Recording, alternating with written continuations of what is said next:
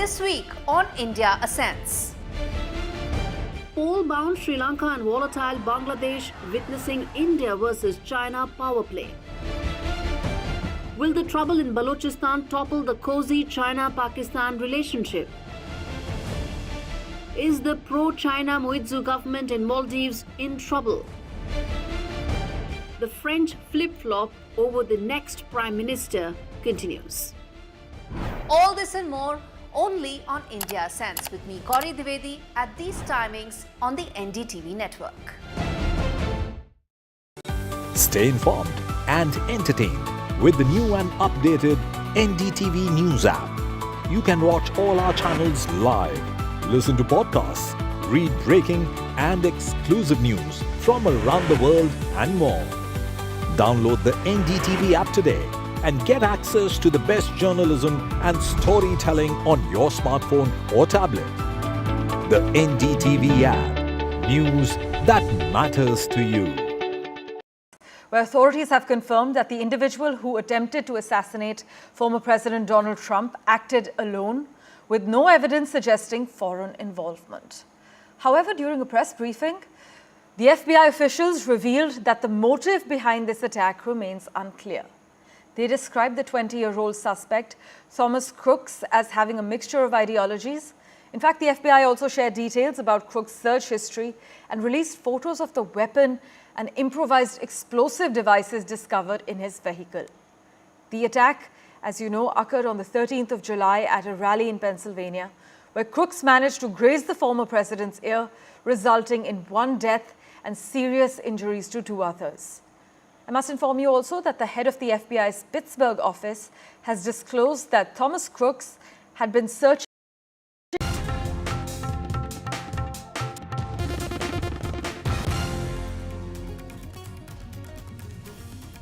Welcome back after the break. The Securities and Exchange Board of India has issued an advisory to investors cautioning them against investing in certain small and medium enterprises listed on the SME segment of stock exchanges.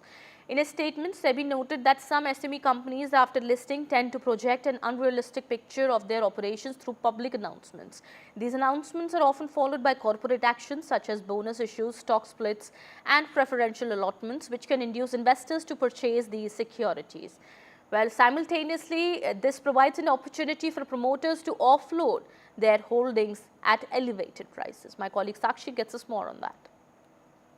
The market regulator really coming down heavily, warning investors at large, saying that, look, you should be absolutely clear as far as investments in small and medium enterprises are concerned. And experts believe this really comes in the face of massive loopholes being witnessed, especially ahead of IPOs. So that really is a red flag from the market regulator, raising that red flag, questioning, practices with unrealistic projections at large. And that's how really this whole story has come to limelight again. Unrealistic projections really is what has caused the regulator, who has always been acting, the regulator has always been acting on such moves, but now coming down heavily as far as investors are concerned at large, saying that, look, this caution is crucial at a time when immense risks are involved. And this really has come to limelight because, remember, there were bids worth 4,800 crore for a 12 crore IPO of a Delhi-based company. That's how this story really has grabbed the headlines. We've seen in the last 2 days or so, this company has just 2 outlets and 8 employees.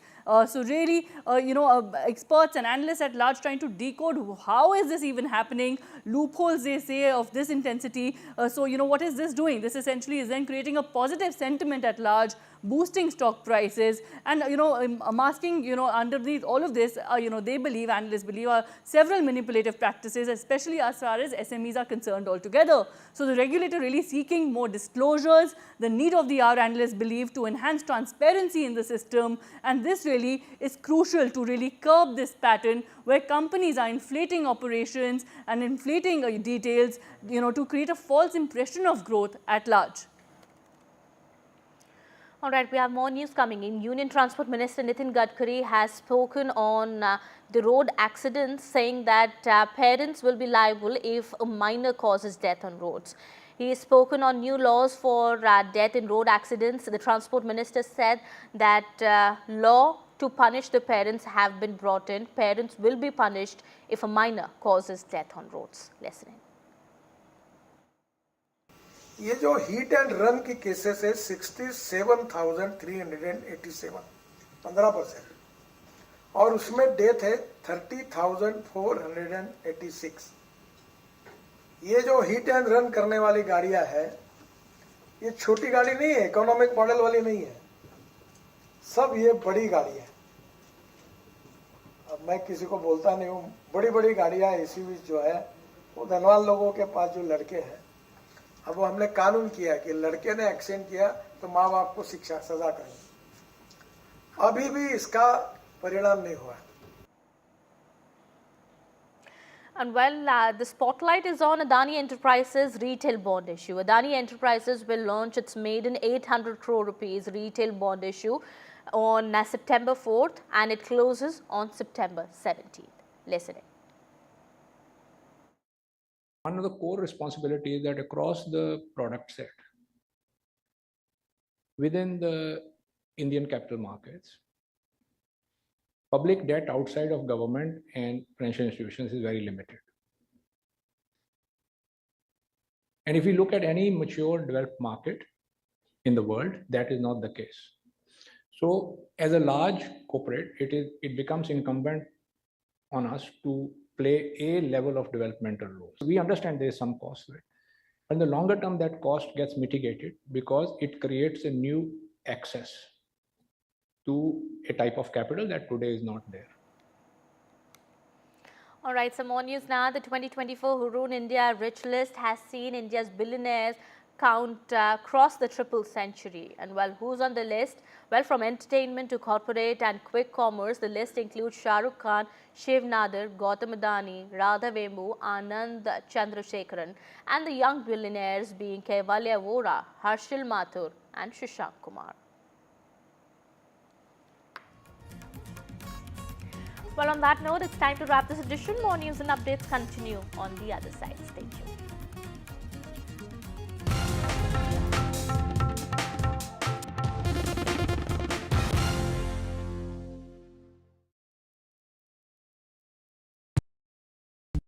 Hi, I'm Shreya Saran. Kerala's Wayanad area is hit by devastating landslides, resulting in loss of lives and livelihood. Kerala needs your help right now. Let's join NDTV initiative. Come, donate. Let's rebuild Wayanad.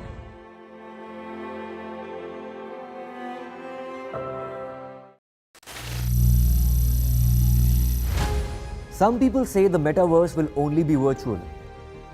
One day this lecture hall will be made of code, and driverless cars would be trapped in intersections. But even in this maze of the future, you can't wish away health. It's time to become more resilient.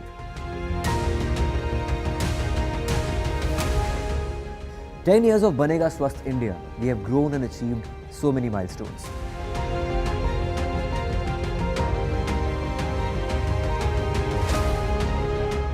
And now I have a plan to beat the urgency, to stop breathing with difficulty, to relieve getting choked with inactivity.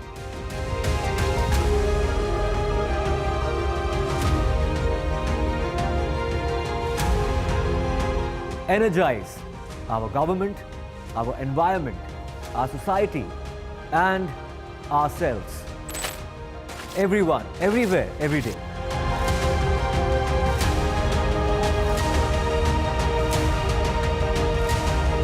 Banega Swasth India. One world hygiene.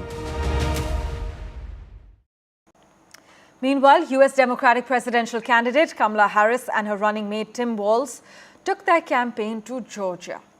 The state, which actually Democrats narrowly secured in 2020, could be pivotal in this year's election, but their visit focused on energizing young voters. They hit the road in southern Georgia, focusing their efforts on areas with significant black populations. The campaign has recently expanded its presence in this region, adding staff and also opening new field offices. But Liberty County, with a population of approximately 65,000 and around 40% black, played a key role in the 2020 election, having cast a strong majority of votes for Joe Biden. We have a reaction of Kamala Harris. Listen in.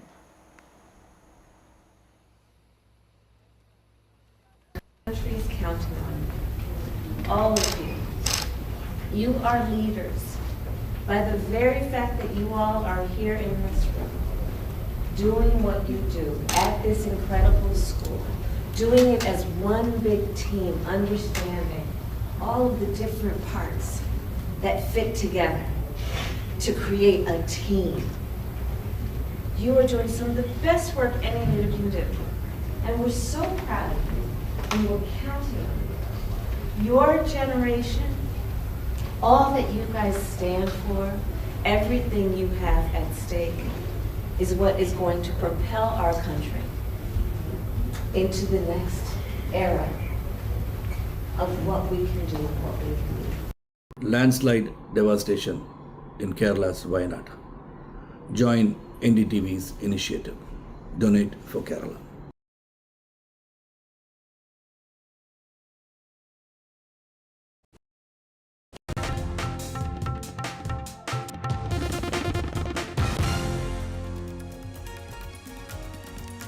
Hello and welcome to watching NDTV. I'm Aditi Bhardwaj and let's take at the top stories that we are tracking this hour.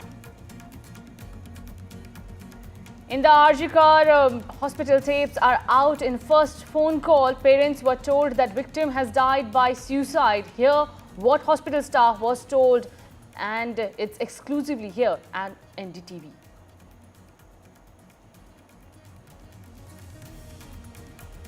The Karnataka High Court will pronounce its order in a CBI plea against a decision of state government to withdraw consent for investigation of a corruption case against.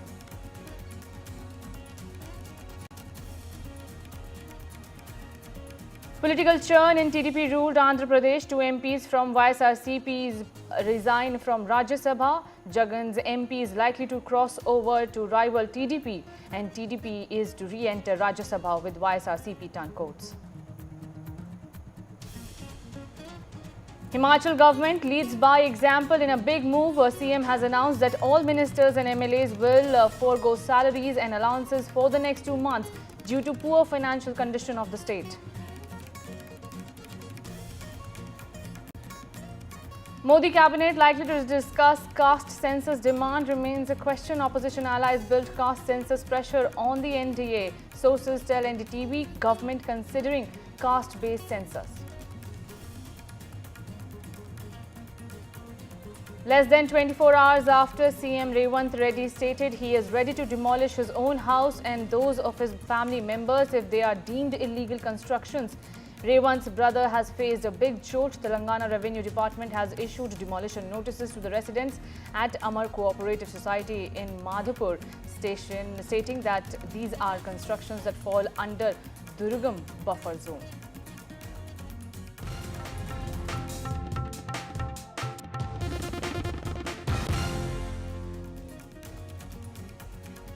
Viewers, starting the bulletin with the top story that we are tracking here at NDTV. Karnataka High Court verdict is expected shortly on CBI plea to allow corruption probe against DK Shivakumar.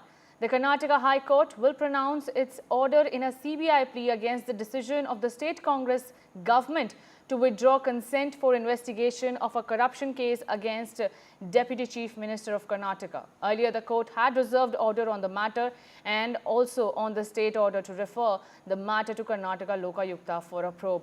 My colleague Pratibha Raman is also joining me on the phone line. Pratibha, what are the chances? How is the verdict likely to come out? In fact, we'll have to wait to see how this would be a turning point in terms of steering the political future for DK Shivakumar, because remember, we are talking of the DA case that DK Shivakumar has been fighting for quite some time. Just last year, it was the Karnataka government's decision to withdraw the consent and hand it over to the Lokayukta instead of the CBI. And this has been challenged by the CBI as well as one of the BJP leaders. The matter has been fought at the court for quite some time. The orders are expected today, and the hearing is likely to start at around 4:30 p.m. And remember, DK Shivakumar has already spoken this morning and talked about how the order issued at the court would be something akin to what God has said in terms of steering his political future. this is definitely going to be a crucial juncture as far as DK Shivakumar's political career in Karnataka is concerned. Right. Pratibha, the CBI has alleged that Shivakumar has amassed rupees 43 and 74,000, if I correct myself, of wealth in the disproportionate to known sources of income from April 2013 to April 2018, when he was the energy minister in the previous Congress government in the state. What are other charges that are levelled against DK Shivakumar? Well, in fact, it all started with the IT raids that happened. And remember, DK Shivakumar was also lodged in the Tihar jail for the same case. The CBI has been conducting its investigation right since then. And it was only last year that once Congress came into power once again with a thumping majority, that the Karnataka government decided to withdraw its consent that was given in the earlier BJP's regime, and decided to hand it over to the Karnataka Lokayukta. In fact, the Lokayukta did resume its investigation as well. Even summoned Mr. DK Shivakumar to his office to conduct the investigation. DK Shivakumar himself was present at the office to answer the queries there. And right now we have how this entire hearing would steer forward in terms of favouring either the CBI or the Karnataka government. This is definitely going to determine the political future for DK Shivakumar. Right. Pratibha, stay with me. We also have more news coming in from the Karnataka High Court. The Karnataka High Court on Thursday will take up Chief Minister Siddaramaya's writ petition challenging the order of Governor Thawar Chand Gehlot giving sanction for investigation against him in connection with irregularities. Thawar Chand Gehlot giving sanction for investigation against him in connection with the irregularities in the Mysuru Urban Development Authority. So the Karnataka High Court will also take up Chief Minister Siddaramaya's writ petition.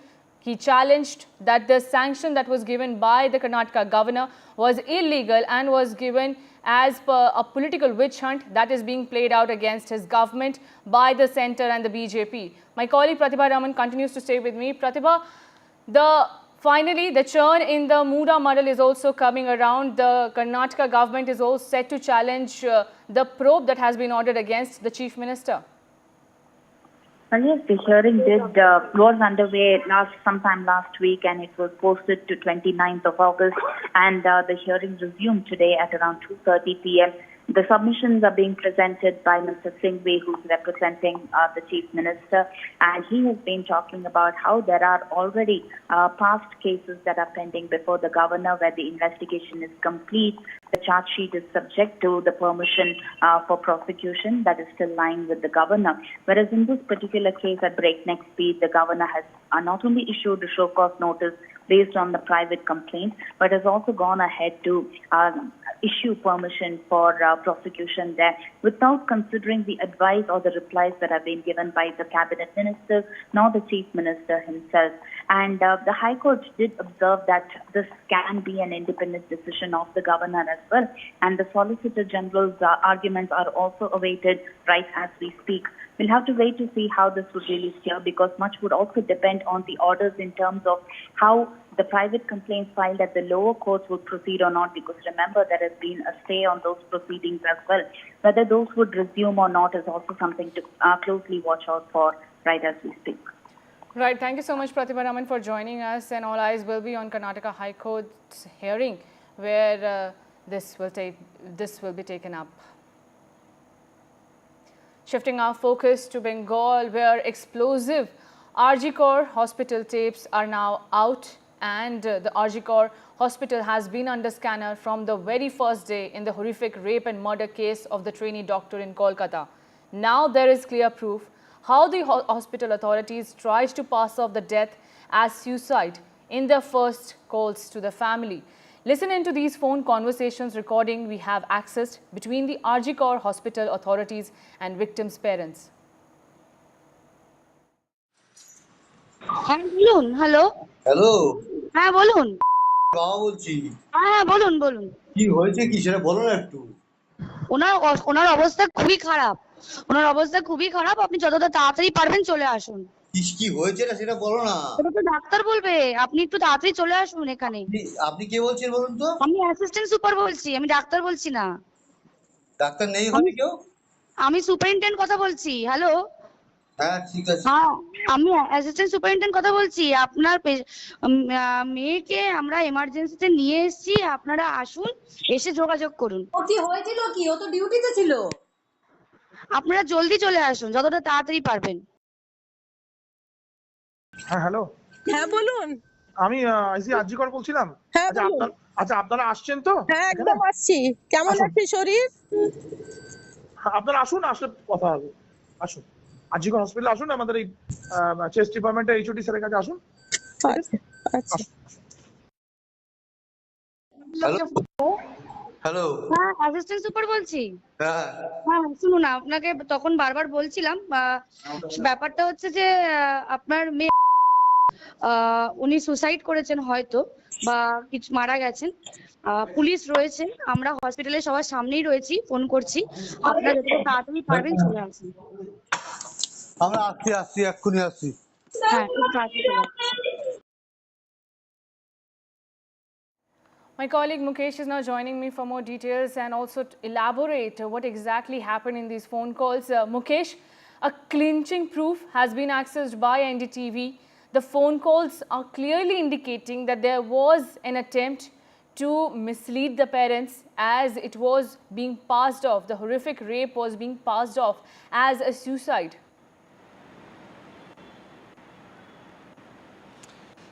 देखिए बिल्कुल ये जो audio है, ये जो बातचीत है, ये जो आरजी कर मेडिकल कॉलेज की अथॉरिटी है, असिस्टेंट सुपरिटेंडेंट, उनके ये फ़ोन कॉल्स हैं और उन्होंने जो डिसीज़ लड़की थी उसके घर वालों को कॉल किया था। और ये कॉल 9 अगस्त की सुबह करीब 10 बज के करीब 54 मिनट पर किए गए। 2-3 बार उनकी बात हुई और जो आवाज़ है इस जो बातचीत है उसमें साफ तौर पर ये सुनाई दे रहा है कि असिस्टेंट सुपरिटेंडेंट कह रही हैं विक्टिम के पिता से कि उनकी बेटी ने सुसाइड कर लिया है, ऐसा लगता है, और उसकी मौत हो गई है। वो जितनी जल्दी हो सकें अस्पताल में पहुँचें, पुलिस मेरे सामने है, पुलिस मौके पर है। इसके बाद वो कहती हैं कि जो लड़की है उसकी तबीयत ख़राब है।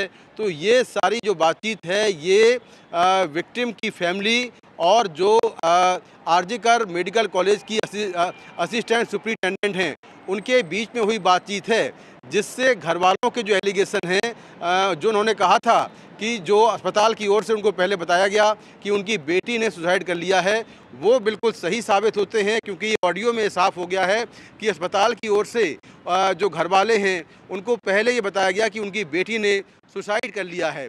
और इसको लेकर एक तरह से मामला आगे बढ़ा। शायद यही वजह है कि इस मामले की जांच में देरी हुई, जांच देर से शुरू हुई। तो ये ऑडियो क्लिप एनडीटीवी के पास है, एनडीटीवी के हाथ लगे हैं, जिसमें साफ तौर पर ये प्रूव होता है कि अस्पताल के लोगों ने डिसीज़ की फैमिली को ये बताया शुरुआत में कि उसने सुसाइड किया है और बहुत जल्दी ही वो अस्पताल में पहुँचें। जो डिसीज़्ड है उसके शरीर पर चोट के बहुत सारे निशान थे। असिस्टेंट सुपरिटेंडेंट भी एक डॉक्टर हैं और वहाँ पर और भी डॉक्टर थे।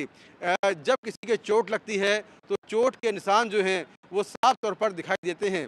सबसे बड़ा सवाल ये है कि वो निशान देखने के बाद एक डॉक्टर विक्टिम की फैमिली से ये कैसे कह सकता है कि विक्टिम ने सुसाइड किया है। तो ये अपने आप में बहुत चौंकाने वाली बात है और शायद यही वजह है कि जो सीबीआई है वो लगातार इस केस की जांच कर रही है। और आरजे कर मेडिकल कॉलेज के पूर्व प्रिंसिपल जो संदीप घोष हैं उनको 13वें दिन भी सीबीआई ने पूछताछ के लिए बुलाया है। और जो स्टाफ है आरजे कर मेडिकल कॉलेज का, जिसमें असिस्टेंट सुपरिटेंडेंट हैं जिनकी ये बातचीत है और बाकी के लोग हैं, उनसे भी यहाँ सीबीआई के दफ्तर में लगातार पूछताछ चल रही है कि आखिर उन्होंने ऐसा क्यों किया, सुसाइड बताने की कोशिश क्यों की, विक्टिम के परिवार को देर से जानकारी क्यों दी, और जो विक्टिम है उसका शव घर वालों को देर से क्यों दिखाया। ये तमाम जो सवाल हैं इनको लेकर सीबीआई संदीप घोष से पूछताछ कर रही है। और संदीप घोष अभी भी कोलकाता में सीबीआई दफ्तर के अंदर हैं, उनसे पूछताछ चल रही है। उनका पॉलीग्राफ टेस्ट हुआ है। 4 डॉक्टरों का भी पॉलीग्राफ टेस्ट हुआ है जिन्होंने विक्टिम के साथ में उसकी हत्या के पहले खाना खाया था। तो एनडीटीवी के पास जिस तरह से ये ऑडियो क्लिप हैं और ये प्रूव करते हैं कि अस्पताल की ओर से जो डिसीज का परिवार है उससे पहले कहा गया कि उसने सुसाइड कर लिया है, और यहीं से बात काफ़ी आगे बढ़ गई, जिसके बाद छात्र आंदोलन शुरू हुआ। छात्र गुस्से में आए कि आखिर क्यों मामले को दबाने की कोशिश हुई, आखिर क्यों कहा गया कि उसने सुसाइड किया है, जबकि साफ तौर पर यह मामला हत्या का शुरुआत से ही लग रहा था। जी मुकेश, ये भी बहुत लोगों का मानना है कि वहाँ पर जब हत्या का ये सिलसिला सामने आया उससे पहले वहाँ पर खूब सारे जो लोग देखे गए, वहाँ पर उस चीज़ को भी उठाया जा रहा है कि ये फ़ोन कॉल्स करने से पहले भी काफ़ी बातचीत हुई थी कि क्या विक्टिम के पेरेंट्स को बताना है। इसमें साफ तौर से रोल जो आरजी कौर मेडिकल हॉस्पिटल के फॉर्मर प्रिंसिपल रहे संदीप घोष, जिनकी अभी पूछताछ चल रही है, उनका भी ये रोल सामने आ रहा है कि उनके ग्रीन सिग्नल के बिना ये फ़ोन कॉल्स और ये बातें जो विक्टिम के पेरेंट्स को बताई गई वो नहीं बताई जा सकती थी। क्या ऐसा मानना है कि प्रिंसिपल आरजी कौर हॉस्पिटल के संदीप घोष जो उस वक्त रहे थे, उनका साफ तौर से यहाँ पर एक लिंक इस्टेब्लिश हो सकता है? देखिए, बिल्कुल जो डिसीज थी उसकी डेथ, उसकी हत्या जो है सुबह 4 बजे 8 और 9 अगस्त की रात में हो गई थी। उसके करीब 5 घंटे बाद यानी कि 10:56 और 55 पर जो लड़की के घर वाले हैं उनको बताया गया। आखिर इतनी देर से जानकारी क्यों दी गई? और एक और बात निकलकर सामने आ रही कि जो आरजी कर कॉलेज के पूर्व प्रिंसिपल संदीप घोष हैं, उन्होंने इस वारदात के बाद एक मीटिंग ली, घर वालों को बताने के पहले एक मीटिंग ली, और मीटिंग में क्या कुछ हुआ उसकी जांच सीबीआई कर रही है। तो कहीं ना कहीं जो डिस्ट्रक्शन ऑफ एविडेंस है, सबूत मिटाने का जो एलिगेशन है, जो क्राइम सीन है उसको प्रिजर्व नहीं किया गया, उसको सिक्योर नहीं किया गया, वो जो एलिगेशन है, तो उसके तहत सीबीआई जो है वो आरजी कर कॉलेज के कुछ स्टाफ के खिलाफ या जो आरजी कर कॉलेज के पूर्व प्रिंसिपल संदीप घोष हैं उनके खिलाफ कोई कार्रवाई कर सकती है, सबूत मिटाने को लेकर कार्रवाई हो सकती है, क्योंकि लगातार उनसे पूछताछ चल रही है और उन पर यही एलिगेशन है कि उन्होंने शुरुआत में मामले को दबाने की कोशिश की, घर वालों को देर से इन्फॉर्म किया, जो क्राइम सीन था उसको प्रिजर्व नहीं किया, और साथ में जो लड़की का शव था वो घर वालों को देर से दिखाया और कहा गया कि इसने आत्महत्या की है। तो ये बहुत सारे सवाल खड़ा करता है, और इन आरोपों में, इन एलिगेशन में सीबीआई हो सकता है कि पूर्व प्रिंसिपल और आरजे कर कॉलेज के स्टाफ को गिरफ्तार भी करे आगे जाकर। Right, Mukesh, thank you so much for giving us those details. Many questions are being put up after these phone calls have emerged. First, the action taken by the hospital. Second, the intent behind those actions.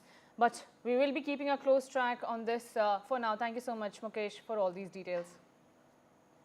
Shifting our focus to another big story, YSRCP Rajya Sabha MPs Mopidevi Venkataraman Rao and Bida Mastan Rao have resigned as members of the upper house and are expected to switch over to the TDP. According to sources, Venkataramana and Mastan recently met TDP Chief and Andhra Pradesh Chief Minister N. Chandrababu Naidu and will likely join the TDP. With the defections, the TDP is set to re-enter the upper house. Since 2019, all the 11 Rajya Sabha seats from Andhra Pradesh have been with the YSRCP, while Venkataramana, a multiple-time MLA and a former minister in the N. Kiran Kumar Reddy and YS Rajasekhara Reddy cabinets, was seen as a Jagan loyalist. He has miffed with the YSRCP since the party denied him a ticket from an assembly seat and in the recent elections.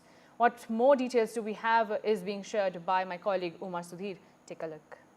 Been downhill for the YSRCP because they have been losing leaders and they have been losing influence. Now, of course, with the numbers going down in the Rajya Sabha as well, their capacity to even have some influence on the BJP in terms of a partner in the upper house, that also goes down. Also because recently the BJP managed to get its numbers right in the Rajya Sabha as well. So, if earlier the story was that the TDP would be able to call the shots in the Lok Sabha, being a big partner of the NDA and supporting the BJP, and therefore in the Rajya Sabha where TDP did not have strength, they would have to depend on the YSRCP. Now that table seems to be turning, because from as we understand it, these people who have resigned, they still have their term till 2026, but they are likely to be inducted as MP of the Rajya Sabha from the Telugu Desam itself, which shouldn't have a difficulty in getting them elected.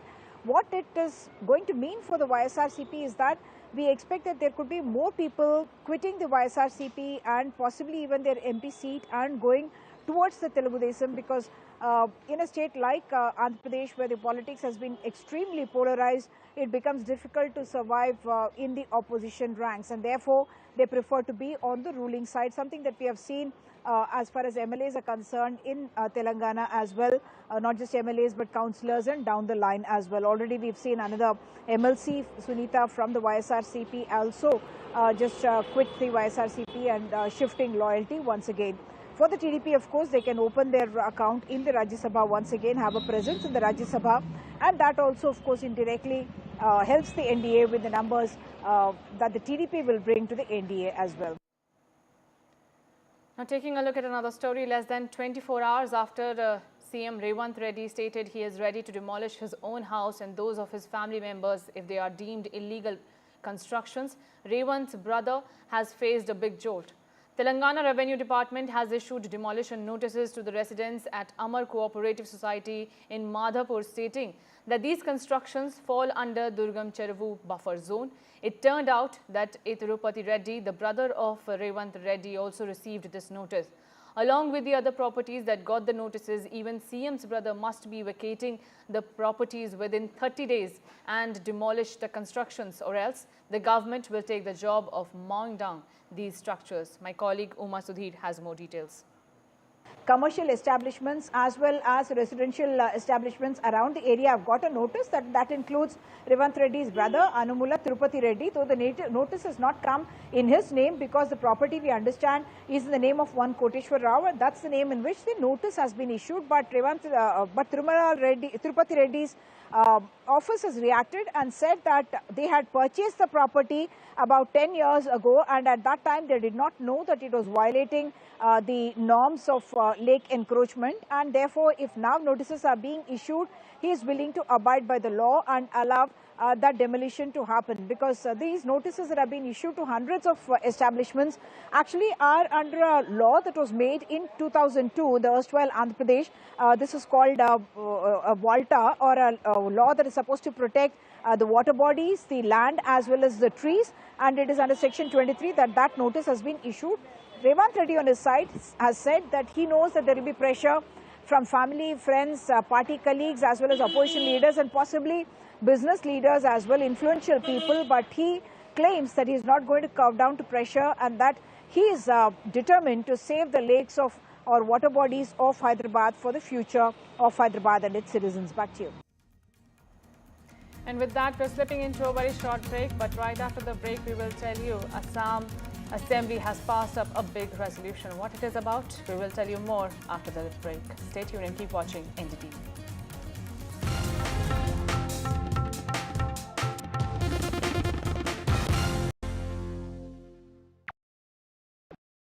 Stay informed and entertained with the new and updated NDTV News app. You can watch all our channels live, listen to podcasts, read breaking and exclusive news from around the world and more. Download the NDTV app today and get access to the best journalism and storytelling on your smartphone or tablet. The NDTV app. News that matters to you. This week on India Ascends. Poll-bound Sri Lanka and volatile Bangladesh witnessing India versus China power play. Will the trouble in Balochistan topple the cozy China-Pakistan relationship? Is the pro-China Muizzu government in Maldives in trouble? The French flip-flop over the next Prime Minister continues. All this and more only on India Ascends with me, Gauri Dwivedi, at these timings on the NDTV network. Hi, I'm Shreya Saran. Kerala's Wayanad area is hit by devastating landslides, resulting in loss of lives and livelihood. Kerala needs your help right now. Let's join NDTV initiative. Come, donate. Let's rebuild Wayanad.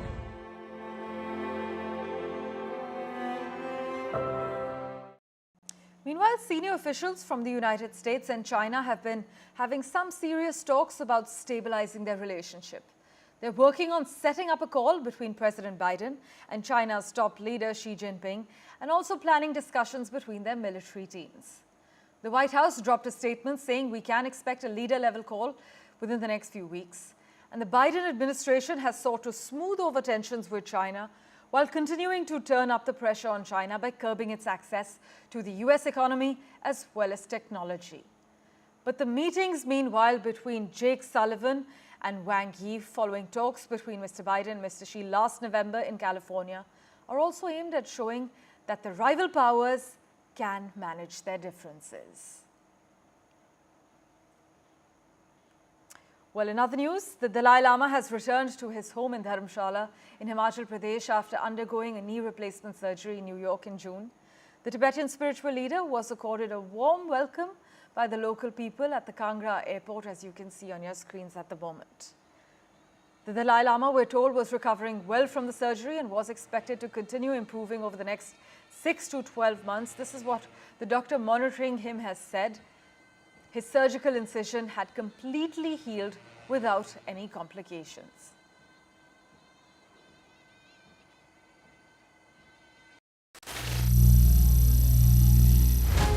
Some people say the metaverse will only be virtual. One day this lecture hall will be made of code, and driverless cars would be trapped in intersections. But even in this maze of the future, you can't wish away health. It's time to become more resilient.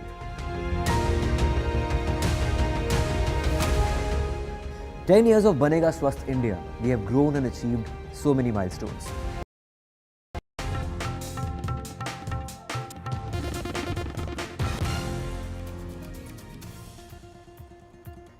Now, Assam Assembly has passed a new bill for registration for Muslim marriages and divorce bill. The bill now makes it compulsory to register every Muslim marriages and divorce in Assam. The registrations will be done by government officials. Qazis have been done away with. Qazis were registering Muslim marriages and divorce in Assam till now, but the new law is not against Islamic laws. It's aimed to end child marriages, is what the Assam Chief Minister said. The bill should be sent to select committee, is the argument that has been put up by the opposition. My colleague Ratnadeep is also joining me. Ratnadeep, the Assam Assembly has passed the bill. There were several loopholes that the government says that the already existing law had. Hence, they have passed this bill and said that now marriages and divorces should be registered with the government and not with Qazis. Take us through what were those loopholes. That's right. In fact, this morning, first the repealing bill for the previous law, which is the Assam Muslim Marriage Registration and Divorce Registration Act 1935. It is a law of 1935 which was in place in Assam, where Muslim marriages and divorce, nikah and talaq, were voluntary and not compulsory, and it was done by the Qazis and not by government officials. Now, what Assam government has pointed out is that the talaq laws have been changed, given the fact that triple talaq no more exists. Then the Assam government also felt that the system of registering these marriages and divorces through Qadi should be done away with, because the Assam government claims that during its last year's drive against child marriage, there were several Qazis who were arrested on charges of registering minor child marriages, and therefore the Assam government felt that the Muslim marriages and divorces should be made compulsory, registration should be made compulsory. However, the marriages will be solemnized as per Islamic law. So this new law only deals with the registration part of it, and this will now come under the ambit of the government official. However, the opposition had raised certain objections to it. The AIUDF as well as some of the Congress MLAs raised certain objections, and the opposition wanted that the bill should not be passed in a haste and should be sent to a select committee. There were certain amendments which were also brought in by opposition. And in fact, in the floor of the House, the Chief Minister clearly said that the opposition should not think, and the larger Muslim society should not think that this is against the Sharia law or the Muslim personal law. This has nothing to do in terms of how the marriage will be solemnized. But this is directly about the registration, and this time it will be under the ambit of the government. Now, the government and the opposition had a detailed discussion, but there was no chaos inside the assembly. There were no walkouts by the opposition as well, since the government decided and agreed to some of the amendments that the opposition wanted. Like the opposition wanted that this registration process should go up to the grassroots level till the block level. So the government agreed. The government also agreed to have more government official registered, so that at the grassroots the poor people get benefit of it. The opposition had raised certain issues in terms of whether through this new law there will be some ambiguity or not, and the government said that they are ready to explore and bring in amendments if there are amendments which come in. So therefore, while this bill has been passed in the assembly, now it will go to the governor for his assent. What is important to note is the timing, given the fact that in the last couple of days, Assam Chief Minister has been hit both inside the assembly and outside the assembly by the opposition. The opposition actually lodged a complaint against him with the police. Today, 18 opposition party led by the Congress went to the governor asking for his removal on his Mia Muslim comments. And at this point of time, passage of this bill with agreement with the opposition is perhaps a kind of a victory for the government and the Chief Minister inside the assembly. Right. Thank you so much, Ratnadeep, for joining us and giving those details. It will surely heat up more political debate in Assam. Thank you so much for giving all those details. Now, shifting our focus to Karnataka, the Karnataka High Court verdict is expected very shortly on CBI plea to allow corruption probe against Karnataka Deputy Chief Minister DK Shivakumar. The Karnataka High Court will pronounce its order in a CBI plea against the decision of the state Congress government to withdraw consent for investigation of a corruption case against the Deputy Chief Minister. Earlier, the court had reserved order on the matter and also on the state order to refer the matter to Karnataka Lokayukta for a probe. Shivakumar had appeared before the Karnataka Lokayukta police on August 22 to cooperate with the probe in the illegal assets case. He accused the CBI and the Lokayukta police of harassing him. The CBI plea to allow investigation of the corruption charges against Shivakumar, along with a similar petition filed by BJP MLA. The counsels for Shivakumar have argued that the original September 25 in 2019 order of the state government during the tenure of the BJP for granting CBI sanction for investigation reeks of malafide. DK Shivakumar is being presented by senior Congress leaders and advocates Kapil Sibal and Abhishek Manu Singhvi in the arguments of the case. The CBI registered a disproportionate assets case against Shivakumar in 2020 based on consent given by the previous BJP government on September 25 in 2019 following a reference by the Enforcement Directorate to probe corruption charges that emerged in an income tax probe. My colleague Pratibha Raman is also joining me. Pratibha, Mr. DK Shivakumar has said that he will abide and accept whatever the court will do. That's right, a very strong statement there of DK Shivakumar, because these orders are definitely going to steer the way forward in terms of who will be conducting the investigation as far as the DA case goes. Because all this while we've been talking about the CBI having conducted the investigation, but then once the Congress came into power here in Karnataka, the consent given to the CBI was withdrawn by the Karnataka government and granted to the Lokayukta. This was heavily challenged by both the CBI as well as one of the BJP leaders there, and the matter was argued in the court for quite some time, and the orders are expected any time from now. And this is definitely proving to be a crucial juncture that would determine the political future for DK Shivakumar. Right. And Pratibha, the allegations always in the political part are being made that the CBI and ED are working on the behest of the BJP. The Karnataka government has time and again leveled these accusations against these central investigative agencies that their probe is not fair. And hence, now, what are the allegations and what are the proof if we can go through the arguments that are likely in the court from the side of the CBI? Well, yes, this is something that has been stated by both DK Shivakumar as well as several of the Congress leaders, talking about how the ED as well as the IT and the CBI have been working at the behest of the BJP, and that DK Shivakumar has also gone on to say that he has been extremely harassed by both the CBI as well as the ED there. Remember, Mr. DK Shivakumar is out on ED bail there, and the CBI has been presenting its arguments, stating that it has neared completion as far as the investigation goes, and that in some time they would be ready with the investigative report and also go ahead with the charge sheet as far as the DA case goes. Right. But in the meantime, Pratibha, just Shivakumar hold your has been thoughts. We arguing also that, have some he has visuals coming in. I'm really sorry to interrupt you in between, but we have visuals coming in of a massive protest that is being performed by a political party against Kollam MLA Mukesh in the Bollywood Me Too movement that has undertaken by a storm in Kerala. The BJP is protesting against the CPIM MLA Mukesh.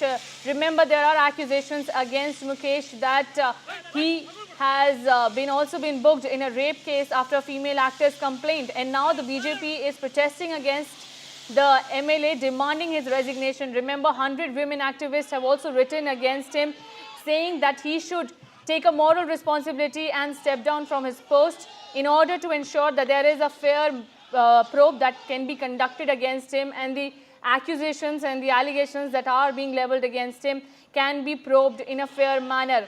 A prominent Malayalam actor and ruling CPIM MLA Mukesh has been booked in a rape case after a female actress complained that he allegedly sexually assaulted her years ago. And remember, this is not the first incident, but in the past as well, a person had leveled similar accusations that Mukesh had sexually assaulted her. Now, the political pressure on the Kerala government is rising as BJP is holding a massive protest. You can see how workers are trying to disband the barricades that have been put up by the Kerala police to stop this protest. The protesters are demanding that Mukesh should step down and he should resign from his post. He is currently representing the Kollam constituency and he is the CPIM MLA. The BJP is demanding that the Kerala government should also intervene and take action, sack him immediately from his post in order to ensure that the probe can be conducted. The SIT, the Kerala government has appointed an SIT which is probing the case, the allegations that has been made by several women after Justice Hema Committee's report has come out, and one of the actors has accused Kollam MLA Mukesh as well. He has been booked, and now the BJP is demanding that the MLA should step down from his post. My colleague Ishika Verma also spoke to several and also Finance Minister of Kerala. Take a look at what he had to say.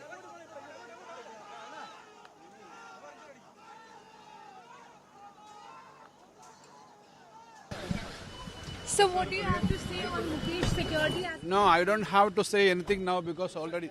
Taken on MLA Mukesh because security has been in fact increased at his residence. No, the government has done whatever the government is supposed to do, done already. But sir, here no action has been No, Joining us now is the leader of the opposition, VD Satishan, with us. Sir, my first question to you is that, sir, even after the FIR is filed against MLA Mukesh, we are now seeing that even security is being given to him by the Kerala government. Your reaction? Kerala government has been protecting all the culprits in the sexual abuse case, sexual harassment case. You know that the Justice Hema Committee prepared that report on the basis of the deposition and revelations made by the victims. There are pen drives and WhatsApp messages showing the evidences that a series of criminal offences has been committed.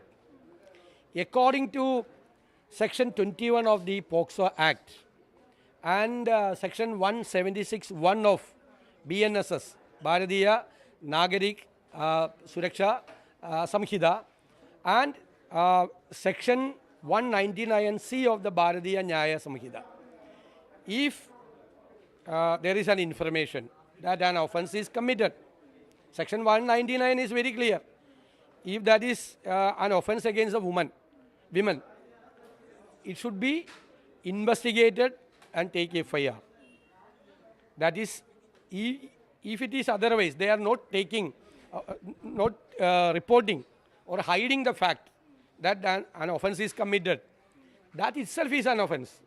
They are liable to be punished under Section 199 and Section 21 of the POCSO Act. Now, leading by example, Himachal Pradesh Chief Minister and all ministers and MLAs chairmen will forego salaries and allowances for the next 2 months due to poor financial condition of the state. Chief Minister Sukhwinder Singh Sukhu gave this information in the House. Responding to the dire financial situation of Himachal Pradesh CM Sukhwinder Singh Sukhu announced that he, along with the members of his assembly constituency and the chief parliamentary secretaries, will defer their salaries and allowances for 2 months. He also urged other members of the assembly to voluntarily defer their salaries and allowances to help manage the state's financial crisis. Take a look. इन कड़े फैसलों के स्वरूप हम आगे बढ़ रहे हैं। मैं चाहूँगा प्रदेश की सभी जनता का, समाज के सभी वर्गों का हमें सहयोग मिले और जिस दृढ़ निश्चय से और जिस इच्छा शक्ति से हम आगे बढ़ रहे हैं, इस स्थिति पर हम आने वाले वित्तीय वर्ष में काबू पाने की पूरी कोशिश करेंगे और 2027 तक हिमाचल प्रदेश को आत्मनिर्भर बनाने में प्रयास हमारे सफल होंगे। यही मैं बार बार कहता हूं और 2032 तक हिमाचल प्रदेश को समृद्धशाली और अमीर राज्य बनाने में कोई रोक नहीं सकता, लेकिन उससे पहले हमको इसके फैसले करने हैं।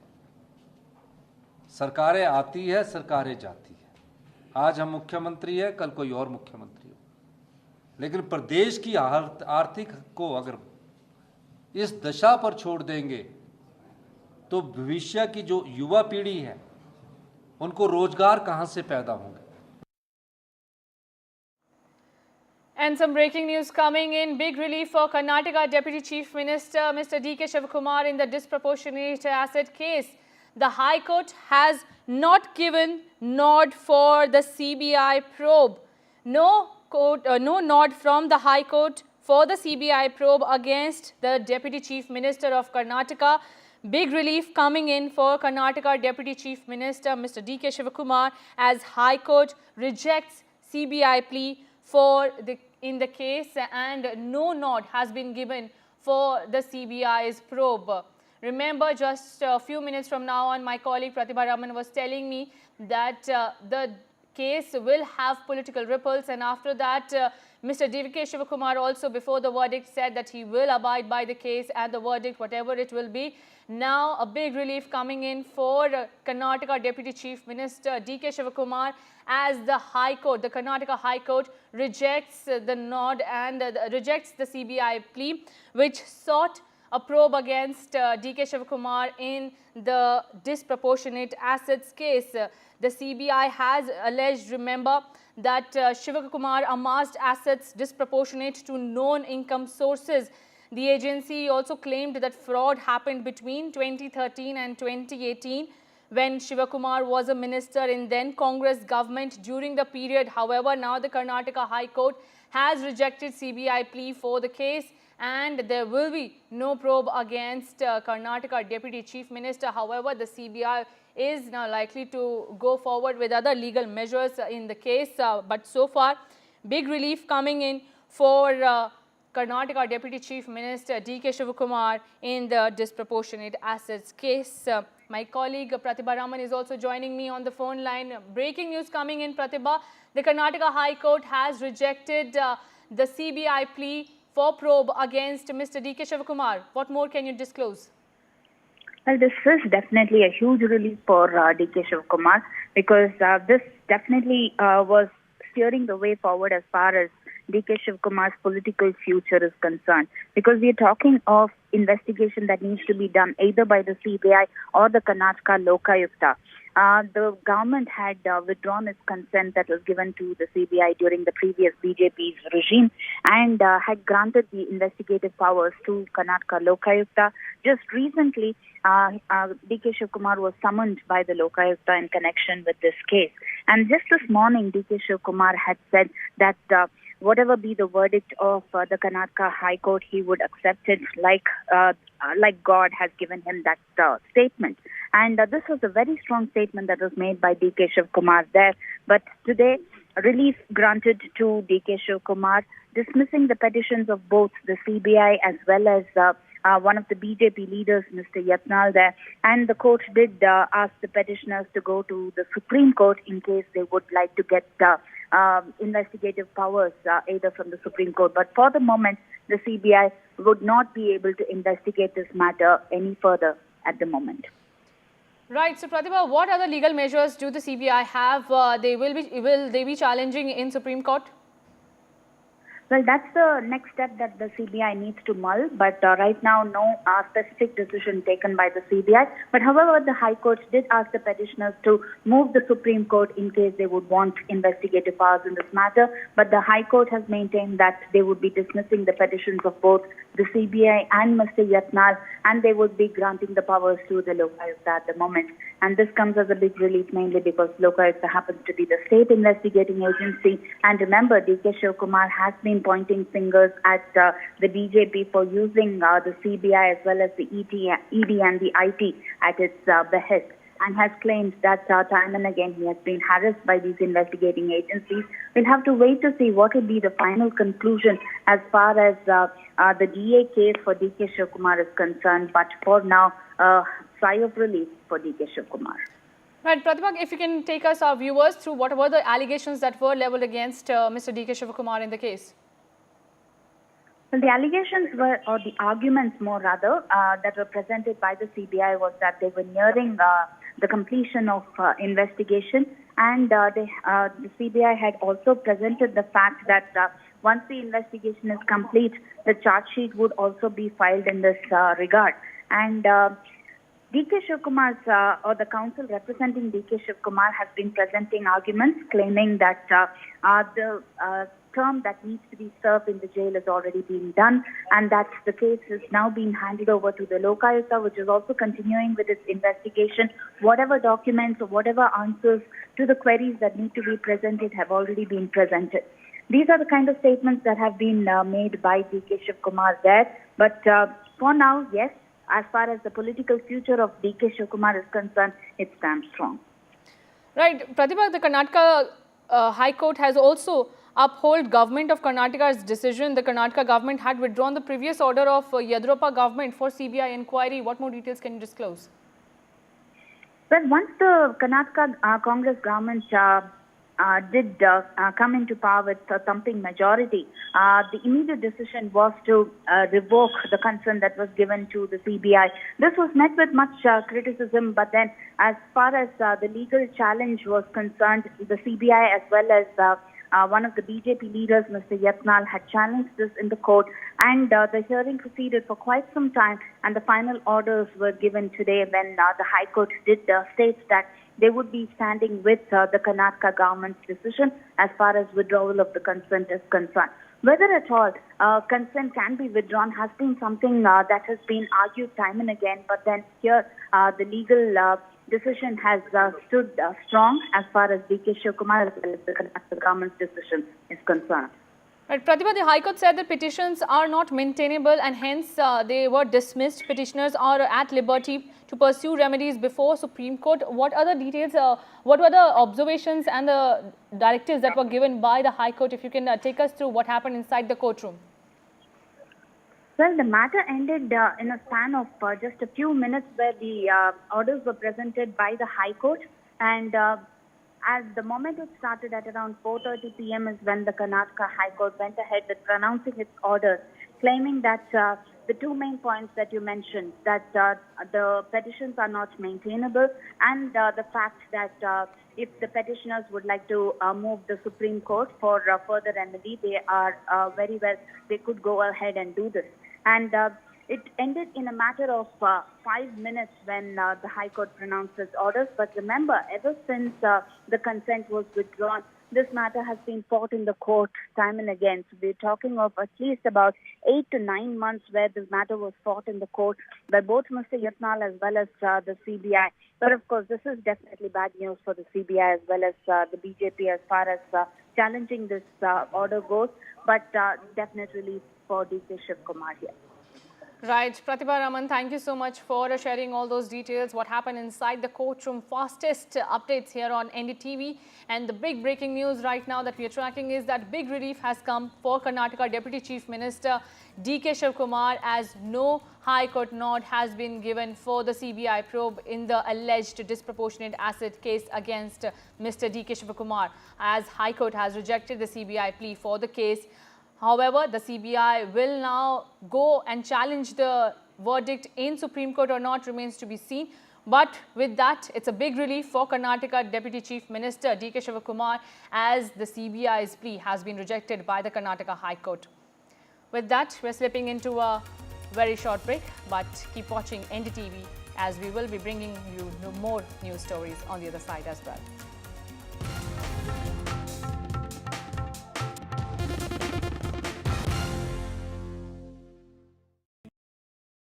Landslide devastation in Kerala's Wayanad. Join NDTV's initiative. Donate for Kerala.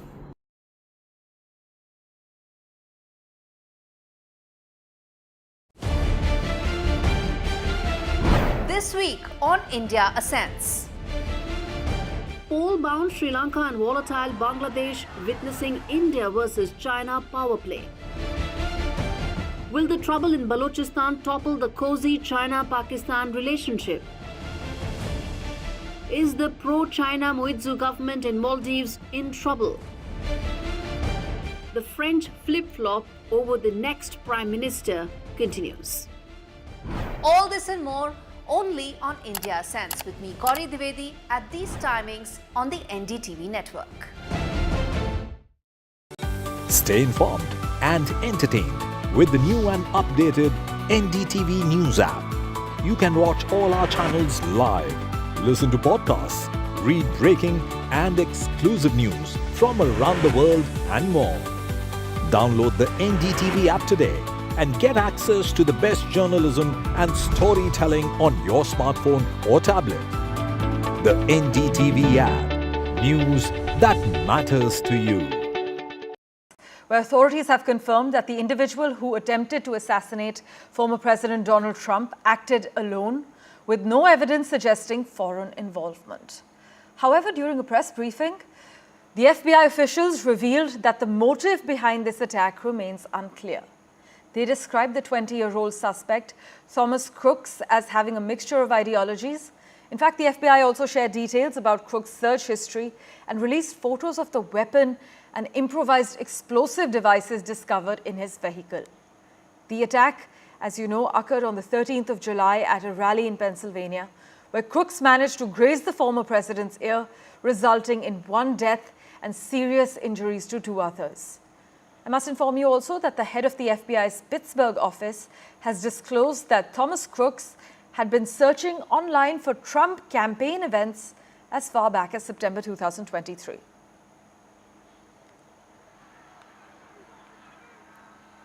With that, let's turn our attention now to France.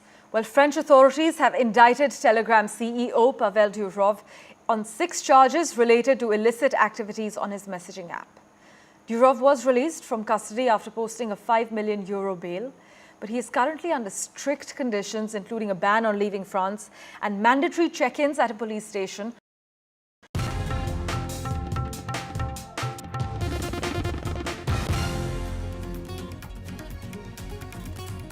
Now, Gujarat continues to grapple with a massive flood situation amid continuous heavy rainfall, with the India Meteorological Department issuing a red alert for several parts of the state.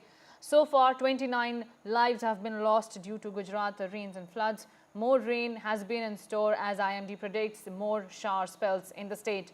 So far, 18,000 people have been evacuated to safer locations. Massive flooding in Gujarat has been witnessed in several locations as rescue efforts are underway by the NDRF and other rescue agencies. Some are also being rescued with the help of the Indian Air Force's helicopter. My colleague Sujata Dwivedi has more details. Take a look. Gujarat में जिस प्रकार की बारिश पिछले कुछ दिनों में हुई है उससे ना सिर्फ गुजरात और वडोदरा में खास तौर पर जो आउटस्कर्ट्स हैं, जो गांव के इलाके हैं, वो पानी में डूब चुके हैं। वहां पर न तो खाने और पानी की सुविधा और ना ही बिजली मौजूद है, जिसके चलते लोग अपने घरों से बाहर निकलकर शेल्टर ढूंढने के लिए होटल्स में जाकर रह रहे हैं। हमारी टीम जब गुजरात पहुंची तो हम जिस होटल में रुके हुए थे उसी होटल में हमें बताया गया कि सारे रूम्स जो है वो फुल है और कारण ये कि घरों में घुसे पानी और बिजली न होने के चलते जो परिवार के लोग हैं वो आकर होटल में रह रहे हैं और साथ ही जो है ये कोशिश कर रहे हैं कि जब तक उनके घर से पानी ना निकले और बिजली ना आ जाए तब तक एटलीस्ट जो छोटे बच्चे इनके साथ मौजूद हैं वे उन्हें सुरक्षित रख सके। हमारे साथ बात करने के लिए एक ऐसी ही फैमिली है जो आई है। हम इस समय वडोदरा सिटी के भाईली इलाके में हैं। यहाँ पर अगर आप देखें तो बारिश नहीं हो रही, लेकिन जो घरों में पानी घुसा हुआ है वो अब तक पानी वैसे ही है और वो निकला नहीं है। हम परिवार से जान लेते हैं, आप लोग कहाँ से आए हैं और आपके घर की क्या स्थिति है? अकोटा से आए हैं एंड वहाँ पे लाइक लिटरली यहाँ तक पानी है। Like it was so difficult even to come here, मतलब पूरी गाड़ी पानी में थी। But we have small kids so we have to shift here. और इलेक्ट्रिसिटी भी नहीं है, 2-3 दिन से पानी नहीं आ रहा है, दूध नहीं, खाना, नो सप्लाई, नथिंग। और कुछ पानी नहीं है, फूड नहीं है, आपने बताया छोटे बच्चे हैं आपके साथ, उनके लिए दूध, खाना कुछ भी वहाँ पर सप्लाई नहीं हो रहा है। आप लोग घर से कब निकले, क्योंकि बारिश पिछले कई दिनों से हो रही है, आप लोग घर से कब निकले और यहाँ पर कितने दिन से रहे? Shifting our focus to the big breaking news that we were tracking, big relief for Karnataka Deputy Chief Minister Mr. DK Shivakumar as High Court rejects CBI plea for probe against Mr. DK Shivakumar. We are also being joined by Santosh Lad, Karnataka Minister. Santosh Lad, thank you so much for speaking to NDTV. Your first reaction after the Karnataka High Court has rejected the CBI plea for probe against Mr. DK Shivakumar. No, we are very happy for the High Court verdict. And as such, last so many years it has been targeted, like not India, the BJP, the government has been targeting the Congress people. So at last, justice prevails upon. We are happy. Mr. Santosh Lad, the CBI will be, the High Court has said that they can challenge it in Supreme Court. They could, yeah. As of now, since the verdict has it has made us happy. Obviously, since CBI can challenge there, and I hope we will win there too.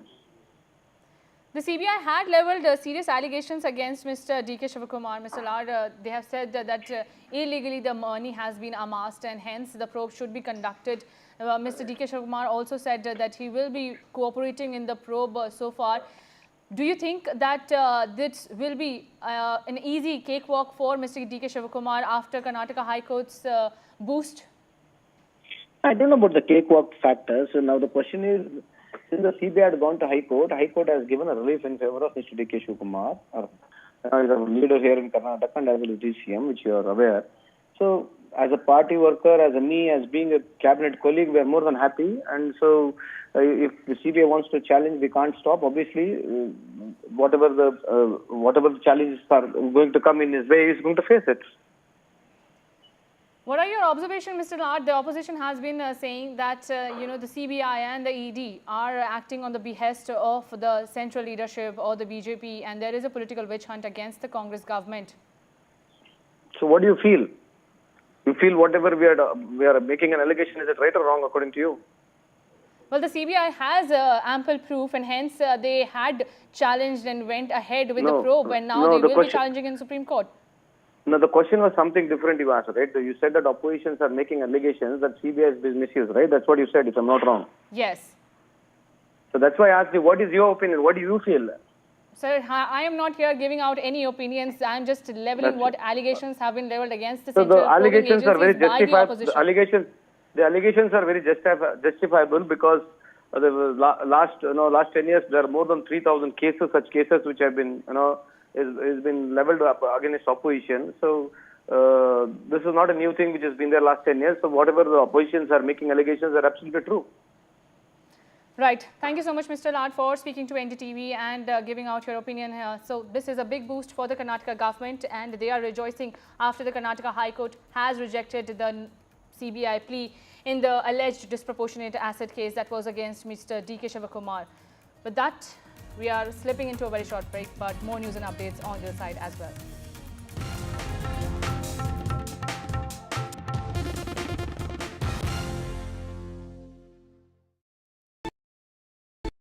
Hi, I'm Shreya Saran. Kerala's Wayanad area is hit by devastating landslides, resulting in loss of lives and livelihood. Kerala needs your help right now. Let's join NDTV initiative. Come, donate. Let's rebuild Wayanad.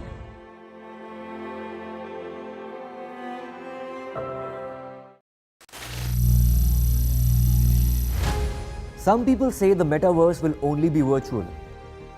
One day this lecture hall will be made of code, and driverless cars would be trapped in intersections. But even in this maze of the future, you can't wish away health. It's time to become more resilient.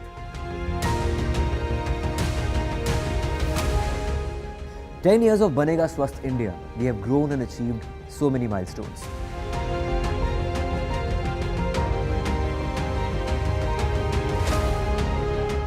And now I have a plan to beat the urgency, to stop breathing with difficulty, to relieve getting choked with inactivity.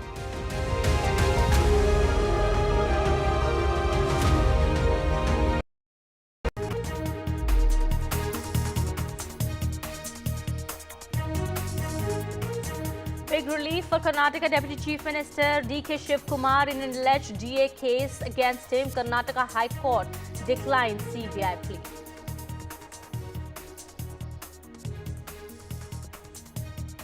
Relief for accused CPIM MLA Mukesh in the sexual assault allegation against him. MLA Mukesh gets protection from arrest till September 3rd. Opposition heat on Kerala government mounts. BJP Congress demanding his resignation.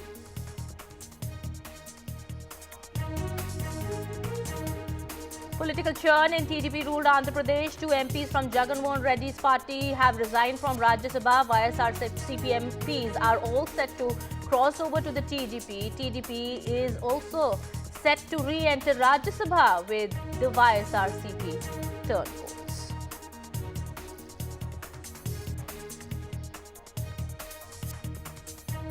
Fresh crackdown in CM-backed anti-encroachment drive in Telangana. Telangana government's demolition drive strikes Chief Minister's brother after BRS MLA. Demolition notice has been served to Chief Minister's brother.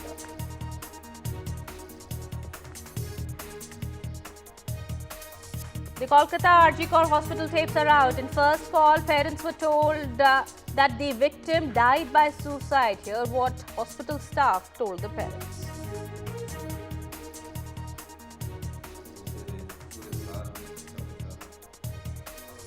Himachal government leads by example in a big move. Chief Minister has announced that all ministers and MLAs will forego salaries and allowances for the next 2 months due to the poor financial condition of the state. Market regulator Sebi warns against small medium firms flagging risk in the SME market. Sebi has cautioned against inflated valuations.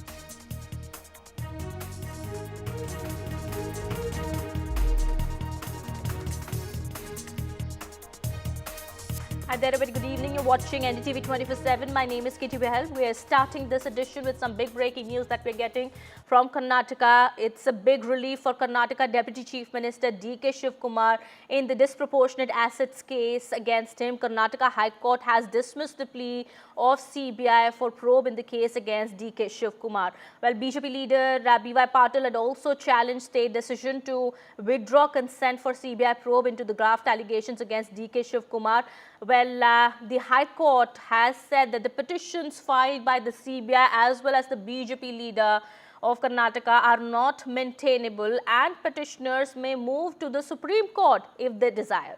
Well, that comes as a big relief for Karnataka Deputy Chief Minister. The High Court has refused to give nod for CBI probe into the graft allegations against DK Shivakumar. The High Court has rejected CBI plea for the case against the Karnataka Deputy Chief Minister. My colleague Pratibha Raman joins us on the broadcast. Pratibha, a big relief for Karnataka Deputy Chief Minister DK Shivakumar. What more details are coming out from the court? We do understand the court has clearly said that these petitions filed by the CBI as well as the BJP leader were not maintainable. On what grounds did the court say so? I think it was a matter of 10 minutes when the hearing commenced and ended. We're talking of a challenge that was put forth by the CBI as well as one of the BJP leaders, Mr. Yatnal, talking of how the Karnataka government withdrawing its sanction or the consent given to the CBI and granting it to the Karnataka Lokayukta is wrong. But however, it is the decision of the Karnataka government is what the High Court observed and said that these petitions are not maintainable and also asked the petitioners to seek relief from the Supreme Court. But in the meantime, yes, this was definitely a crucial juncture of sorts as far as determining the political future for DK Shivakumar. DK Shivakumar is definitely heaving a big sigh of relief as far as this investigation goes, because remember, he has been fighting the DA for quite some time now with the IT raid as well as the ED that landed him in the Tihar jail. He's out on ED bail. The CBI began its investigation soon after. And right now, yes, the Karnataka government has handed the investigative powers to the Karnataka Lokayukta. And just recently, DK Shivakumar was present at the Lokayukta office as well in terms of answering all the queries there, and the Lokayukta has already begun its investigation. All right. So we do understand the petitioners do have an option to go to the Supreme Court. The CBI has the option to move to the top court, and so does the BJP leader who had filed this complaint against DK Shivakumar and had registered this petition in the court, which has been now rejected by the Karnataka High Court. Any reaction from the BJP so far? We do understand, as you've also been mentioning, that this definitely comes as a big boost for DK Shivakumar, for his political career also, and the Congress party in Karnataka as well. Has the BJP reacted so far? Well, not yet. We are yet to catch reactions. It's just been a few minutes before the High Court pronounced its orders there. And we are here to get a quick reaction from DK Shivakumar. However, he did speak in the morning talking about how this is going to be a big order that is going to be presented by the Karnataka High Court, almost akin to God's statement, and had said that he would be accepting it, abiding by it, no matter what the decision is. But however, DK Shivakumar definitely would now be thanking all stars as far as this order goes. Absolutely. Well, we do understand there was interim relief given to the Chief Minister of Karnataka, Siddaramaiah, as well. And with this big relief coming in for DKS, the Deputy Chief Minister of the state, since both matters were in the court today, we do understand the Congress will be able to breathe easy at this point in time at least? Well, at least halfway through, yes, because we are talking of DK Shivakumar there, and one of the biggest hurdles there being out of the way. Yes, this definitely proves to be a halfway up there for the Congress government. As far as the Chief Minister is concerned, however, there is some amount of relief until Saturday when the arguments would be presented by the Solicitor General. Remember, this also happens to be a battle between two constitutional posts, the Chief Minister on one hand and the Governor on the other. But this particular case, as far as the Muda case goes, would definitely go on for quite some time as far as the legal battle is concerned. But for now, yes, the Congress can definitely breathe easy at least for some time now as for the Chief Minister, and for quite a long time for the Deputy Chief Minister. All right. Thank you so much, Pratibha, for getting us all those details there. Well, that's the big update coming in the case concerning the Chief Minister of the state. That is Siddaramaiah, as well as the other case that was heard in the Karnataka High Court today concerning the Deputy Chief Minister. Big relief coming in for DKS as well as partial relief for the Chief Minister of the state in the Muda scam case. Well,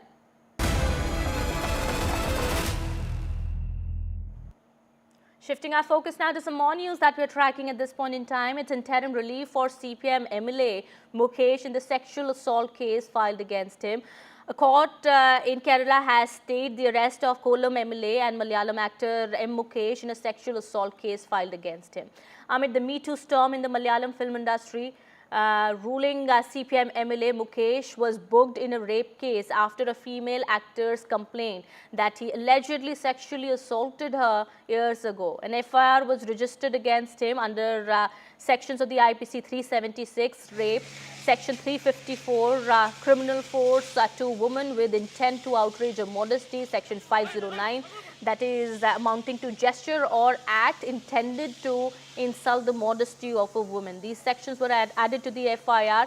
Well, there has been huge police security at Mukesh's residence since morning, and we do understand at this point in time the latest development that's coming in is that he has been given interim relief by a court in Kerala in the sexual assault case that has been filed against him.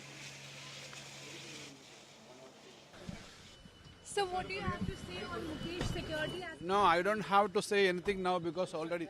Taken on it. On MLA Mukesh because security has been in fact increased at his residence. No, the government has done whatever the government is supposed to do, done already.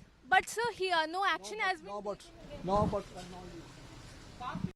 Joining us now is the leader of the opposition, VD Satishan, with us. Sir, my first question to you is that, sir, even after the FIR is filed against MLA Mukesh, we are now seeing that even security is being given to him by the Kerala government. Your reaction? Kerala government has been protecting all the culprits in the sexual abuse case, sexual harassment case. You know that the Justice Hema committee prepared that report on the basis of the deposition and revelations made by the victims. There are pen drives and WhatsApp messages showing the evidences that a series of criminal offences has been committed. According to Section 21 of the POCSO Act and Section 176(1) of BNSS, Bharatiya Nagarik Suraksha Samhita, and Section 199C of the Bharatiya Nyaya Samhita. If there is an information that an offence is committed, Section 199 is very clear. If that is an offence against a women, it should be investigated and take FIR. That is, if it is otherwise, they are not taking, reporting or hiding the fact that an offence is committed, that itself is an offence. They are liable to be punished under Section 199 and Section 21 of the POCSO Act. All right. Well, these are latest visuals that have come in from a while back. We do understand there were huge protests that had been taking place right outside the MLA's house. Well, Congress workers had been protesting right outside the house of CPM MLA Mukesh in Kerala. We also have my colleague Ishika now joining us on the broadcast here. She is getting us more details. Well, Ishika, there is partial relief for CPM MLA Mukesh in the sexual assault case against him. However, we do understand the chorus for his resignation continues to grow, with many voices now coming out asking for the MLA to step down. Well, yes, in fact, as you rightly mentioned, now we are seeing that actor and the sitting MLA Mukesh has got a temporary relief, if we talk about, because his arrest has been stayed till September 3rd. The order, in fact, has been issued by Ernakulam Sessions Court, and thus, it is a temporary protection of MLA Mukesh from the arrest. But on the other hand, in fact, we are seeing, and as you rightly mentioned, that the chorus for his resignation continues to grow.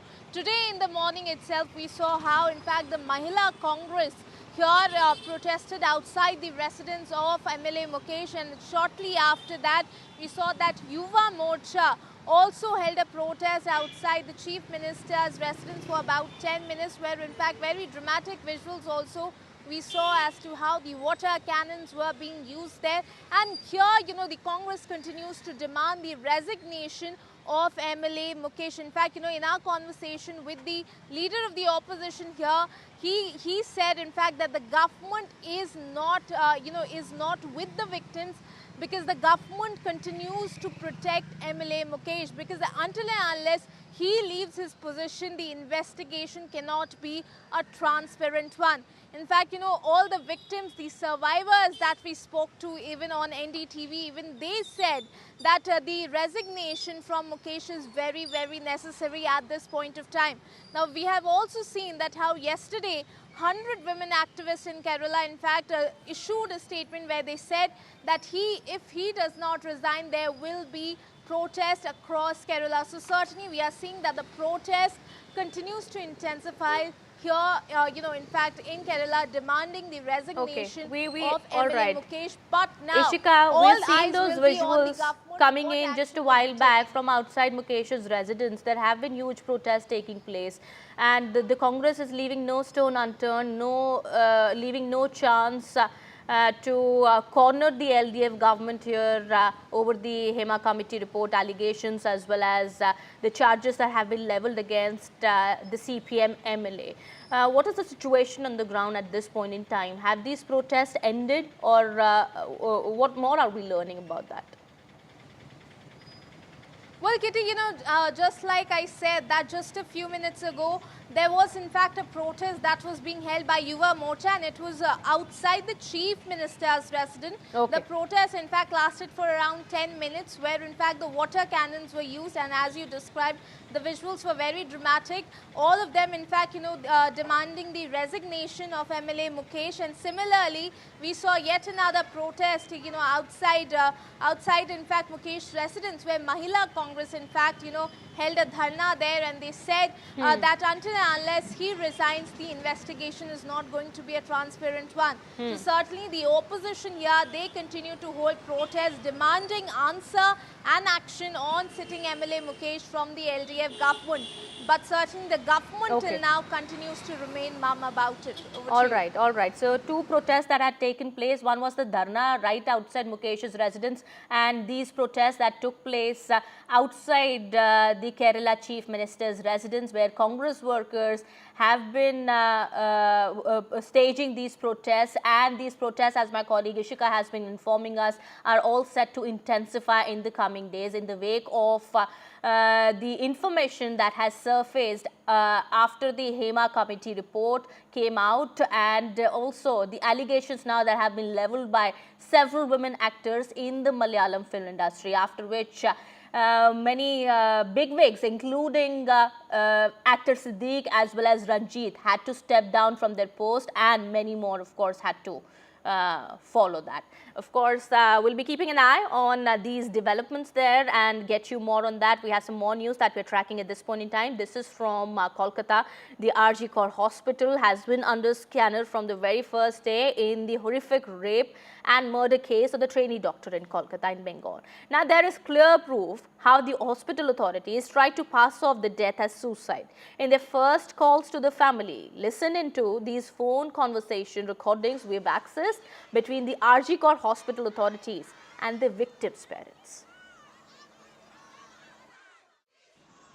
Hello hello হ্যাঁ বলুন বাবা বলছি হ্যাঁ বলুন কি হয়েছে কি সেটা বলো না একটু ওনার অবস্থা খুবই খারাপ আপনি যতটা তাড়াতাড়ি পারবেন চলে আসুন কি হয়েছে না সেটা বলো না ওটা তো ডাক্তার বলবে আপনি একটু তাড়াতাড়ি চলে আসুন এখানে আপনি কে বলছেন বলুন তো আমি অ্যাসিস্ট্যান্ট সুপার বলছি আমি ডাক্তার বলছি না ডাক্তার নেই হবে কেউ আমি সুপারিনটেন্ডেন্ট কথা বলছি হ্যালো হ্যাঁ ঠিক আছে হ্যাঁ আমি অ্যাসিস্ট্যান্ট সুপারিনটেন্ডেন্ট কথা বলছি আপনার মেয়েকে আমরা এমার্জেন্সিতে নিয়ে এসেছি আপনারা আসুন এসে যোগাযোগ করুন ও কি হয়েছিল কি ও তো ডিউটিতে ছিল আপনারা জলদি চলে আসুন যতটা তাড়াতাড়ি পারবেন হ্যাঁ হ্যালো হ্যাঁ বলুন আমি আইসি আরজি কর বলছিলাম আচ্ছা আপনারা আসছেন তো হ্যাঁ একদম আসছি কেমন আছে শরীর আপনারা আসুন আসলে কথা হবে আসুন আরজি কর হসপিটালে আসুন আমাদের এই চেস্ট ডিপার্টমেন্টের এইচওডি স্যারের কাছে আসুন আচ্ছা হ্যালো হ্যাঁ অ্যাসিস্ট্যান্ট সুপার বলছি। হ্যাঁ হ্যাঁ শুনুন, আপনাকে তখন বারবার বলছিলাম ব্যাপারটা হচ্ছে যে আপনার মেয়ে উনি সুসাইড করেছেন হয়তো, বা কিছু মারা গেছেন। পুলিশ রয়েছে, আমরা হসপিটালে সবার সামনেই রয়েছি, ফোন করছি, আপনারা যতটা তাড়াতাড়ি পারবেন চলে আসুন। আমরা আসছি এক্ষুনি আসছি। হ্যাঁ খুব তাড়াতাড়ি চলে আসুন। Yesterday, Mamata Banerjee hit out to the BJP with very, what the BJP claims as anti-national statements. What is your response to that? Mamata Banerjee always destroys the nations, never develop the state. तो ममता बंदोपाध्याय जो बोला है उसी बोला है, पूरा तोड़ देंगे। वो जो हमारा भारत का नॉर्थ ईस्ट का जो चिकन नेक है, वो चिकन नेक को चाइना से मुलाकात करके भी वो खत्म कर सकता है। And so, what is the main agenda or main point of discussion of this meeting that just happened? जो हमारा डॉक्टर स्टूडेंट था जो रेपिस्ट हुआ, उसका कम से कम जो घोटाला किया है, जो हत्या किया है, जो रेप किया है, उसको अरेस्ट होना चाहिए। और पुलिस का उसमें ध्यान नहीं दे रहा, पुलिस जो प्रोटेस्ट कर उसका ध्यान दे रहा है, तो पुलिस का खिलाफ भी करना चाहिए। अभी जो प्रोटेस्ट वायलेंस का सीन है कलकत्ता में, about that it's just brewing over, 7 दिन का अभी धरना भी है। What you have to say about that? How is this political tussle going on? Political तो चलेगा ये तो हर पीछे तक पॉलिटिकल तो रीजन रहता है, ऐसे कुछ बात नहीं है। क्योंकि पॉलिटिकल आपका पहले संगठन करता है, उसके बाद पॉलिटिकल तो करेगा। हम लोग तो विरोध करेंगे ममता बनर्जी के खिलाफ, तो विरोध करेंगे। हम लोग विरोधी पक्ष है पश्चिम बंगाल में, तो हम लोग करेंगे। Thank you so much, sir. So that was BJP Vice President of Bengal, Soumitra Khan, who just told us that he's just come out of the National Human Rights Commission meeting that was convened with other delegates as well, senior advocates of the Supreme Court. There were former chiefs of the National Commission for Women, and represented by the advocate Kabir Shankar Ghosh, who also used to be a BJP leader. What we understand from the proceedings of this meeting is that they have discussed the matter with the acting chairperson of the NHRC, and this matter, the main concern being of course for the demand for the accused, the right culprits to be accused, as well as taken action against whoever is the main culprit. And of course the BJP vice president here hit out at the Mamata Banerjee led government, Trinamool Congress at Kolkata, about the dealings and the mishandling, as he puts it, of this rape and murder case at the RG Kaur Medical College and Hospital. All right, aside from the political blame game that is going on, we've just made you hear those tapes, those 2 call recordings that NDTV has accessed, was made between the RG Kaur Hospital authorities and the victims' parents, and in which we do understand it's very much clear how the authorities tried to pass it off as the case of suicide. My colleague Tanushka is now joining us on the broadcast here. Tanushka, as I've been saying it, the authorities made all attempts to make sure that the case was passed off as suicide. And it's a clear proof of that NDTV has accessed, that the authorities tried everything possible to suppress real facts. And that is why they've received flack from the court also. Kitty, this is something that parents of the deceased have been harping on right from the beginning, that they were told by the superintendent of the RG Kaur Medical College and Hospital, wherein their daughter worked at as a resident doctor. She was also training for her post-graduation, that they received a call stating very clearly that their daughter has died by suicide. In the first call conversation, they receive a call from the assistant superintendent, wherein the assistant superintendent just tells the parents to come to the office, telling them that their daughter is in a very bad condition. No reason is given out whatsoever.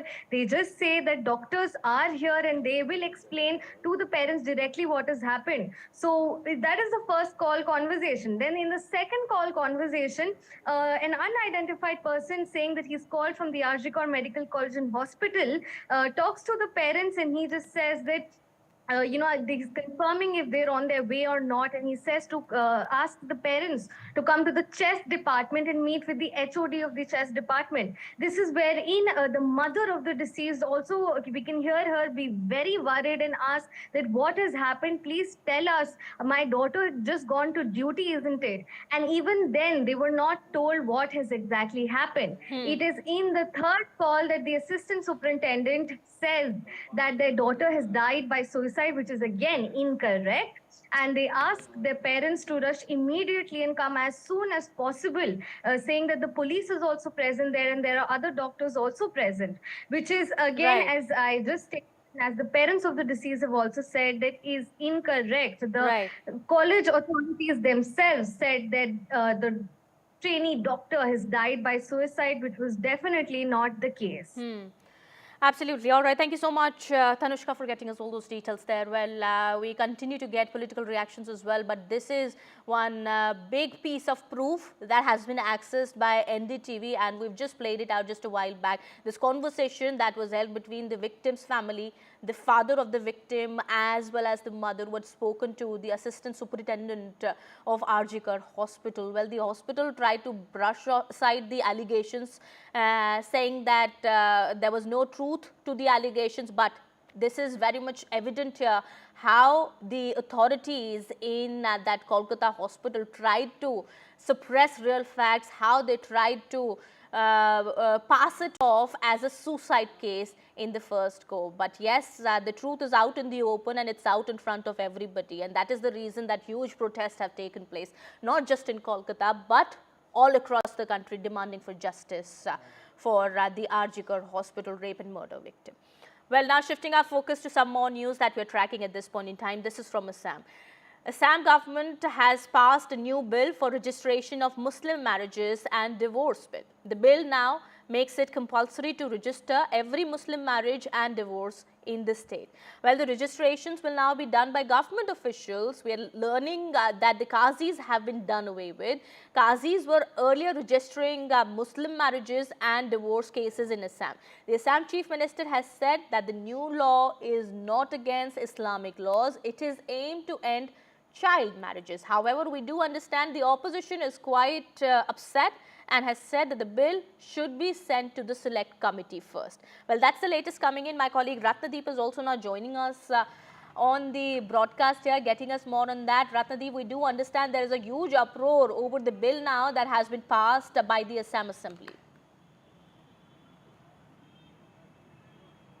That's right. In fact, this is an important bill that has been now passed by the Assam Legislative Assembly, where from now on the Muslim nikah and talaq, the marriages and the divorce, will have to be compulsorily registered by government officials. In past, there was a 1935 law which was in place in the state, where it was only voluntary, it was not compulsory, and it was registered. The marriages, Muslim marriages and the divorce was registered by the Qazi. So the Assam government has now done away with the Qazi system completely. There will be no more Qazis. There will be sub-registrar of the government who will be registering the Muslim marriages. Now, in the discussion that took place inside the assembly, the opposition raised certain issues with the bill. The opposition said that the previous law can be amended, where the Qazi system can be abolished and the government system can be brought in, and also the fact that the Chief Minister have been saying that he's doing it not against the Muslim, but his main intention is to end child marriage in Assam, given the fact that since last year he has started a mission against child marriage. There have been several arrests in Assam, in hundreds in fact, and in them several Qazis were arrested for registering marriages of minors. So the opposition says that in fact in present the existing legislation, there can be provisions made where the child marriage registration can be made illegal, but the government said that no, there needs to be a new bill. The opposition raised certain amendments which the government said that they will consult and they will try to put in. However, one of the main opposition party, AIUDF, has said that this law looks similar to the Special Marriage Acts, and therefore they have some objections, and they might now contemplate in terms of going to the court against the law. We will get to hear from the main opposition party, we'll keep an eye on the developments there. We'll come back to you later for more, but what we are given to understand at this point in time, there's a reaction coming in from the victims, of the victims' parents of the Arjikar hospital rape and murder victim. Let's first listen into that. ঘুরিয়ে দাও না কি প্রশ্ন করতে হচ্ছে যে এই মুহূর্তে আমরা চলে যাচ্ছে বিধানসভায় একটা বিশেষ অধিবেশন বোন তুলে দাও একটু ঢুকিয়ে দাও সেই এরকম একটা বিল আনার কথা সেটাকে একটা মানে ফাঁসির দাবি আমার এই নিয়ে দেখা যাচ্ছে তুমি ঢুকে যাও দেখা যাবে না ঘোষণা করছে সেটাকে আপনি দেখা যাচ্ছে মুখ্যমন্ত্রী বিধানসভার সর্বাধ্যক্ষ এবং উনি কোনো কিছুকে যদি মনে করেন যে সেটা করা উচিত, উনি প্রশাসনিকভাবে যদি মনে করেন অবশ্যই করবেন। একটা জিনিস বলুন যে সিবিআই তো তদন্ত শুরু করেছে, কিন্তু আজকে এতগুলো দিন হয়ে গেল, প্রায় 2 সপ্তাহ হতে চলেছে। এটাতে আমরা একটু হতাশ হয়ে পড়ছি, আবার জোরও রাখতে হচ্ছে, আশাও রাখতে হচ্ছে। আমরা তো ভালো এজেন্সি চেয়েছিলাম হাইকোর্টের কাছে, হাইকোর্ট সিবিআইকে ভালো এজেন্সি মনে করেই বিচার ব্যবস্থাটা ওদের কাছে দিয়েছে। কালকে আমাদের মুখ্যমন্ত্রী প্রশাসনিক প্রধান The family there essentially saying that they have faith in the High Court actually transferring the probe into the domain of the CBI, and they hope that there will be some sort of conclusion in the probe soon. সব সময় তাদের পাশে আছি, যে কোনো রকম সহযোগিতা তাদের যদি আমাদের পক্ষ থেকে সম্ভব হয় আমরা অবশ্যই করব। তারা আমাদের সঙ্গে সহযোগিতা করছে। They are also adding that they are ready to extend any sort of cooperation to the CBI. বারবার করে তার জন্য সবাইকে আমি ধন্যবাদ। সিবিআই এর ভূমিকাকে কিভাবে দেখছেন? সিবিআই একই কথা বলে যাচ্ছে, আমাদের যা ক্ষমতা আছে আমরা সর্বশক্তি দিয়ে চেষ্টা করছি। CBI has assured them that they are trying their best to solve the case. আমাদের কোনো দাবি ছিল না, আমাদের দাবি একটাই যে আমরা বিচার যেন পাই, কিন্তু পুলিশের যে কর্মকাণ্ড দেখছিলাম সেটা আমরা সন্তুষ্ট হতে পারিনি, তার জন্যই আমরা So the victim's father saying that they did not they only wanted justice, and the fact that the Kolkata police's probe was not going in the direction that they wanted it to, which is why they were concerned, and they were more assured after the probe was handed over to CBI. ওনার বক্তব্য আমি কিছু বলবো। হ্যাঁ, প্রথম থেকে উনি আবার বলে যাচ্ছিলেন, জানি না উনি কি বলতে চাইছেন আর কি করতে চাইছেন, সেটা আমরা জানি। এতদিন ধরে মানে সন্দীপ ঘোষ প্রতিদিনই যাচ্ছেন সিবিআই নেওয়ার পরে, এটা তো এই প্রশ্নটা আমাদেরও একটা আছে, কেন কিছু ব্যাপার হয়তো সিবিআই আরো কঠোর কোনো প্রমাণ জোগাড় করা। So the victim's family being asked about Shandip Ghosh, the former principal of Arjikar Hospital, as to why there has not been any sort of action against him so far, but the family they're saying that they are hoping that after these multiple rounds of questioning by CBI, something will come out soon. বলছি প্রথম দিন assistant সুপারের সঙ্গে আপসে যে ফোনে কথোপকথন হয়েছিল সেই অডিও ভাইরাল হয়েছে, সেটা এই বিষয়ে আমরা জানি না, ওরা কোথা থেকে হয়েছে, আপনাদের তরফ থেকে এটা আসেনি? না না আপনারা দেননি তাই তো? এর দায় কি আপনারা নিচ্ছেন? যে না না না, এটা আমরা So the family being asked questions about the audio conversation which has now come out and gone viral, but they are saying that they did not share the audio conversation. এই অ্যাসিস্ট্যান্ট সুপারের সাথে কথা হয়েছে যে আপনার গলা যেটা আসছে সেটা আমি দেখিনি। আপনি সত্যি মানে আপনাদের যে ফোন করে বলা হয়েছে যে আপনার মেয়ে অসুস্থ রয়েছে, না এটা আমি এখনো কিন্তু ভিডিও আপনারা বলছেন ঠিকই, আমি কিন্তু এখনো টিভিতে সংবাদ মাধ্যমে এটা দেখি। ভাইরাল ভিডিও সোর্স কি? তারা টিভি চালাচ্ছি না তো, না ভাইরাল ভিডিও সোর্স কি বলে মনে হচ্ছে আপনার? জানি না এটা ব্যাপারে কোথা দিয়ে জোগাড় করেছে আমরা কি ব্যাপারে আপনারা কি জানাবেন কিছু এজেন্সিকে? না না না ভাইরাল কি? না না না এটা আমি So the family is also in a way saying that they do not know where the viral video has come from. They have not shared the source of. They do not know the source of this, the audio conversations which are now in public domain. আপনি কি এটা বিশ্বাস করেন? সেটা যদি high court মনে করে থাকে তাহলে তাই করেছে। হাইকোর্ট মুখ্যমন্ত্রী বলেছেন যে সেটা যিনি বলতেই পারেন, কিন্তু হাইকোর্ট তো এটাকে কোর্টকে তো আমাদের সম্মান করতেই হবে। কোর্ট যখন ভালো মনে করেছে নিশ্চয়ই দিয়েছে, আর যদি কেউ মনে করে তাকে জলে ফেলা হয়েছে তাহলে তাই হয়েছে। কোর্ট বিচার করে দেখবে এখন কি হয়েছে। আপনারা আরজিকর স্টুডেন্টদের কাছে যাওয়ার কথা বলেছিলেন, সেই নিয়ে কোনো চিন্তা? না, এখনো সেরকম সিদ্ধান্ত নেইনি, তবে বলেছি যদি প্রয়োজন পড়ে আমরা যাবো। এখনো বলছি যে যা আন্দোলন করছে নিরপেক্ষভাবে আমরা সবার সঙ্গে আছি। The family is saying that whoever is protesting, seeking justice from a neutral, non-political background, they are ready to support them. বিচার বিবেচনা করার চেষ্টা করছি, মানে জাস্টিস পাওয়ার জন্য রাস্তায় ঝাঁপাচ্ছি। এত কষ্ট করে কত বাচ্চা মেয়েরা ছেলেরা রাস্তায় বৃষ্টিতে ভিজে মিছিল করছে, প্রতিবাদ জানাচ্ছে। মানে পক্ষে আমার মেয়ের পক্ষে কথা বলছি, তাদের তো সেটা ওদের ব্যাপার, রাজনীতি দলের ব্যাপারে কথা বলবো না আমি তো প্রথম থেকে। আরেকটা হচ্ছে প্রথম যেদিনকে আপনি মানে গিয়েছিলেন স্পটে, আপনি বলেছিলেন সবুজ চাদর, অথচ যে একটা ভিডিও ভাইরাল আসছে সেটা দেখা যাচ্ছে নীল চাদর দেওয়া ছিল। আমি কিন্তু দেখিনি, কিন্তু আমাদের দেখেছি সবুজ চাদর গায়ে ছিল, এটা বলতে পারবো। চাদর রহস্য একটা কালার কিছু একটা থাকতে পারে।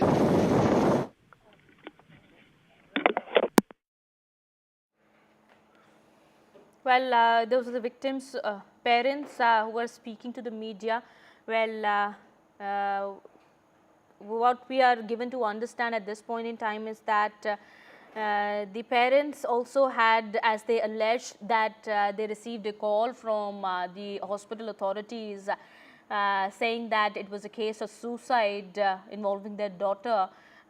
This now has been confirmed by the call recordings that we've also managed to access, in which the RG Kaur superintendent had been speaking to the victim's parents, first to the father of the victim and the mother then, in which it was told to the parents that it was a case of suicide. However, later on, when they had reached the hospital and they were allowed to see the victim's body, that too they were alleged after a gap of at least 3 hours, when they were asked to wait by the hospital authorities, that they were informed that it was a case of rape and murder. All right, we'll be keeping an eye on the developments there and get you more. Some more news that we're tracking at this point in time. The BJP is going to hold its next Central Election Committee meeting today, in which Haryana along with Jammu Kashmir polls will be discussed. Earlier, the first CEC meeting was held on August 25th, chaired by BJP National President JP Nadda. It was attended by Prime Minister Modi, Union Minister Amit Shah, as well as other ministers. The core group members of the CEC were also present in the meeting. As per information, discussion on rest of the seats in Jammu and maximum seats in the Kashmir Valley is expected to take place in this meeting. My colleague Aishwarya gets us more. Sources within the Bharatiya Janata Party had been stating that they had made it clear that they are going with a winnability criteria this time, as BJP is facing anti-incumbency, but they wanted to have a special strategy to make a hat-trick in the state of Haryana, and therefore the reason perhaps caste equation will be kept in mind while deciding the candidates for the Haryana Assembly polls. It has also been stated to us that because BJP is facing anti-incumbency, there are 41 MLAs, so 10 to 15 sitting MLAs tickets can be cancelled, and new names could be given ticket for the Haryana polls. Apart from it, it was also stated to us that to counter Congress's Jat card, BJP is working to unite 36 of the communities in Haryana. It is BJP which is trying to garner vote of the Punjab, Gujar, OBC, Yadavs to its side. Apart from it, BJP will not shy away from giving tickets to the children of the union ministers in Haryana, and also the mass leader which had appeal in Haryana as well. Apart from it, there has been also indications that has been given to us by the top leaders present in that core group meeting, that some of the former MPs who lost the Lok Sabha elections can also be given ticket this time for the assembly elections. Leaders coming from other parties can also be given ticket, and a sportsperson will be given tickets which have recently joined the Bharatiya Janata Party. Now, after this major core group meeting, it is the BJP CEC which is currently underway at the BJP headquarters, and it is Bharatiya Janata Party President JP Nadda, Home Minister Amit Shah, Prime Minister Narendra Modi and other senior leaders which will take part and finalize the names on the candidates for the Haryana Assembly polls. So she is also indicating that by tomorrow it would be the BJP who can release the list of all the seats for Haryana polls, and certainly there had been tasks that has been given to the senior leaders to also campaign widely. Well, we have some breaking news now coming in connection with the rape case filed against actor Siddique. The statement of the victim is being recorded by the magistrate at Thiruvananthapuram Judicial First Class Magistrate Court. That is the latest coming in. Remember, rape case has been registered against actor Siddique after allegations of sexual assault were filed by an actress in the Malayalam film industry. Well, several such cases have come up, but this is one big case after which actor Siddique also had to step down from his position in the AMA. All right, my colleague Ishika joins us on the broadcast, getting us more on that. Ishika, we do understand at this point in time the statement of the victim who had leveled allegations against actor Siddique is being recorded. What more details do we have? Well, yes, in fact, as you rightly mentioned that as of now, the statement of the complainant who, in fact, had alleged rape charges against, the actor Siddiqui is being currently recorded in the magistrate court. In fact, the magistrate S. Avasti is currently recording the statement. Remember that rape charges were leveled against actor Siddiqui. Though, we also saw that just a few days ago, the FIR against Siddiqui has also, in fact, been registered. In fact, the SIT is also looking, into the complaints that have been filed. But certainly the charges were very serious in nature, and currently the investigation is currently going on. And, certainly right now the big update is that the statement of the complainant in this particular case is being recorded. Over to you.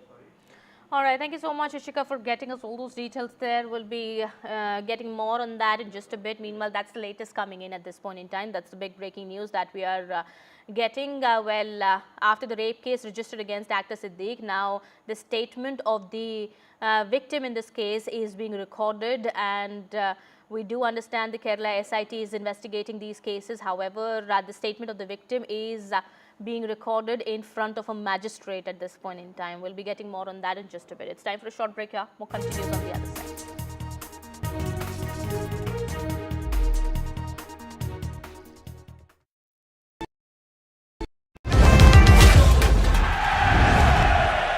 Get the magic of the best working for you now. Link your payment cards once, collect rewards forever.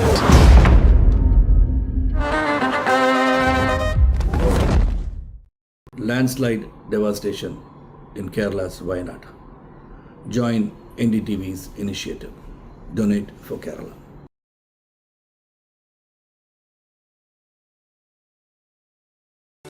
Stay informed and entertained with the new and updated NDTV News app. You can watch all our channels live, listen to podcasts, read breaking and exclusive news from around the world and more. Download the NDTV app today and get access to the best journalism and storytelling on your smartphone or tablet. The NDTV app. News that matters to you.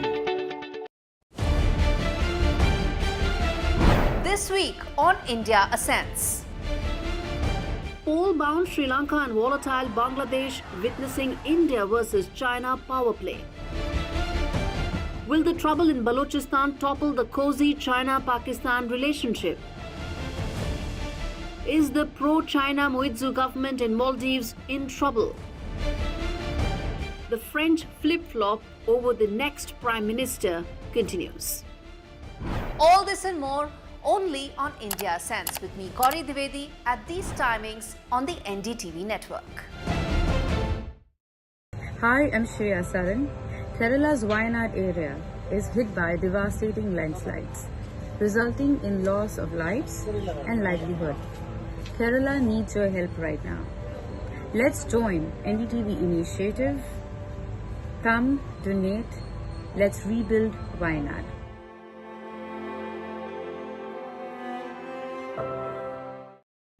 Meanwhile, senior officials from the United States and China have been having some serious talks about stabilizing their relationship. They're working on setting up a call between President Biden and China's top leader Xi Jinping, and also planning discussions between their military teams. The White House dropped a statement saying we can expect a leader-level call within the next few weeks. And the Biden administration has sought to smooth over tensions with China while continuing to turn up the pressure on China by curbing its access to the US economy as well as technology. But the meetings, meanwhile, between Jake Sullivan and Wang Yi following talks between Mr. Biden and Mr. Xi last November in California are also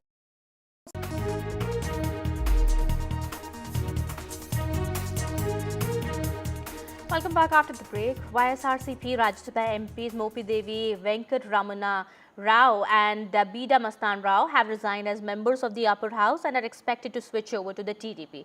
As per sources, both MPs had recently met the TDP chief and Andhra Pradesh Chief Minister N. Chandrababu Naidu and will likely join the TDP. With the defections, the TDP is set to re-enter the upper house. Since 2019, all 11 Rajya Sabha seats from Andhra Pradesh have been with the YSRCP. My colleague Uma Sudhir gets us more on that.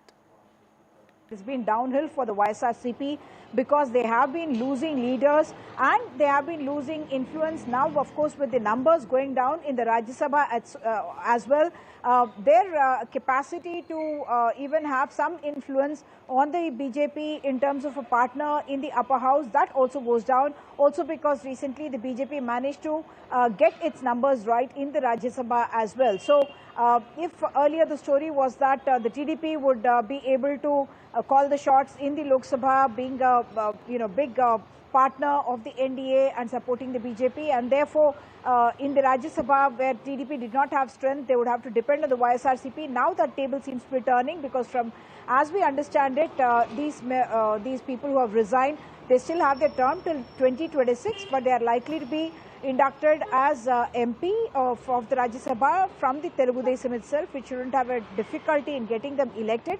What it is going to mean for the YSRCP is that we expect that there could be more people quitting the YSRCP and possibly even their MP seat and going towards the Telugu Desam, because in a state like Andhra Pradesh, where the politics has been extremely polarized, it becomes difficult to survive in the opposition ranks, and therefore they prefer to be on the ruling side, something that we have seen as far as MLAs are concerned in Telangana as well, not just MLAs but councillors and down the line as well. Already we've seen another MLC, Sunita, from the YSRCP also just quit the YSRCP and shifting loyalty once again. For the TDP, of course, they can open their account in the Rajya Sabha once again, have a presence in the Rajya Sabha, and that also, of course, indirectly helps the NDA with the numbers that the TDP will bring to the NDA as well. Well, some more news now. This is from Telangana. Less than 24 hours after Chief Minister Revanth Reddy said he was ready to demolish his own house and those of his family members if they were deemed illegal constructions, Revanth's brother has faced a big jolt. Telangana Revenue Department has issued demolition notices to the residents at Amar Cooperative Society in Madhapur, saying that these constructions fall under the Durgam Cheruvu buffer zone. Well, A. Tirupati Reddy, the brother of Revanth Reddy, has also received this notice along with other properties that were given notices. Even Chief Minister's brother will have to vacate the properties within 30 days and demolish the constructions. Take a look at this report. A 30-day notice for demolition issued to Tirupati Reddy, brother of Telangana Chief Minister Revanth Reddy, for his home and office that are said to be in the non-development zone of Hyderabad's Durgam Cheruvu. This is among hundreds of notices issued to residential and commercial structures reportedly built encroaching on area that originally belonged to water bodies. Chief minister को क्या कहेंगे sir? एक होता है आपके भाई है, एक पर्सनल आपका रिलेशन एक है और दूसरा वो एक मिनिस्टर, वो मेरे अकेले के लिए काम नहीं कर रहे, सब लोगों के लिए कर रहे हैं। वो तो जो करना है अधिकारी करना है, सीएम क्या करेंगे? Political leaders of all hues are among those who have received demolition notices. That includes educational institutions run by MIM's Akbaruddin Owaisi, BRS MLAs Palla Rajeshwar and Mari Rajshekar Reddy, whose father-in-law is a former minister and education baron. The court has given them 1 week to reply, even as the government has had second thoughts and says they will not disrupt the academic schedule of students studying in these institutions. मैं 40,000 बच्चों को पढ़ा रहा हूँ, हम 4 लाख बच्चों को पढ़ा लो, इससे कौन की भलाई होगी ना? मुकाबला करना है तो ये मुकाबला करो। मुझे उनकी परवाह नहीं है, हमारा काम जारी था, जारी है, जारी रहेगा। A team of officers also went to measure the extent of encroachment by a farmhouse in Janwada that KT Ramarao says he does not own but has only taken on lease. Revanth Reddy has claimed it is KTR's property and has alleged it violates a government order GO 111 that the BRS government had scrapped. The notice to Revanth Reddy's brother comes at a time when the Telangana Chief Minister has dramatically declared that he is not going to cow down to any pressure from either friends, family, party colleagues, opposition leaders or even influential business leaders. He says the demolition drive is non-partisan and he wants to save the water bodies of Hyderabad for future generations. In Hyderabad, Uma Sudhir, NDTV. And well, let's now shift our focus to Haryana. In the Haryana Assembly, where the BJP is fighting to stay in power and Congress aims to make a comeback, two regional parties are fighting for their existence. Watch the special report by my colleague Ashwini Kumar Singh. Chautala family has always been a force in Haryana politics.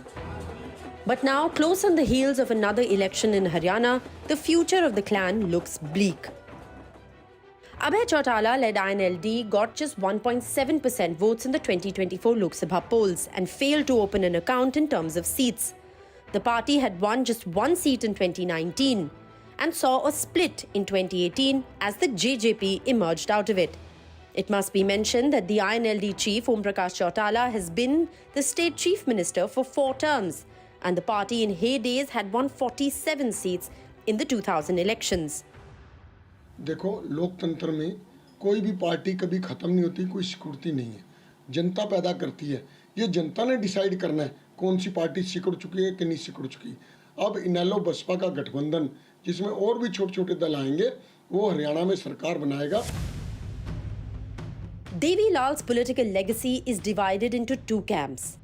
On the one side is grandson Abhay Chautala's Indian National Lok Dal or the INLD, and on the other is the great-grandson Dushyant Chautala's Jananayak Janata Party or the JJP. Dushyant formed this party in 2018. After 2019 elections, he emerged as kingmaker with 10 seats and became deputy chief minister in the BJP-led government.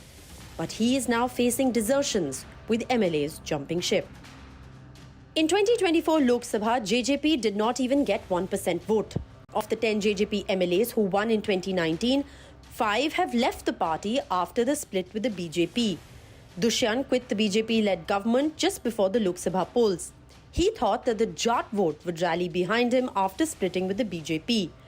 Now he's joined hands with Dalit leader Chandrasekhar Azad, hoping to forge a Jat-Dalit alliance.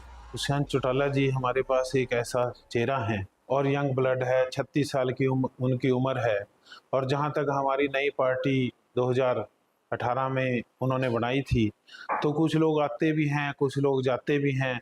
अभी हमारा गठबंधन जो ASP से हुआ है और हमारे चंद्रशेखर जी भी यंग हैं, तो दोनों युवा नेता मिलकर के किसान और कमेरे की लड़ाई लड़ने वाले हैं, और आने वाले वक्त में आप देखेंगे कि हरियाणा में हमारी दोनों पार्टियों की मिलजुल कर एक सरकार बनेगी। It is a question of survival for legatee of Tau Devi Lal in Haryana.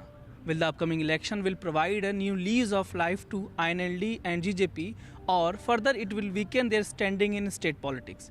Both parties have faced crushing defeat in last Lok Sabha election, and likely BJP versus Congress bipolar contest will further decrease their chances in state politics. Ashwini Kumar Singh for NDTV. All right, we have some more news coming in. Union Transport Minister Nitin Gadkari has spoken on cases of road accidents, saying that parents will be liable if a minor causes the death on roads. Nitin Gadkari has spoken on the new laws for death in road accidents, saying that the law to punish the parents has been brought in. Parents will be punished if a minor causes death on roads. Listen in. ये जो hit and run की cases है 67,387, 15%, और उसमें death है 30,486। ये जो hit and run करने वाली गाड़ियां है, ये छोटी गाड़ी नहीं है, इकोनॉमिक मॉडल वाली नहीं है, सब ये बड़ी गाड़ी है। अब मैं किसी को बोलता नहीं हूँ, बड़ी बड़ी गाड़ियां एसयूवी जो है वो धनवान लोगों के पास जो लड़के हैं, अब वो हमने कानून किया कि लड़के ने एक्सीडेंट किया तो माँ बाप को शिक्षा सजा करेंगे। अभी भी इसका परिणाम नहीं हुआ। Some more news now. The Sebi has issued an advisory to investors, cautioning them against investing in certain small and medium enterprises listed on the SME segment of stock exchanges. In a statement, Sebi noted that some SME companies, after listing, tend to project an unrealistic picture of their operations through public announcements. These announcements are often followed by corporate actions such as bonus issues, stock splits, and preferential allotments, which can induce investors to purchase these securities. We have more coming in from my colleague Sakshi. Take a look at this report. The market regulator really coming down heavily, warning investors at large, saying that, look, you should be absolutely clear as far as investments in small and medium enterprises are concerned. And experts believe this really comes in the face of massive loopholes being witnessed, especially ahead of IPOs. So that really is a red flag from the market regulator, raising that red flag, questioning, practices with unrealistic projections at large. And that's how really this whole story has come to limelight again. Unrealistic projections really is what has caused the regulator, who has always been acting, the regulator has always been acting on such moves, but now coming down heavily as far as investors are concerned at large, saying that, look, this caution is crucial at a time when immense risks are involved. And this really has come to limelight because, remember, there were bids worth 4,800 crore for a 12 crore IPO of a Delhi-based company. That's how this story really has grabbed the headlines. We've seen in the last 2 days or so, this company has just 2 outlets and 8 employees. So really, experts and analysts at large trying to decode how is this even happening, loopholes, they say, of this intensity. So, what is this doing? This essentially is then creating a positive sentiment at large, boosting stock prices, and, masking, underneath all of this, analysts believe, are several manipulative practices, especially as far as SMEs are concerned altogether. So the regulator really seeking more disclosures, the need of the hour, analysts believe, to enhance transparency in the system, and this really is crucial to really curb this pattern where companies are inflating operations and inflating details, to create a false impression of growth at large. While there is huge spotlight on Adani Enterprises retail bond issue, Adani Enterprise will launch its maiden 800 crore rupees retail bond issue on September 4th and this closes on September 17th. Listen in to this reaction coming in. One of the core responsibilities that across the product set within the Indian capital markets, public debt outside of government and financial institutions is very limited. And if you look at any mature developed market in the world, that is not the case. So as a large corporate, it becomes incumbent on us to play a level of developmental role. We understand there is some cost. In the longer term, that cost gets mitigated because it creates a new access to a type of capital that today is not there.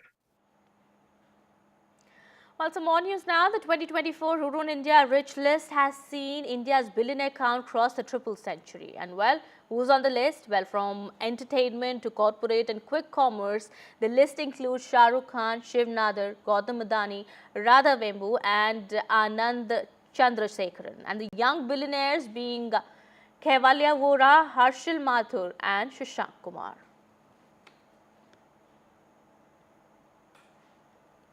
All right, with that, it's time to wrap this edition. More news and updates continue on the other side. Stay tuned.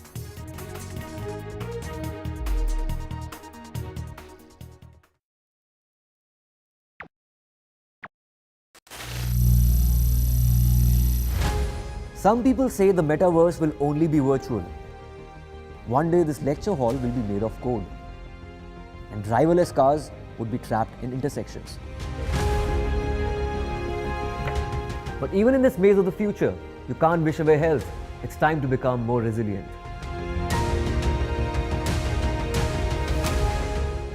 "10 years of Banega Swasth India, we have grown and achieved so many milestones.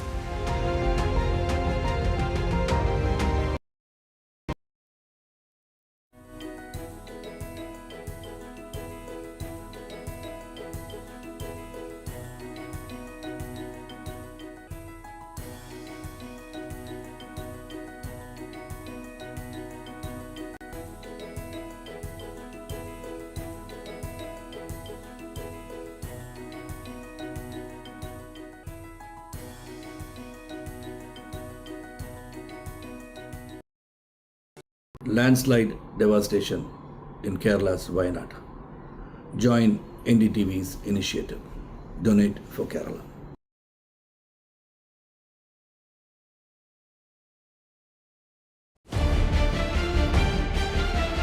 This week on India Ascends. Pole-bound Sri Lanka and volatile Bangladesh witnessing India versus China power play. Will the trouble in Balochistan topple the cozy China-Pakistan relationship? Is the pro-China Muizzu government in Maldives in trouble? The French flip-flop over the next Prime Minister continues. All this and more only on India Sense with me, Gauri Dwivedi, at these timings on the NDTV network. Stay informed and entertained with the new and updated NDTV News app. You can watch all our channels live, listen to podcasts, read breaking and exclusive news from around the world and more. Download the NDTV app today and get access to the best journalism and storytelling on your smartphone or tablet. The NDTV app. News that matters to you. Where authorities have confirmed that the individual who attempted to assassinate former President Donald Trump acted alone, with no evidence suggesting foreign involvement. However, during a press briefing, the FBI officials revealed that the motive behind this attack remains unclear. They described the 20-year-old suspect, Thomas Crooks, as having a mixture of ideologies. In fact, the FBI also shared details about Crooks' search history and released photos of the weapon and improvised explosive devices discovered in his vehicle. The attack, as you know, occurred on the 13th of July at a rally in Pennsylvania, where Crooks managed to graze the former president's ear, resulting in one death and serious injuries to 2 others. I must inform you also that the head of the FBI's Pittsburgh office has disclosed that Thomas Crooks had been searching online for Trump campaign events as far back as September 2023.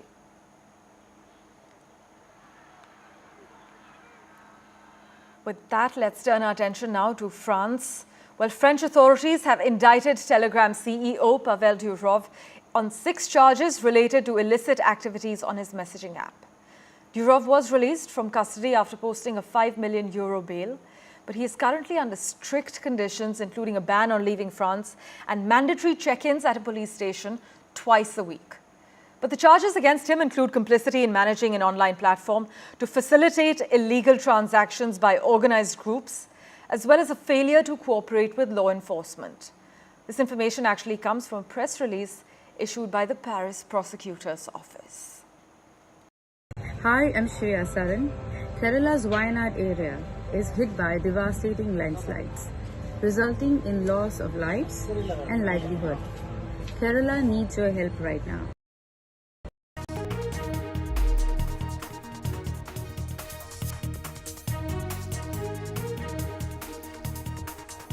Hello, good evening and welcome to NDTV. I am Ankit Tyagi. Ladies and gentlemen, let's very quickly take you live in Bengaluru, where DK Shivakumar, the Deputy Chief Minister, who has just gotten some relief from the High Court there in the disproportionate asset case, is speaking. Let's listen in. See, I am very happy Karnataka government and the people of Karnataka's victory. CBI was permission was been withdrawn by the government and given to Lokayukta. Karnataka government has not withdrawn the case. They have just transferred it to Lokayukta, where there are hundreds of cases. That was a political thing which they are trying to do. Yediyurappa government had given a case to CBI. So the matter has been, no others can intervene. So now Yatnal has approached Supreme Court. Let them go. For them also there is a law, for us also there is a law. Right, so the Deputy Chief Minister, in fact, spoke there, ladies and gentlemen, after he got some relief from the High Court in the disproportionate asset case. It's been a big relief. And interestingly, it comes at a time when the Chief Minister in Karnataka, Mr. Siddaramaiah, is facing a lot of heat as far as various allegations against him is concerned. Now, BJP leader B.Y. Patil has also challenged the decision to withdraw the consent for the CBI probe into the graft allegations against DK Shivakumar. The High Court today had said that petitions are not maintainable and petitioners may move the Supreme Court. Now, so the Deputy Chief Minister, in fact, was speaking on that. Let's listen in to DK Shivakumar once again. See, I am very happy Karnataka government and the people of Karnataka's victory. CBI was permission was been withdrawn by the government and given to Lokayukta. Karnataka government has not withdrawn the case.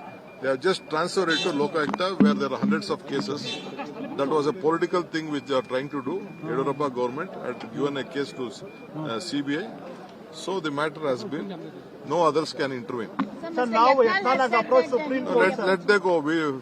For them also there is a law, for us also there is a law. Right, so DK Shivakumar in fact saying that he's happy that he has got that relief as far as this case is concerned, which was referred to the CBI by the former government which was under Mr. Yediyurappa. Now, this has been a back and forth between the BJP and the Congress as far as this case is concerned. But let me very quickly, what does this actually mean politically as well? Let's just very quickly go across to my colleague Pratibha, who is joining us at this moment, ladies and gentlemen. Pratibha, interesting that the timing of it, DK Shivakumar getting relief, in fact, at this moment, while the Chief Minister himself finds himself in a lot of soup. There are allegations against him where the BJP is protesting every single day asking for his head. Well, that's right. It's been trouble after trouble for the two Congress leaders in Karnataka. But of course, for the Congress government, it's halfway up there because it is a definite big relief for DK Shivakumar as far as the DA case and the withdrawal of consent by the Karnataka government to the CBI goes. However, the court has definitely ordered the petitioners to knock on the doors of the Supreme Court if necessary, which the BJP leader, Mr. Yatnal, has also taken to social media to talk about how he would be approaching the Supreme Court to fight this. But for now, a big relief for DK Shivakumar, and he has also reacted on the same. But as far as the Chief Minister goes, it's only an interim relief for a period of 2 days, because we are talking of the case being taken up once again on August 31st, when the arguments would be presented by the Solicitor General, because the bigger battle is between the Chief Minister and the Governor as far as the permission for prosecution goes. And we'll have to wait to see on two different aspects of it. One is whether the court would grant the jurisdictional courts to go ahead with the private complaints that have been filed as far as the Muda scam goes. And the other would be whether the permission for prosecution is valid or not. All eyes are on that. And if that definitely happens, it would definitely steer the political career for the Chief Minister of Karnataka. Back to you. Okay, Pratibha, if I understand this correctly, this will of course come as a boost as far as DK Shivakumar is concerned. The option for the BJP leader is also to go to the Supreme Court. What is the BJP saying about this?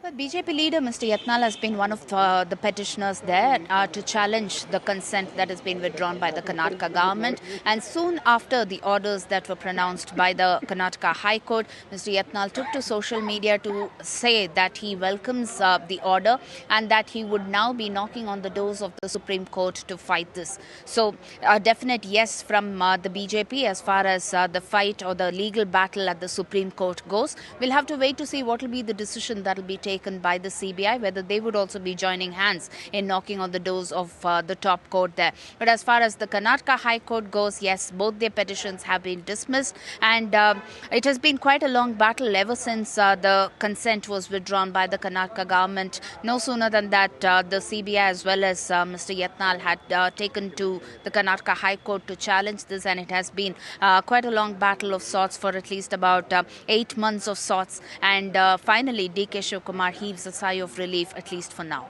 Back to you. Thank you so much, Pratibha, for joining us with those details. It will have political impact, ladies and gentlemen, not just for the Congress party, but also in the BJP as well. DK Shivakumar getting that relief in Karnataka. Moving on to other state, Congress ruled itself. Himachal Pradesh, the Chief Minister today led by an example. While the health of the state finances is in doldrums, but at least an initiative by the Chief Minister which is being appreciated all across. Now, what is this initiative? Let me tell you in detail. Leading by example, Chief Minister of Himachal Pradesh has said that he himself, the Chief Minister, and all MLAs and ministers in Himachal Pradesh, along with the chairman, will forego salaries and allowances for the next 2 months due to the poor financial condition of the state. Chief Minister Sukhwinder Singh Sukhu gave this information on the floor of the Assembly of Himachal Pradesh.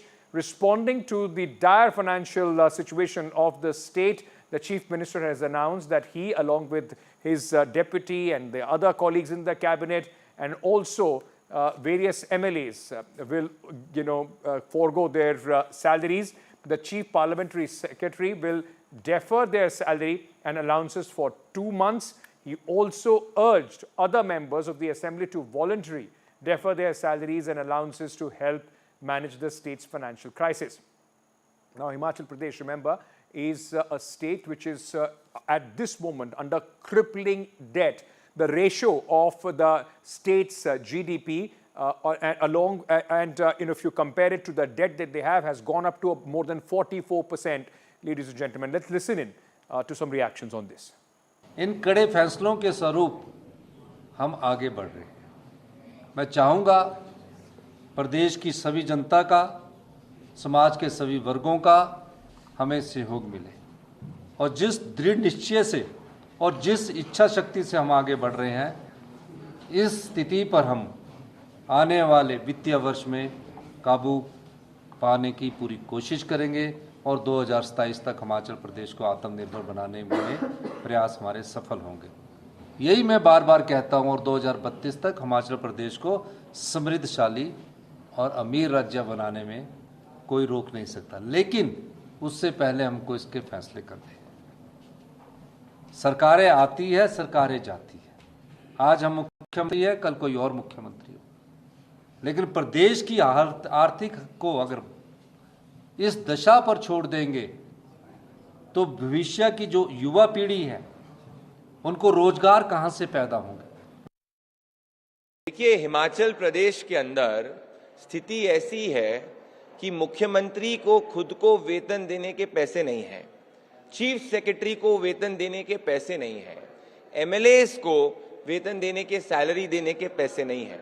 ये एक ही बात दर्शाता है कि राहुल गांधी का जो खटाखट model था, उससे राज्य की वित्तीय स्थिति भयंकर और भयानक हो चुकी है और यही राहुल गांधी का गारंटी वाला मॉडल और उनकी इकोनॉमिक थिंकिंग एक्सपोज हो चुकी है। प्रधानमंत्री नरेंद्र मोदी इसी रेवड़ी कल्चर के बारे में और इसी से देश को सचेत करते थे।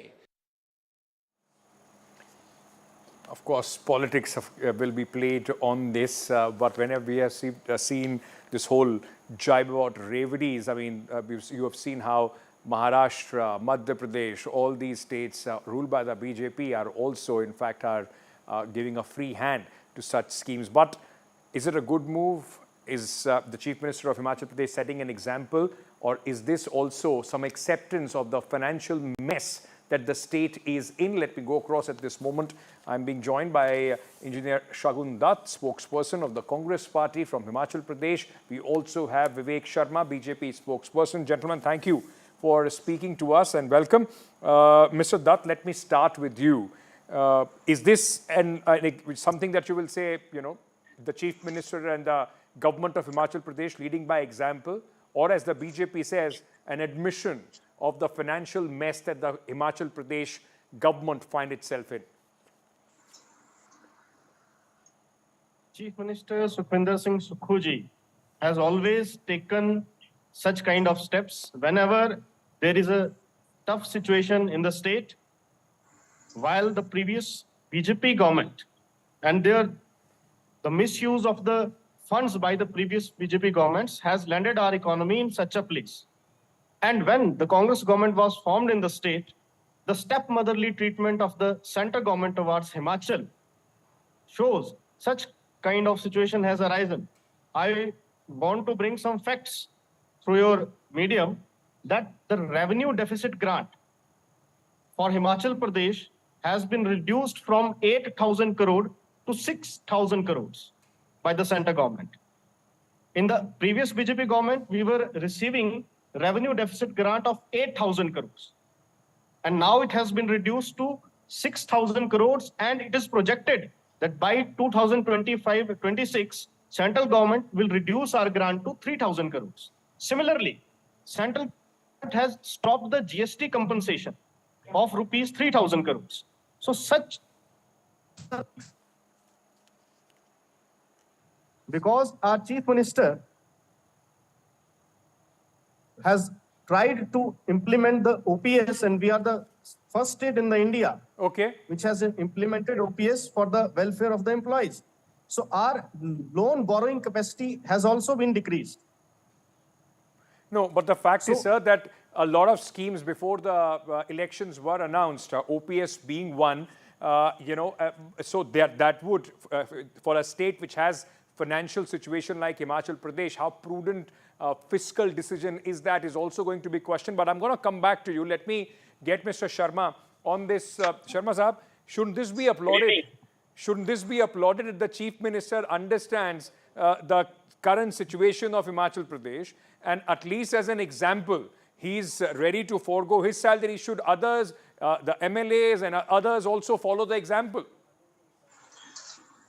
We are proud on our Chief Minister. He is one of the best actor and drama master. The fact is this. Today, the statement which has been given by the Chief Minister is nothing more than a political statement. And 19 crore rupees budget he has fixed for the renovation of his office. This is a shameful part on the Chief Minister of Himachal Pradesh. Where the matter, my dear spokesperson from the Congress were saying regarding the revenue grants. I think so they must understand the matter of GDP also. The grants could be issued on the GDP growth. The GDP growth of the Himachal Pradesh and the minus. From where they'll get the loans. And moreover, the problems which they have raised, why doesn't they not attended the Niti meetings? But Sharma Sahab, ek baat bataiye, it's not happened that suddenly the Himachal government has come in and the state's finances are crumbling. It wasn't. Himachal Pradesh was already under debt even when the BJP government was there. Under the BJP government, the GSDP, GSDP versus... We were increasing our own resources. Mr. Sharma, we can only have a conversation if I ask a question and you answer, sir. It can't happen that before I complete the question, you start interrupting me. So let me complete the question and then you answer, sir. Right. Even when the BJP government was there, yes, the GSDP ratio in terms of debt has gone up to 44%. But even when the BJP government was there, it was over 40 at that point of time as well. So it's not that suddenly, because the Congress has taken over, the finances have crumbled of the state. The reason is this, that at our time, our GDP was in the better position. Now the industry is migrating from Himachal Pradesh. The Himachal Pradesh GDP depends upon the two things. One is on the apple and another one is on industrial. In both sectors, they had created such hurdles to the people. The industry is migrating from Himachal Pradesh to others. On apple, they had brought some carton issue, the boxes issue. Because of that, there is a Are you telling me that the BJP government left the state in profit? It is in deficit. And in deficit, he is creating such a statements that we will surrender our salaries, we'll do this, we'll do that. On another side, there is an employees which is on the roads. And they'll ask them their own dues. They have not given them a Let me take that to your counterpart from the Congress party, Mr. Dutt. A state which was already suffering such financial burden, even when the Congress government came into power, you just opened the doors with your, these populist schemes, whether it was OPS and others which have been pointed out by the experts. Already the state was in debt, and you, in fact, ensured that with your fiscal prudence, you put the state under further stress, sir. Actually, as all of us know, the largest disaster of the last 5 decades has happened in last year in Himachal Pradesh, due to which most of the economy has suffered, our tourism sector has suffered, and post-disaster need assessment of rupees 10,000 crore was sent to the central government, but no fund has been released by the central government till this date.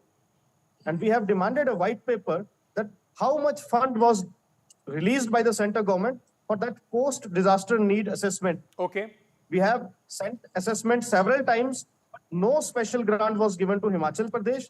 Although PM keeps on saying that Himachal is his second home, but he has never given a single penny in any extra package for the But Himachal. that's up. Tell me one thing. For a state which requires thousands of thing crore that I want to rupees, say that for we a have- state we which have to at this recover. moment requires thousands of crore rupees, few crore rupees of giving up your salary, is it just a superficial measure trying to in fact gain some publicity? Is that what the Chief Minister is doing? How much of an impact it is going to make? No, when the disaster came, Chief Minister set an example throughout the India.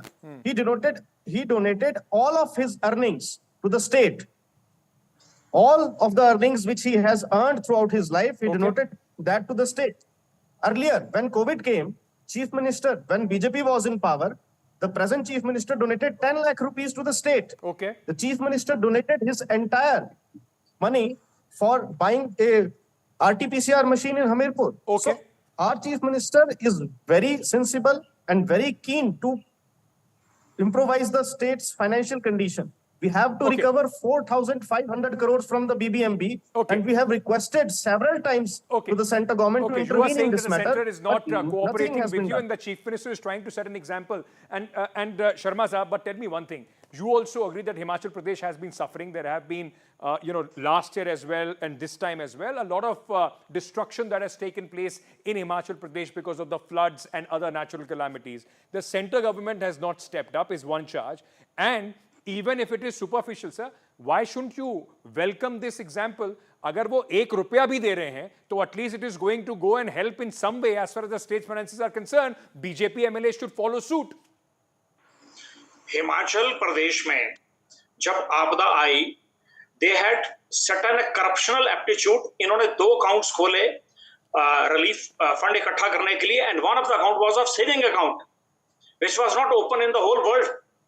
ये saving account के ऊपर they were collecting the money, and moreover the issues, the problems which they were arising on the media, why doesn't they take up the issue on the in the Niti Ayog बैठक?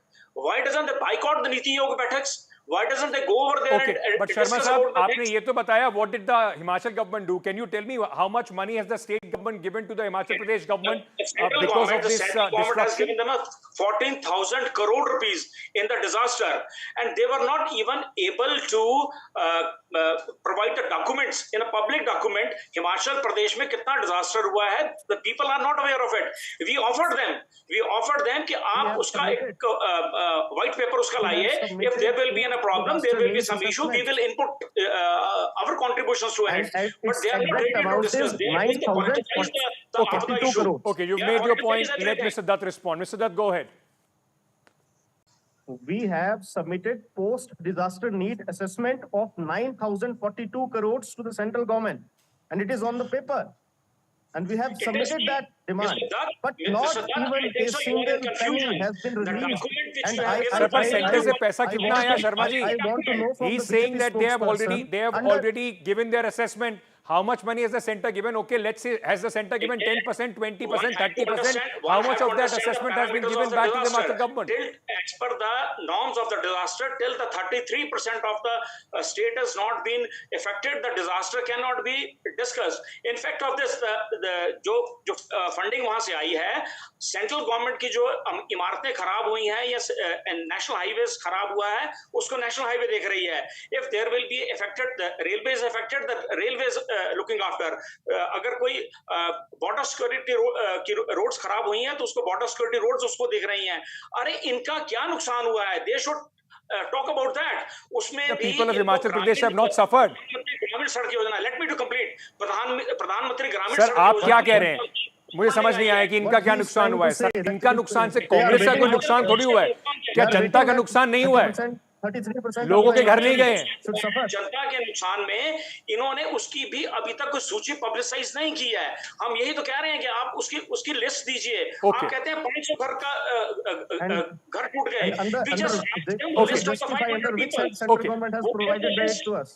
All right, gentlemen, thank you. All right, Mr. Dutt, last word to you. Like Mr. Sharma is saying, that there is a problem in the way you are managing the state. And that is why all these superficial measures of the Chief Minister donating 2 months of his salaries is not sufficient. There needs to be holistic measures that need to be taken for Himachal Pradesh to once again be healthy as far as the economic situation of Himachal Pradesh is concerned. we are trying our level best to improve the economy of the state. As I had said earlier, our 4,500 crores is pending with BBMP. So we have asked the central government to intervene in the matter, and we have to take the charge of Shannon Power Project, which is under BBMP. Now Himachal government has to take over it. As per the MOU of 100 years, the tenure has completed. And 4,500 crores is a huge amount for such state. So central government should intervene, but not a single, their cabinet minister, not their national president. No one has intervened in such a matter. And nothing special was given to Himachal Pradesh, despite they had national president from Himachal Pradesh, they have cabinet minister from Himachal Pradesh, and PM Modi keeps on saying that Himachal is second home. Okay. All right, gentlemen, thank you. I want All to right, ask gentlemen, thank you for giving us your time and sharing your views on this. Whether it is a very great example, or somebody who is beginning charity at home, starting to set an example for other politicians as well, or is it just a superficial measure that government of Himachal Pradesh is indulging in to try, in fact, gain some popularity, some political brownie points? People of Himachal Pradesh will have to decide that, but at least the Chief Minister and his cabinet have taken a decision. Let's see how much with their fiscal prudence, they can, in fact, get Himachal Pradesh back on track. Moving on to this other big story, in fact, which is coming in at this moment, ladies and gentlemen, that is related to the INS Arigat, which has been commissioned. India commissions the second indigenous ballistic missile submarine, has been commissioned by Defense Minister in Vizag. This is, in fact, India built 3 ballistic missile submarines. 2 of the 3 submarines are now operational. INS Arigat can, in fact, fire nuclear-tipped ballistic missiles as well.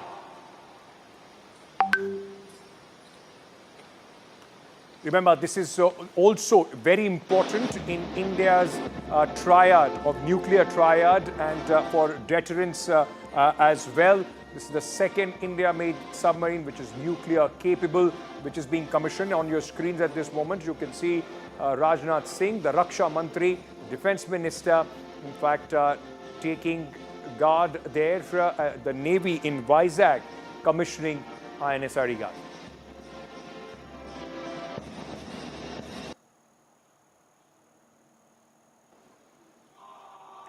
So very, very important, in fact, news coming in as far as India's defense capabilities, defense and attacking capabilities both are concerned for the defense sector and India's Navy. This is a very, very important step which is being taken at this moment. In fact, the second indigenous ballistic missile submarine is being commissioned, and the Defense Minister is present at this moment in Vizag.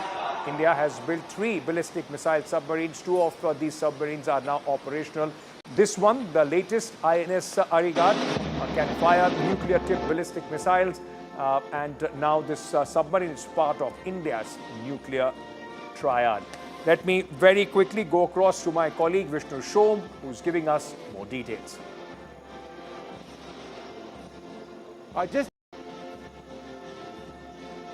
Breaking news story that we can tell you now is that India's second ballistic missile submarine, the INS Arigat, has been commissioned in Visakhapatnam. The images that you see on your screen are just a handful of images, video, that we can actually tell you about. That is because this is quite secretive. It is the second ballistic missile submarine that India has commissioned. The images are of the Defense Minister, Rajnath Singh. So let's have those images. We've got those images there on the screen of Rajnath Singh, the Defense Minister, taking a guard of honor. Now, this is a very low-key event which has taken place in Visakhapatnam. The Navy Chief and several other Navy officials, DRDO officials there as well. Why is this important?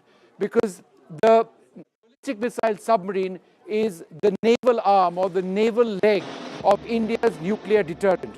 This is technology that no country offers any other country.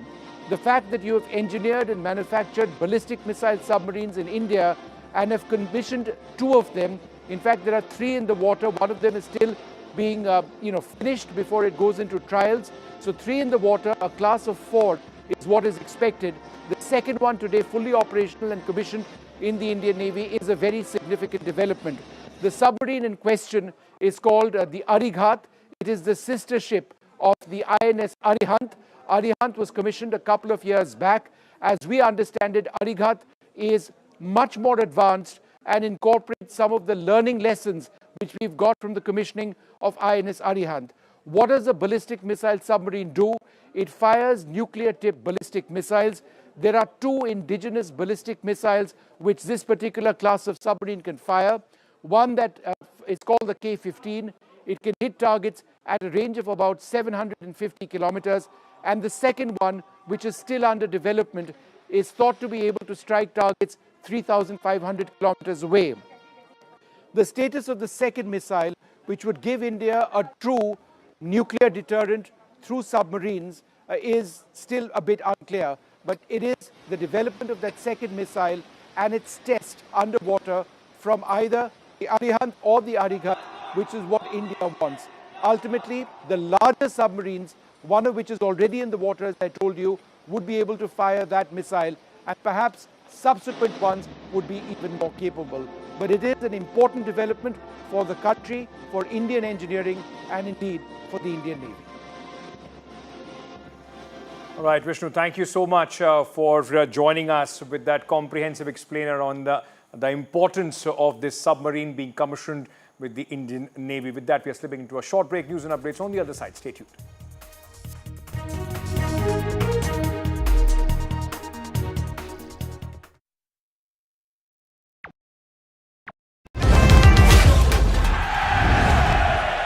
Get the magic of the best working for you now. Link your payment cards once, collect rewards forever.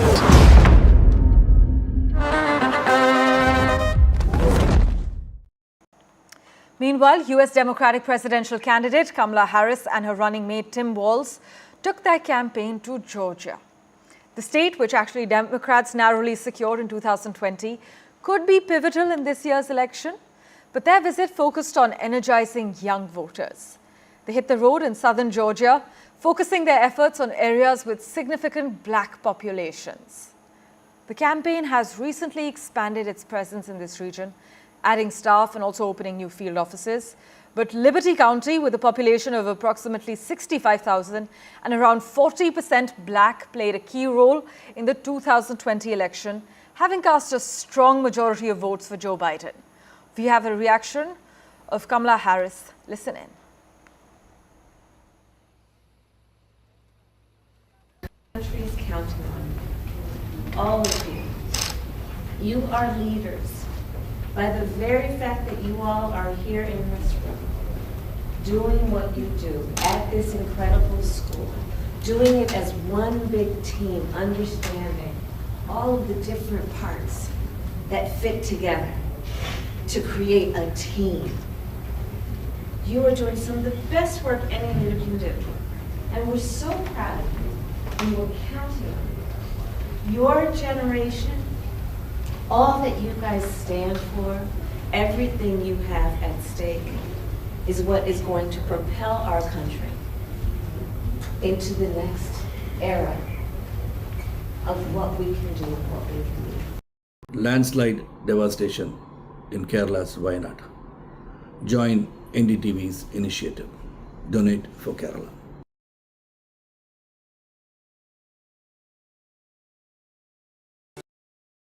But उसको अब implement कैसे करें? On creating a more accessible world will also be presented to key ministries, stakeholders in the government, at the center, at states.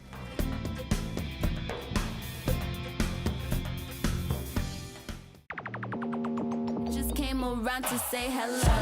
I'm so fly. You took a nosedive. Careful when you play on my level. For you it's so.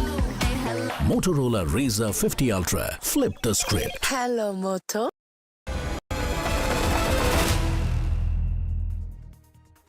Welcome back, ladies and gentlemen. Let's take you to Kerala on the Me Too storm that the Kerala film industry is facing at this moment.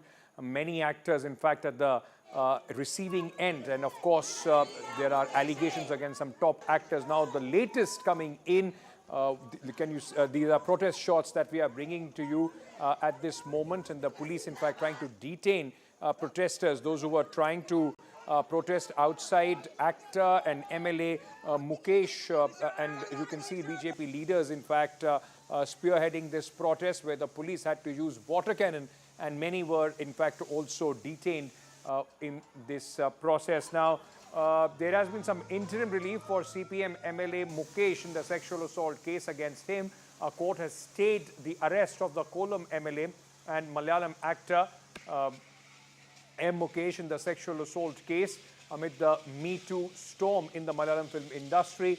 Prominent Malayalam actor and ruling CPM Mukesh has been booked in a rape case after a female actor's complaint that he allegedly sexually assaulted her years ago. An FIR under Section 376 was registered against the actor at the police station in Kochi. In fact, IPC sections 354, assault or criminal force to woman with intent to outrage her modesty, 509 were also added to the FIR. The police security, there is in fact at MLA's residence, where several opposition leaders being spearheaded by the BJP, in fact, have been protesting. Several police officials, personnel have been deployed outside his residence, who was accused of sexual assault.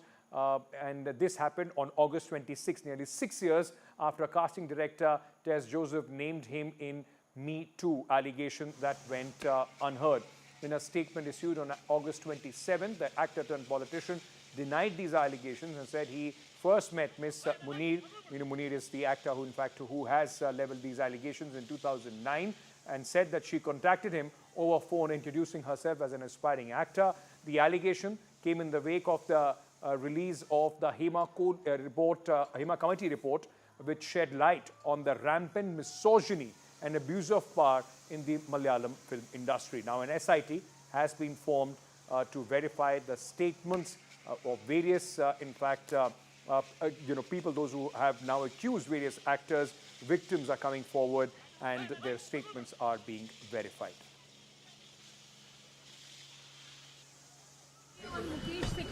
No, I don't have to say anything now because already. On MLA Mukesh, because security has been in fact increased at his residence. No, the government has done whatever a government is supposed to do, done already. But sir, here no action has been No, Joining us now is the leader of the opposition, VD Satishan, with us. Sir, my first question to you is that, sir, even after the FIR is filed against MLA Mukesh, we are now seeing that even security is being given to him by the Kerala government. Your reaction? Kerala government has been protecting all the culprits in the sexual abuse case, sexual harassment case. You know that the Justice Hema Committee prepared that report on the basis of the deposition and revelations made by the victims. There are pen drives and WhatsApp messages showing the evidences that a series of criminal offences has been committed. According to Section 21 of the POCSO Act and Section 176(1) of BNSS, Bharatiya Nagarik Suraksha Samhita, and Section 199C of the Bharatiya Nyaya Samhita. If there is an information that an offence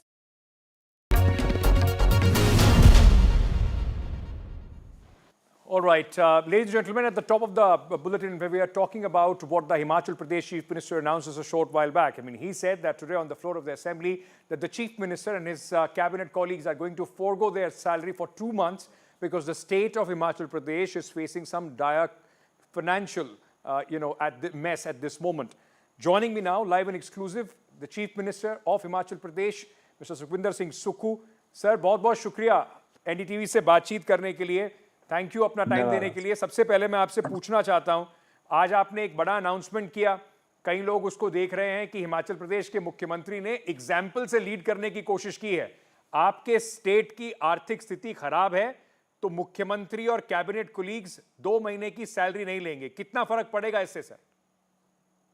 देखिए, इससे कोई ज़्यादा फर्क पड़ने वाला नहीं है, लेकिन एक सिंबॉलिक हमने फैसला किया है कि जो प्रदेश की अर्थव्यवस्था को दुरुस्त करना है, आर्थिक स्थिति को सुदृढ़ करना है, तो निश्चित रूप से जो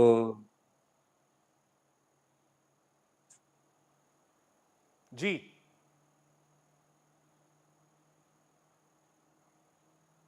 सर, आपको मेरी आवाज आ रही है? आपकी आवाज आ रही है, पर बीच में दूसरी आवाज भी आ रही है।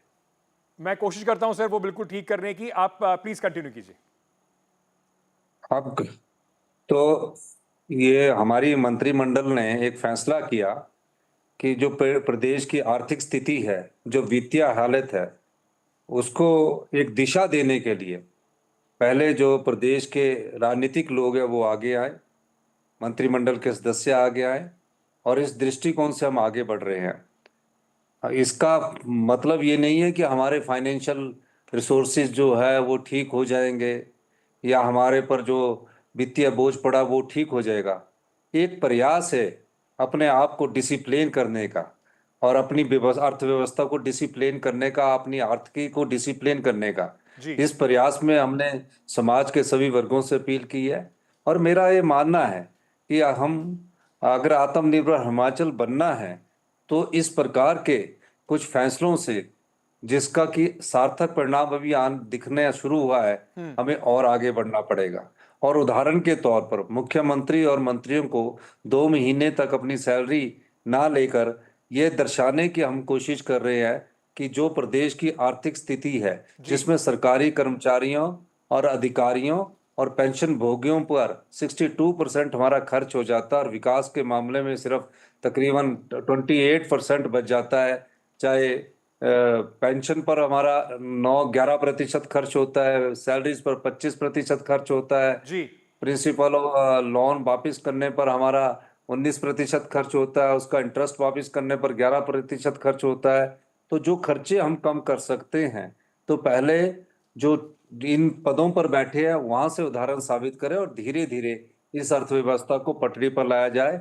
और पिछले साल की से अर्थव्यवस्था में सुधार दिखना शुरू हुआ है। 20% का सुधार पिछली बार आया है, और हमारे राजस्व में 2200 करोड़ रुपए का एक अतिरिक्त राजस्व हमने पैदा किया है। तो इस दृष्टि से आज हमने, हाँ जी, मैं ये समझना चाह रहा हूं कि आपने एक एग्जाम्पल सेट करने की कोशिश की है। जैसे अंग्रेजी में एक कहावत है, चैरिटी बिगिंस एट होम, तो आपने कहा है कि भाई हमारे ऑफिस से शुरू होना चाहिए, लेकिन समर्थन इसमें आपको कितना मिल रहा है आपके असेंबली के कुलीग्स का? क्या ऑपोजिशन पार्टी के एमएलएज, आपने अपील की कि उन्हें भी आना चाहिए, क्या बीजेपी के एमएलएज, बाकी लोग आपका इसमें समर्थन कर रहे हैं?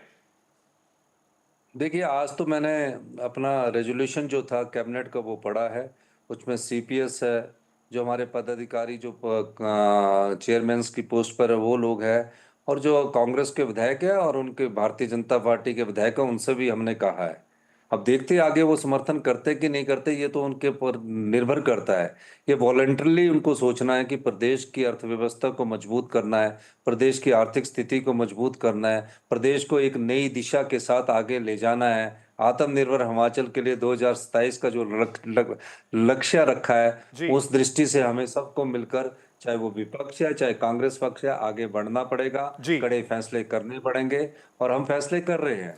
ये भारतीय जनता पार्टी का जब ये सुना उन्होंने, और उसके बाद रिएक्शन जो पहला आया है, कम से कम दिल्ली से जो उनके प्रवक्ता हैं वो कह रहे हैं कि सुक्खू साहब एडमिट कर रहे हैं कि देखिए अर्थव्यवस्था की हालत उनके सरकार में बहुत खराब है, और ये जो शुरुआत में जो वादे किए गए थे कांग्रेस के टाइम पर, जब इलेक्शन के टाइम पर ओपीएस के, ये सब उल्टे पड़ते दिखाई पड़ रहे हैं सरकार के ऊपर।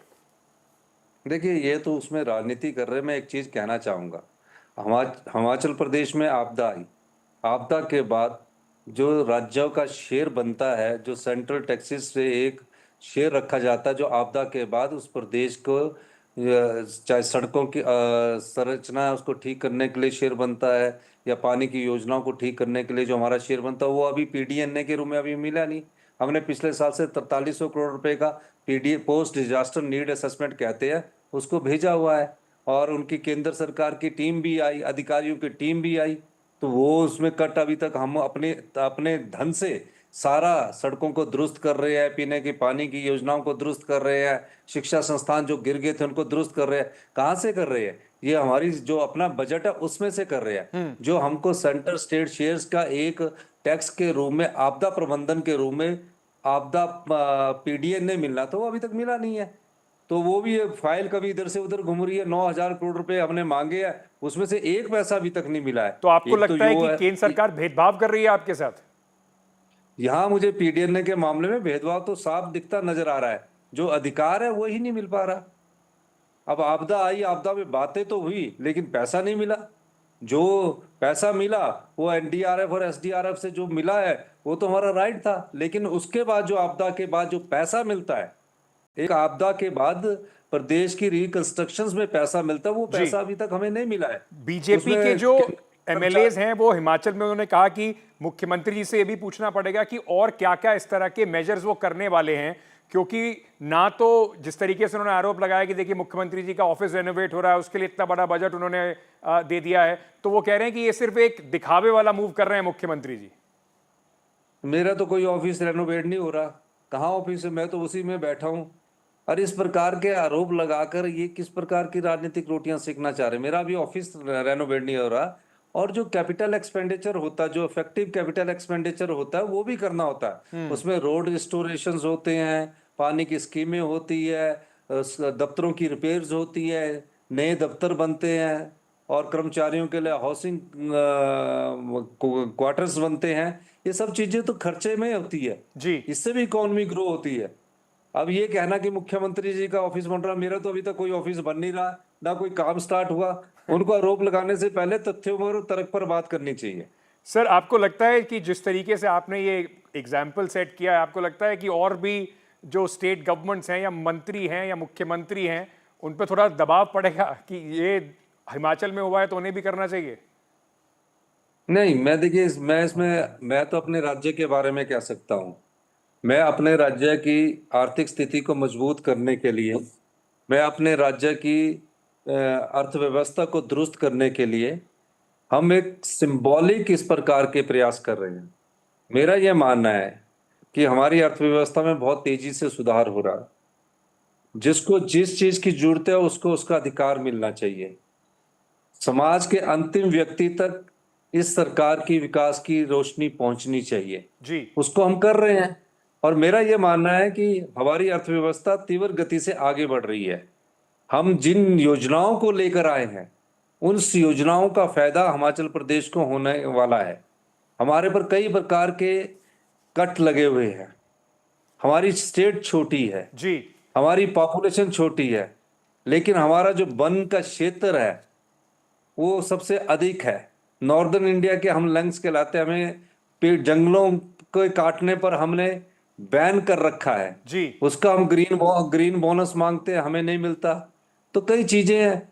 आपदा के बाद स्टेट को रिकंस्ट्रक्शन के लिए जो पैसा मिलना वो नहीं मिल रहा है। ओपीएस का जो हमारा 9200 करोड़ रुपया केंद्र सरकार के पास पड़ा है, जो पेंशन रेगुलेटरी फंड है उसके पास पड़ा है, वो हमें नहीं मिल रहा है। बीबीएमबी में जो हमारा शेयर है, पानी हमारा है, हमको कुछ मिलता नहीं है। पावर प्रोजेक्ट हमारी स्टेट में लगे हैं, बड़े बड़े डैम बने हैं, क्लाउड बस्ट हो रहा है और हमें फ्री रॉयल्टी के रूप में बहुत कम पैसा मिल रहा है जी। तो ये सब चीजें सर, मैं बस एक अंत में आपसे सवाल और पूछना चाहूंगा रैप करने से पहले। ओपीएस को लेकर बड़ी आलोचना भी हुई, प्रधानमंत्री ने भी ये बात कही कि देखिए ये फिस्कल प्रूडेंस नहीं है, कांग्रेस की सरकार हिमाचल प्रदेश में करना चाह रही है, उससे उनके ऊपर और बर्डन पड़ेगा। अब सरकार यूपीएस लेकर आई है, तो क्या कोई रीथिंक है? आप क्या कहना चाहेंगे इस नई पेंशन स्कीम के बारे में जो केंद्र सरकार ने अनाउंस करी है? देखिए, ओपीएस के पीछे हमारा कोई राजनीतिक मकसद नहीं है। अभी तो चुनाव हुए सिर्फ 1 महीना हुआ। अगर हमने राजनीतिक लाभ उठाना होता तो हम चुनाव के आखिरी वर्ष में ओपीएस को लागू करते। इसके पीछे जो हमारा लक्ष्य है वो सामाजिक सुरक्षा को लेकर है कि रिटायरमेंट के बाद एक अश्योर्ड इनकम मिलनी चाहिए। इकट्ठा पैसा, परिवार में कई प्रकार के स्वभाव के लोग होते हैं, बच्चों के प्रति मोह होता है, खर्च हो जाता है, फिर बुजुर्ग माँ बाप क्या करेंगे? तो एक अश्योर्ड इनकम के रूप में हमने उनको ओपीएस दिया। हम इस योजना पर आगे बढ़े हैं इस पर में किसी भी प्रकार का हम बदलाव नहीं करेंगे।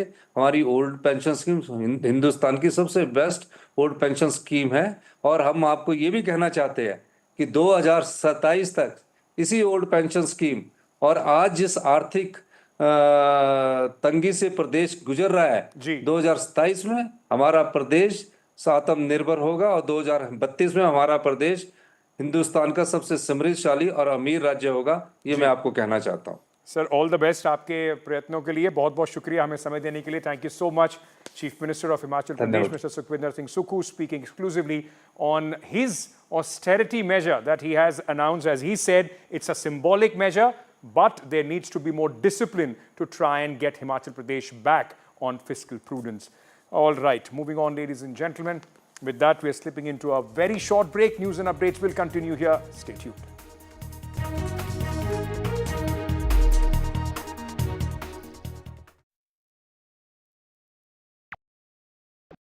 Hi, I'm Shreya Saran.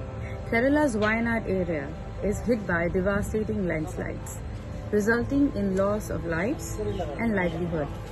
Kerala needs your help right now.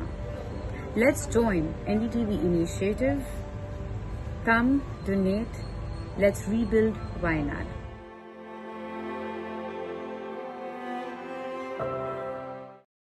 Meanwhile, senior officials from the United States and China have been having some serious talks about stabilizing their relationship. They're working on setting up a call between President Biden and China's top leader Xi Jinping, and also planning discussions between their military teams. The White House dropped a statement saying we can expect a leader-level call within the next few weeks. And the Biden administration has sought to smooth over tensions with China while continuing to turn up the pressure on China by curbing its access to the US economy as well as technology. But the meetings, meanwhile, between Jake Sullivan and Wang Yi following talks between Mr. Biden and Mr. Xi last November in California are also aimed at showing that the rival powers can manage their differences. Well, in other news, the Dalai Lama has returned to his home in Dharamshala.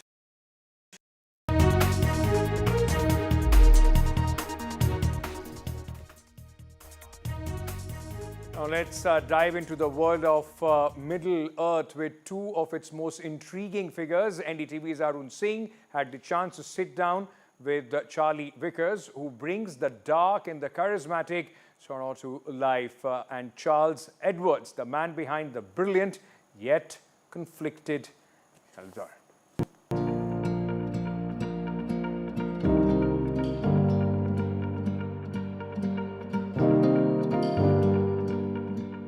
How was it filming in the UK this time? Oh, it was great. It was great.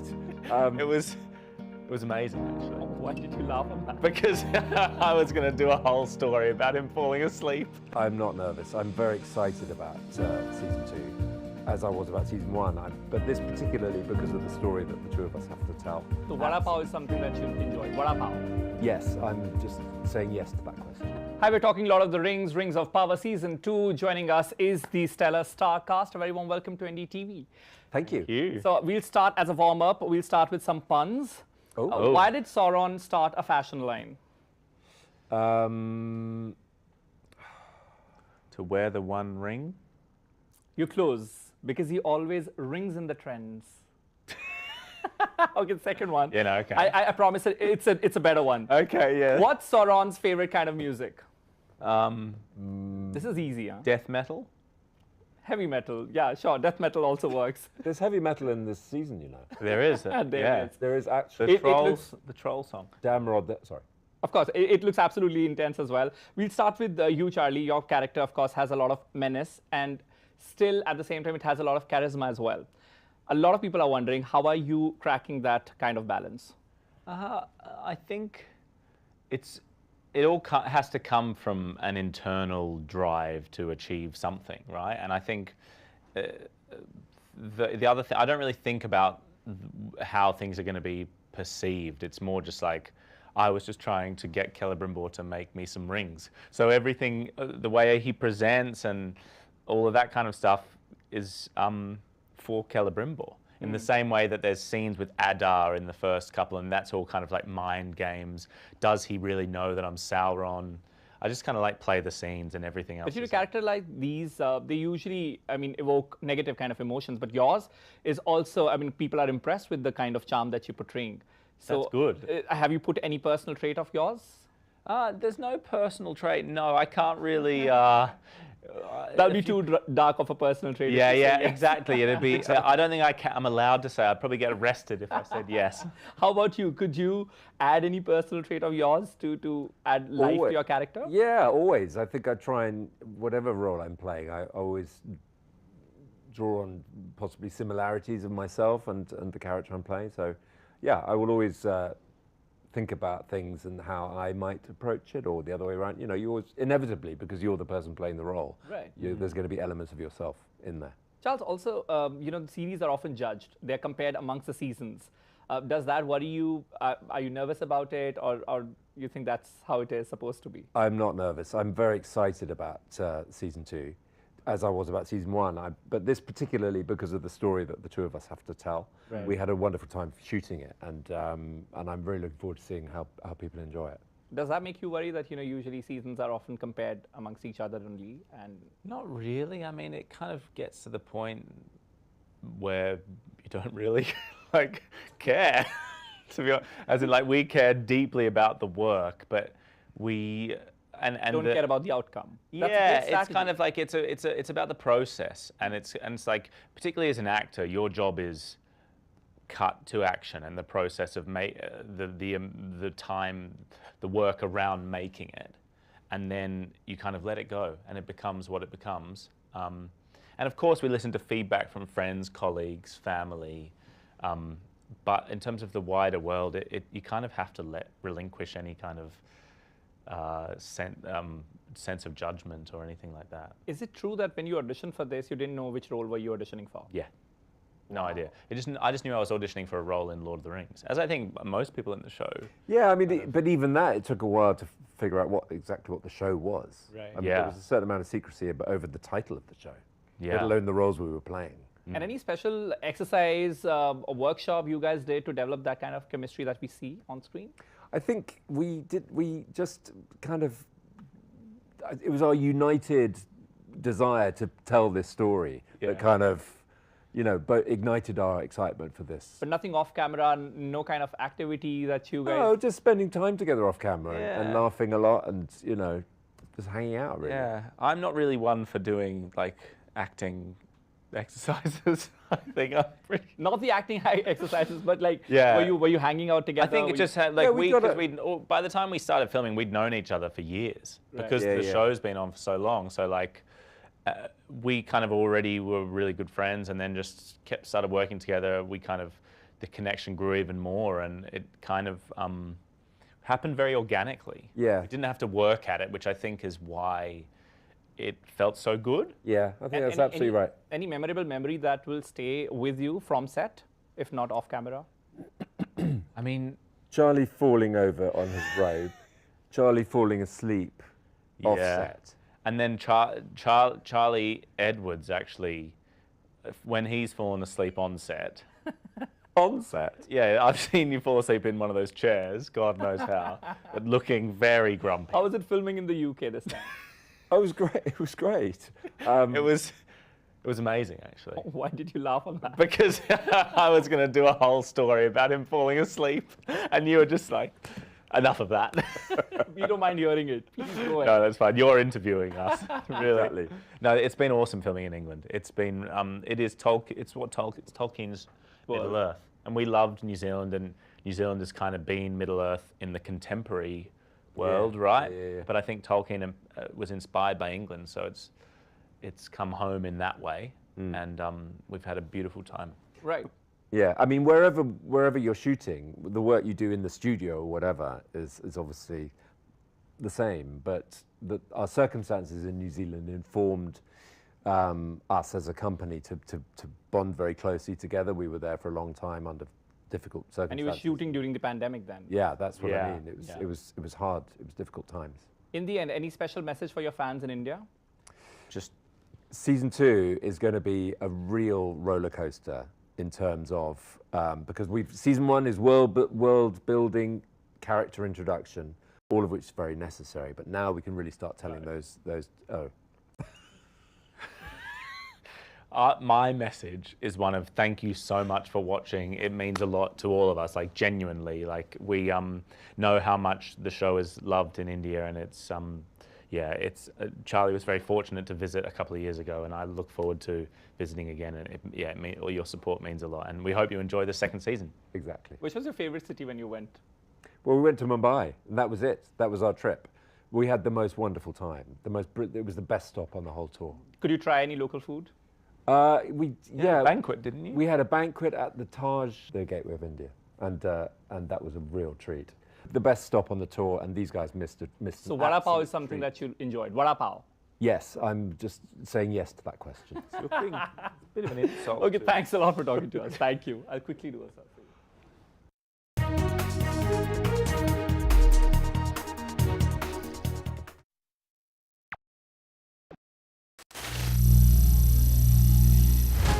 Some people say the metaverse will only be virtual. One day this lecture hall will be made of code, and driverless cars would be trapped in intersections. But even in this maze of the future, you can't wish away health. It's time to become more resilient.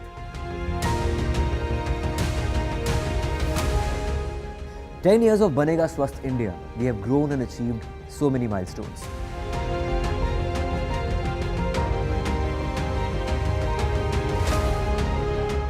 And now I have a plan to beat the urgency, to stop breathing with difficulty, to relieve getting choked with inactivity.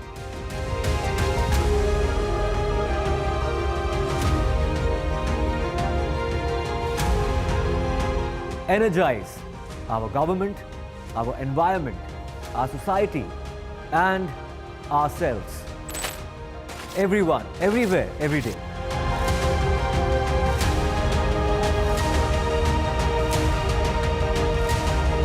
Banega Swasth India. One world hygiene. Landslide devastation in Kerala's Wayanad. Join NDTV's initiative. Donate for Kerala.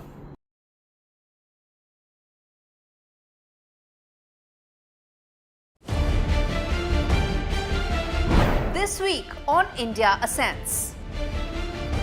Pole-bound Sri Lanka and volatile Bangladesh witnessing India versus China power play. Will the trouble in Balochistan topple the cozy China-Pakistan relationship? Is the pro-China Muizzu government in Maldives in trouble? The French flip-flop over the next Prime Minister continues. All this and more only on India Ascends with me, Gauri Dwivedi, at these timings on the NDTV network. Stay informed and entertained with the new and updated NDTV News app. You can watch all our channels live, listen to podcasts, read breaking and exclusive news from around the world and more. Download the NDTV app today and get access to the best journalism and storytelling on your smartphone or tablet. The NDTV app. News that matters to you. Where authorities have confirmed that the individual who attempted to assassinate former President Donald Trump acted alone, with no evidence suggesting foreign involvement. However, during a press briefing, the FBI officials revealed that the motive.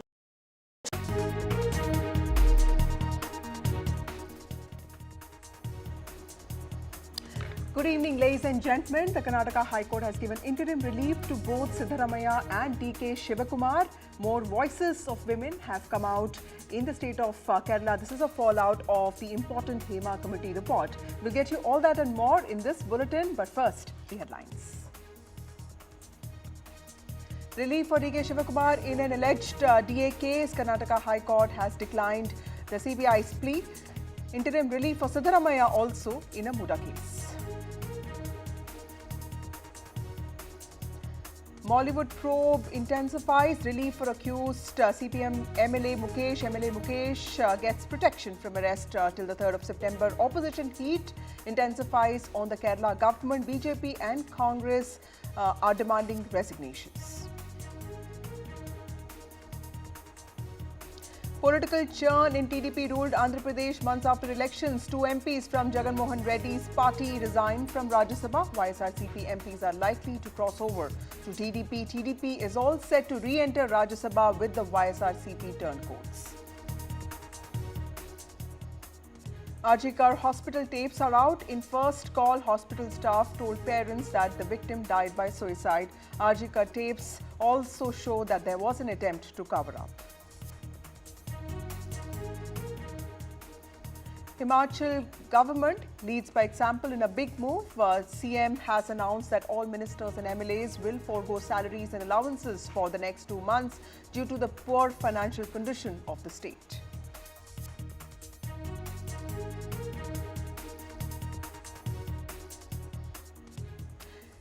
In a big relief for Karnataka Deputy Chief Minister DK Shivakumar in illegal assets case, Karnataka High Court has dismissed the plea of CBI for probe in this case. This is a case against DK Shivakumar. BJP leader B.Y. Patil had also challenged state decision to withdraw consent for CBI probe into the corruption and graft allegations against DK Shivakumar. The High Court has said that petitions are not maintainable and the petitioners may move Supreme Court.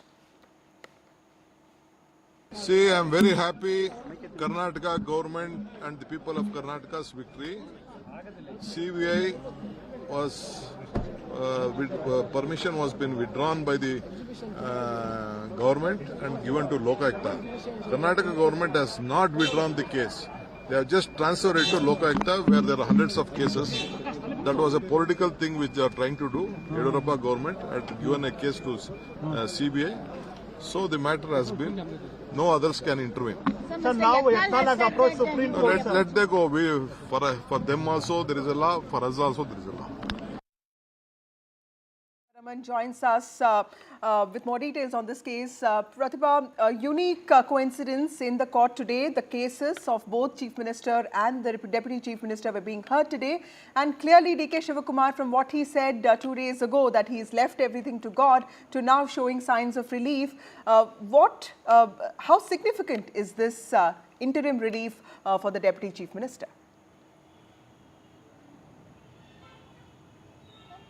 This order definitely proved to be a crucial juncture as far as his political future is concerned. And this relief definitely comes as a fillip in terms of his political career. Because we are talking of what started off with an IT raid, what landed him at the Tihar jail with respect to the ED, and then he was out on ED bail, and then the CBI takes over. But when the Congress government came to power here in Karnataka is when the government decided to withdraw its consent given to the CBI by the earlier regime and decided to hand it over to Karnataka Lokayukta. In fact, DK Shivakumar has said that this is only withdrawal of consent and this is not withdrawal of the case as such, and that the investigation will be continued by Karnataka Lokayukta, mainly because time and again DK Shivakumar has been stating that the investigative agencies like the CBI have been working at the behest of the centre and that he has been harassed time and again. Now, just recently he was at the Karnataka Lokayukta office to answer some of the questions that were posed by the Lokayukta officials who are investigating this case. But as far as the entire legal battle is concerned, it is still not over because the BJP leader, Mr. Yatnal, who challenged this at the Karnataka High Court with respect to the consent withdrawn from the CBI, has now said that he would be fighting the battle at the Supreme Court as well. However, DK Shivakumar has said that this is definite interim relief, but he would be willing to face the battle at the top court as well. Back to you. Right. Thank you, Pratibha Raman, for joining us with those details. It's temporary relief for Karnataka Deputy Chief Minister DK Shivakumar, with the Karnataka High Court dismissing CBI probe against him.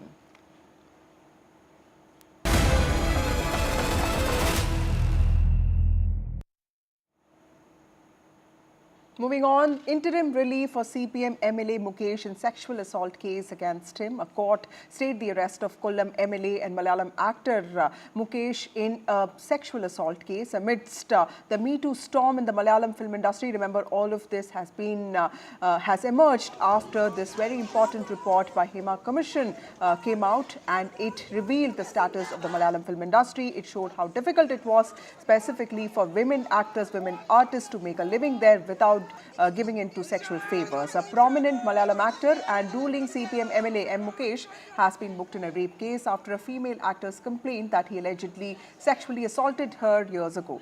An FIR under IPC 376, which is for rape, was registered against the actor at Maradu police station in Kochi city on Wednesday night. This is what a police officer said. IPC section 354, which is pertaining to assault or criminal force to women with an intent to outrage her modesty, and 509, which also pertains to gesture or actions intended to insult the women, have been added to the FIR. There's police security at MLA Mukesh's residence at the moment, but several police personnel have been deployed as at his residence. Mukesh was accused of sexual harassment by an actor on the 26th of August, nearly 6 years after casting director Tess Joseph named him in a Me Too allegation that went unheard. Now, in a statement issued on the 27th of August, the actor turned politician denied all allegations. He dismissed them and he said that he had first met Miss Munir in 2009 when she contacted him over phone, introducing herself as an aspiring actor.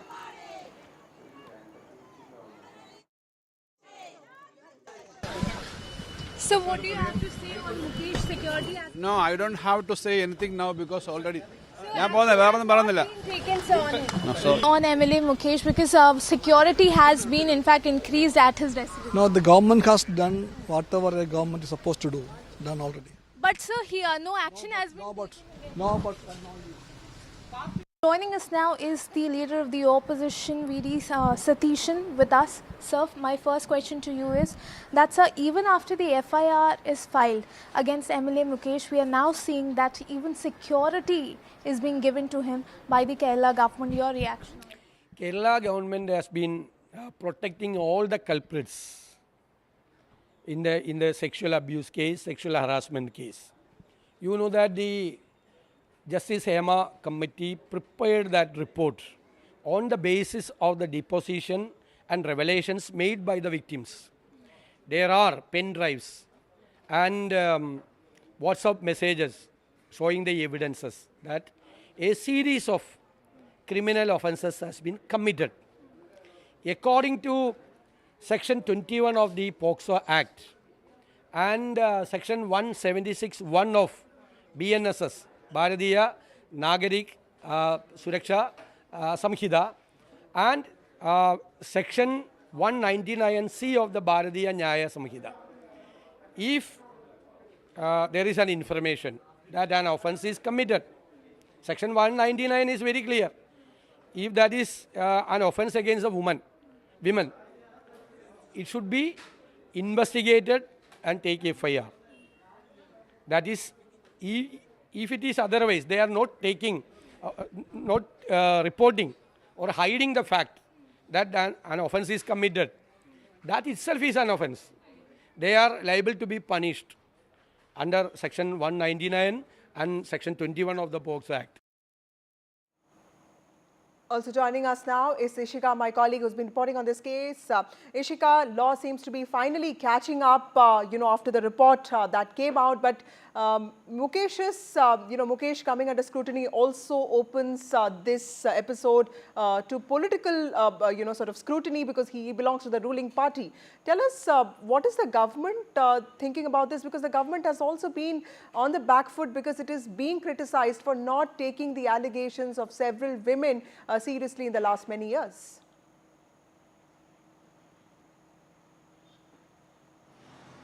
Well, Vasudha, as you rightly mentioned, there have been grave allegations, that have been levelled against actor and sitting MLA Mukesh.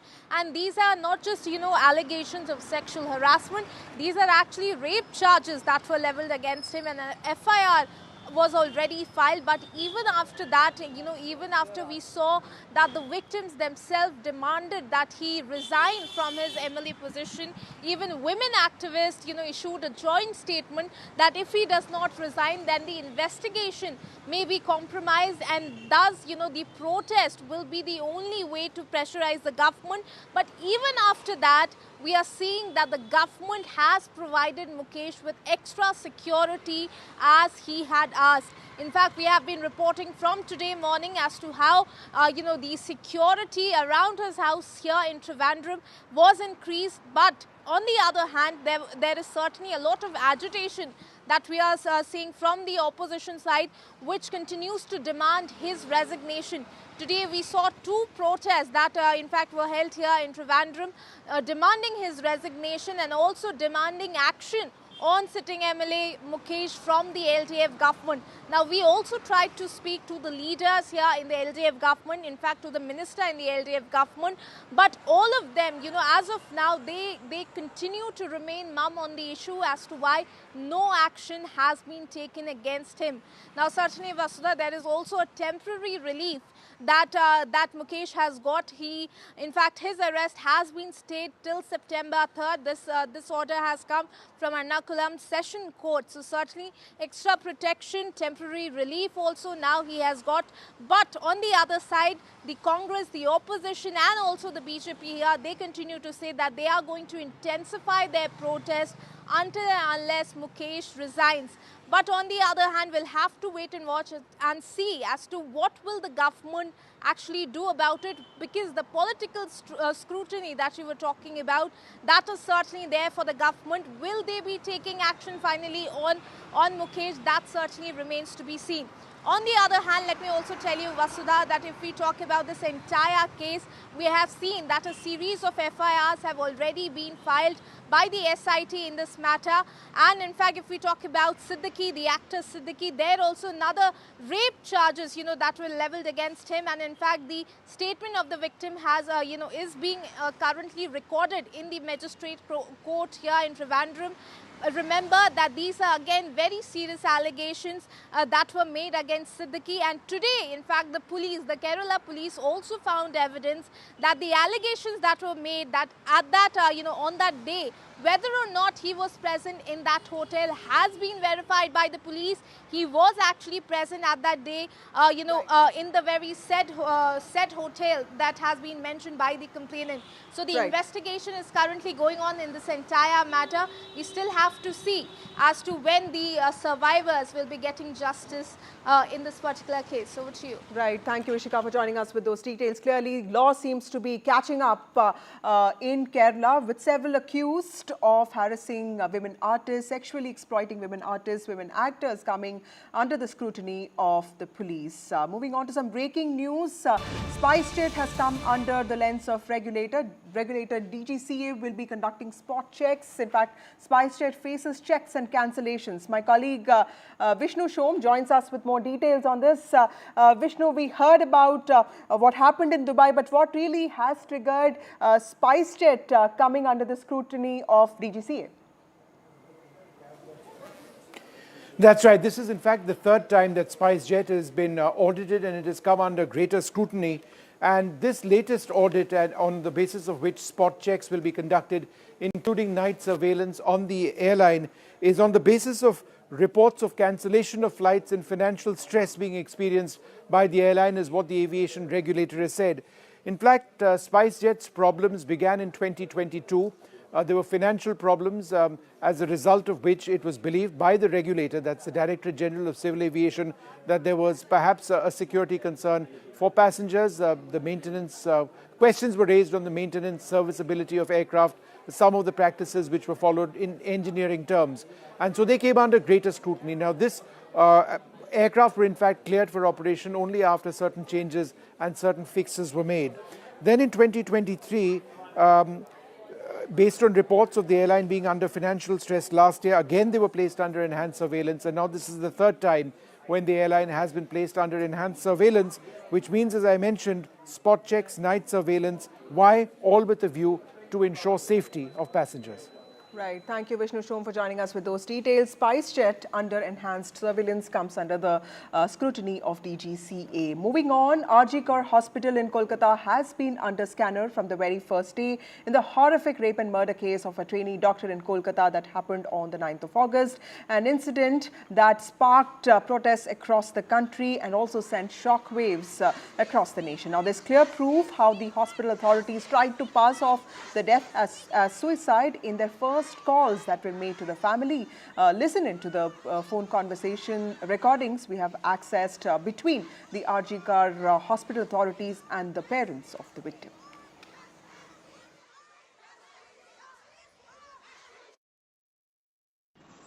হ্যাঁ বলুন। Hello hello, হ্যাঁ বলুন। বাবা বলছি। হ্যাঁ বলুন বলুন। কি হয়েছে কি সেটা বলো না একটু। ওনার অবস্থা খুবই খারাপ। ওনার অবস্থা খুবই খারাপ। আপনি যতটা তাড়াতাড়ি পারবেন চলে আসুন। কি হয়েছে না সেটা বলো না। ওটা তো ডাক্তার বলবে। আপনি একটু তাড়াতাড়ি চলে আসুন এখানে। আপনি কে বলছেন বলুন তো? আমি অ্যাসিস্ট্যান্ট সুপার বলছি, আমি ডাক্তার বলছি না। ডাক্তার নেই হবে কেউ? আমি সুপারিনটেন্ডেন্ট কথা বলছি। হ্যালো। হ্যাঁ ঠিক আছে। হ্যাঁ আমি অ্যাসিস্ট্যান্ট সুপারিনটেন্ডেন্ট কথা বলছি। আপনার মেয়েকে আমরা এমার্জেন্সিতে নিয়ে এসেছি, আপনারা আসুন, এসে যোগাযোগ করুন। ও কি হয়েছিল কি? ও তো ডিউটিতে ছিল। আপনারা জলদি চলে আসুন, যতটা তাড়াতাড়ি পারবেন।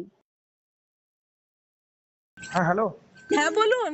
আমি আরজি কর বলছিলাম। হ্যাঁ আচ্ছা আপনারা আসছেন তো? হ্যাঁ একদম আসছি। কেমন আছে শরীর? আপনারা আসুন, আসলে কথা হবে। আসুন আরজি কর হসপিটালে আসুন, আমাদের এই চেস্ট ডিপার্টমেন্টের এইচওডি স্যারের কাছে আসুন। আচ্ছা। হ্যালো। হ্যাঁ অ্যাসিস্ট্যান্ট সুপার বলছি। হ্যাঁ হ্যাঁ শুনুন, আপনাকে তখন বারবার বলছিলাম, ব্যাপারটা হচ্ছে যে আপনার মেয়ে উনি সুসাইড করেছেন হয়তো, বা কিছু মারা গেছেন। পুলিশ রয়েছে, আমরা হসপিটালে সবার সামনেই রয়েছি, ফোন করছি। আপনারা যত তাড়াতাড়ি পারবেন চলে আসুন। আমরা আসছি এক্ষুনি আসছি। হ্যাঁ খুব তাড়াতাড়ি চলে আসুন। ডিপার্টমেন্ট ব্যাপারটাকে চাপা দেওয়ার চেষ্টা করছে প্রথম থেকেই তো আমাদের সুইসাইড বলেছে, হয়তো সুইসাইড হয়েও যেত যদি স্টুডেন্টরা আজকে ঝাঁপিয়ে না পড়তো। Yesterday, Mamata Banerjee hit out to the BJP with very, what the BJP claims as anti-national statements. What is your response to that? Mamata Banerjee always destroys the nations, never develop the state. तो ममता बंदोपाध्याय जो बोला है उसी बोला है, पूरा तोड़ देंगे। वो जो हमारा भारत का नॉर्थ ईस्ट का जो चिकन नेक है, वो चिकन नेक को चाइना से मुलाकात करके भी वो खत्म कर सकता है। And so, what is the main agenda or main point of discussion of this meeting that just happened? जो हमारा डॉक्टर स्टूडेंट था, जो रेपिस्ट हुआ, उसका कम से कम जो घटना किया है, जो हत्या किया है, जो रेप किया है, उसको अरेस्ट होना चाहिए। और पुलिस का उसमें ध्यान नहीं दे रहा, पुलिस जो प्रोटेस्ट कर उसका ध्यान दे रहा है, तो पुलिस का खिलाफ भी करना चाहिए। अभी जो प्रोटेस्ट वायलेंस का सीन है कलकत्ता में, about that it's just brewing over 7 दिन का अभी धरना भी है। What you have to say about that? How is this political tussle going on? Political तो चलेगा, ये तो हर पीछे तक पॉलिटिकल तो रीजन रहता है, ऐसे कुछ बात नहीं है। क्योंकि पॉलिटिकल आपका पहले संगठन करते हैं, उसके बाद पॉलिटिकल तो करेगा। हम लोग तो विरोध करेंगे। ममता बनर्जी के खिलाफ तो विरोध करेंगे। हम लोग विरोधी पक्ष है पश्चिम बंगाल में, तो हम लोग करेंगे। Thank you so much, sir. So that was BJP Vice President of Bengal, Soumitra Khan, who just told us that he's just come out of the National Human Rights Commission meeting that was convened with other delegates as well, senior advocates of the Supreme Court. There were former chiefs of the National Commission for Women, and represented by the advocate Kabir Shankar Ghosh, who also used to be a BJP leader. What we understand from the proceedings of this meeting is that they have discussed the matter with the acting chairperson of the NHRC, and this matter, the main concern being of course for the demand for the accused, the right culprits to be accused as well as taken action against whoever is the main culprit. And of course the BJP vice president here hit out at the Mamata Banerjee led government, Trinamool Congress at Kolkata, about the dealings and the mishandling, as he puts it, of this rape and murder case at the RG Kar Medical College and Hospital.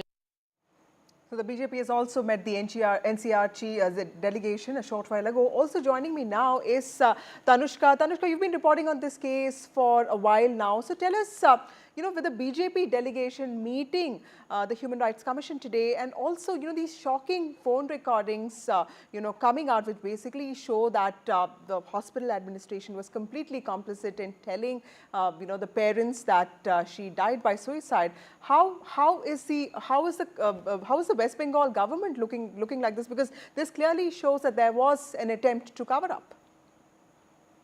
Precisely that, Vasudha. This is something that the parents of the deceased have also been claiming right from the beginning, is that they were misled into believing that their daughter died by suicide. As we just heard in the phone conversations, there were 3 different phone calls where in the third phone call, wherein the assistant superintendent of the RG Kaur Medical College and Hospital called up the parents finally after the first 2 phone calls, wherein the parents are repeatedly asking the hospital authorities that what has actually happened to their daughter. We can also hear the mother of the deceased in worry say that, but what happened? My daughter had gone for duty. So with that sort of a trust that the parents also placed within the hospital, that their daughter is safe within the hospital premises, such a crime happens, and then there's a massive cover up about it as well. The parents, the very parents, are not informed about what has actually happened with their daughter, and they say that their daughter has died by suicide. So this is and much later were the parents actually told that their daughter was in fact murdered and was as well as raped. So this does come across as a bad front on the West Bengal government as well, the Trinamool Congress. There have been massive political battles also that have been going on between the Trinamool Congress and the BJP at this point. And the issue at this point still, remains kind of lost. The very fact that this movement is the main cause behind this movement is for justice, for not just at this point the woman, the young doctor who was raped and murdered, but also for the parents of the deceased who had to go through this ordeal. Right. Thank you, Tanushka, for joining us with those details. Some shocking recordings have come out which clearly show that the hospital administration was completely complicit in telling the parents that their daughter had died by suicide, which completely was not the truth, because now, as we know, she was brutally raped and murdered. The CBI is looking into this case, but of course it has become a political flashpoint with the BJP approaching the National Human Rights Commission today and the TMC questioning the role of CBI in delaying the investigation. Moving on, the spotlight is on Adani Enterprises' retail bond issue. Adani Enterprise will launch maiden 800 crore retail bond.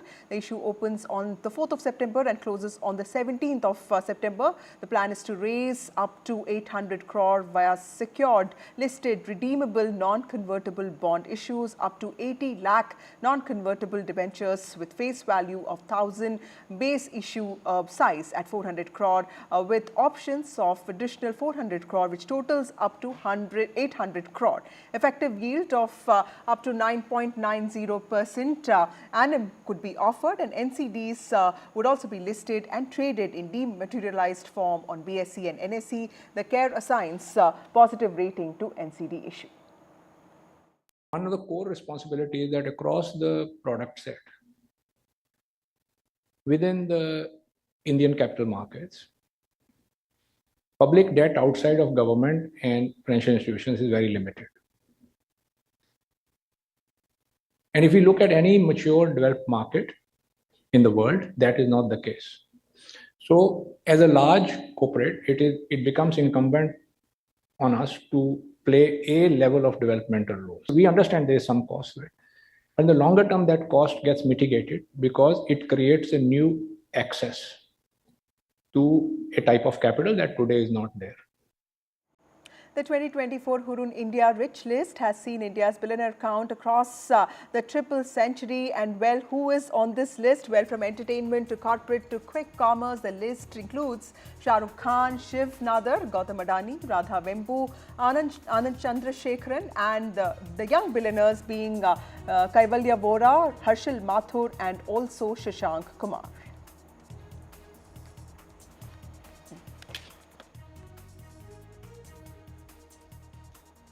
Time for a short break. More news and updates on the other side.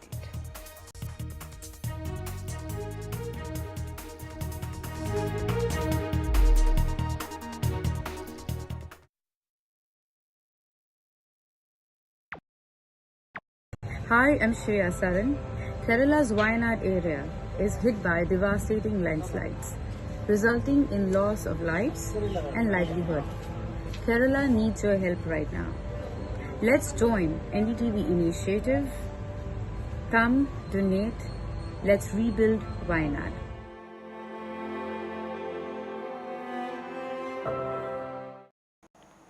Meanwhile, US Democratic presidential candidate Kamala Harris and her running mate Tim Walz took their campaign to Georgia. The state, which actually Democrats narrowly secured in 2020, could be pivotal in this year's election, but their visit focused on energizing young voters. They hit the road in southern Georgia, focusing their efforts on areas with significant black populations. The campaign has recently expanded its presence in this region, adding staff and also opening new field offices. But Liberty County, with a population of approximately 65,000 and around 40% black, played a key role in the 2020 election, having cast a strong majority of votes for Joe Biden. We have a reaction of Kamala Harris. Listen in. The country is counting on you, all of you. You are leaders. By the very fact that you all are here in this room, doing what you do at this incredible school, doing it as one big team, understanding all of the different parts that fit together to create a team. You are doing some of the best work any leader can do. And we're so proud of you, and we're counting on you. Your generation, all that you guys stand for, everything you have at stake, is what is going to propel our country into the next era of what we can do and what we can be. Landslide devastation in Kerala's Wayanad. Join NDTV's initiative. Donate for Kerala.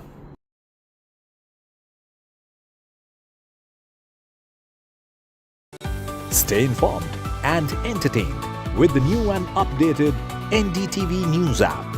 You can watch all our channels live, listen to podcasts, read breaking and exclusive news from around the world and more. Download the NDTV app today and get access to the best journalism and storytelling on your smartphone or tablet. The NDTV app. News that matters to you. This week on India Ascends. Poll-bound Sri Lanka and volatile Bangladesh witnessing India versus China power play. Will the trouble in Balochistan topple the cozy China-Pakistan relationship? Is the pro-China Muizzu government in Maldives in trouble? The French flip-flop over the next Prime Minister continues.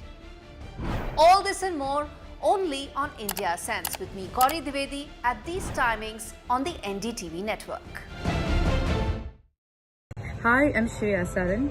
Kerala's Wayanad area is hit by devastating landslides, resulting in loss of lives and livelihood. Kerala needs your help right now. Let's join NDTV initiative. Come, donate. Let's rebuild Wayanad.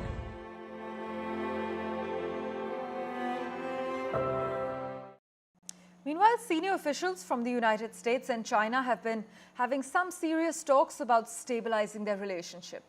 They're working on setting up a call between President Biden and China's top leader Xi Jinping.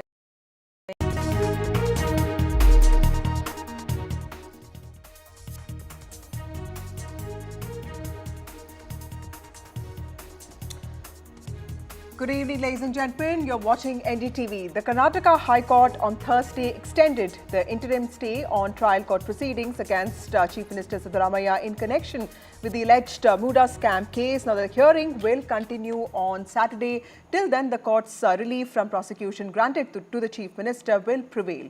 Remember, Karnataka Governor Thawarchand Gehlot had granted sanction to prosecute Chief Minister Siddaramaiah on the 17th of August. After that, he had moved the High Court seeking relief. Today, Karnataka High Court also rejected a CBI plea to allow a probe against Karnataka Deputy Chief Minister DK Shivakumar in an illegal assets case. In fact, in a rare coincidence, the High Court of Karnataka today witnessed two separate proceedings on petitions related to the Chief Minister Siddaramaiah and also the Deputy Chief Minister DK Shivakumar. Now, while this is another temporary relief from the court, the Chief Minister does find himself in a dock over a plot of land that was gifted to his wife, who had claimed compensation.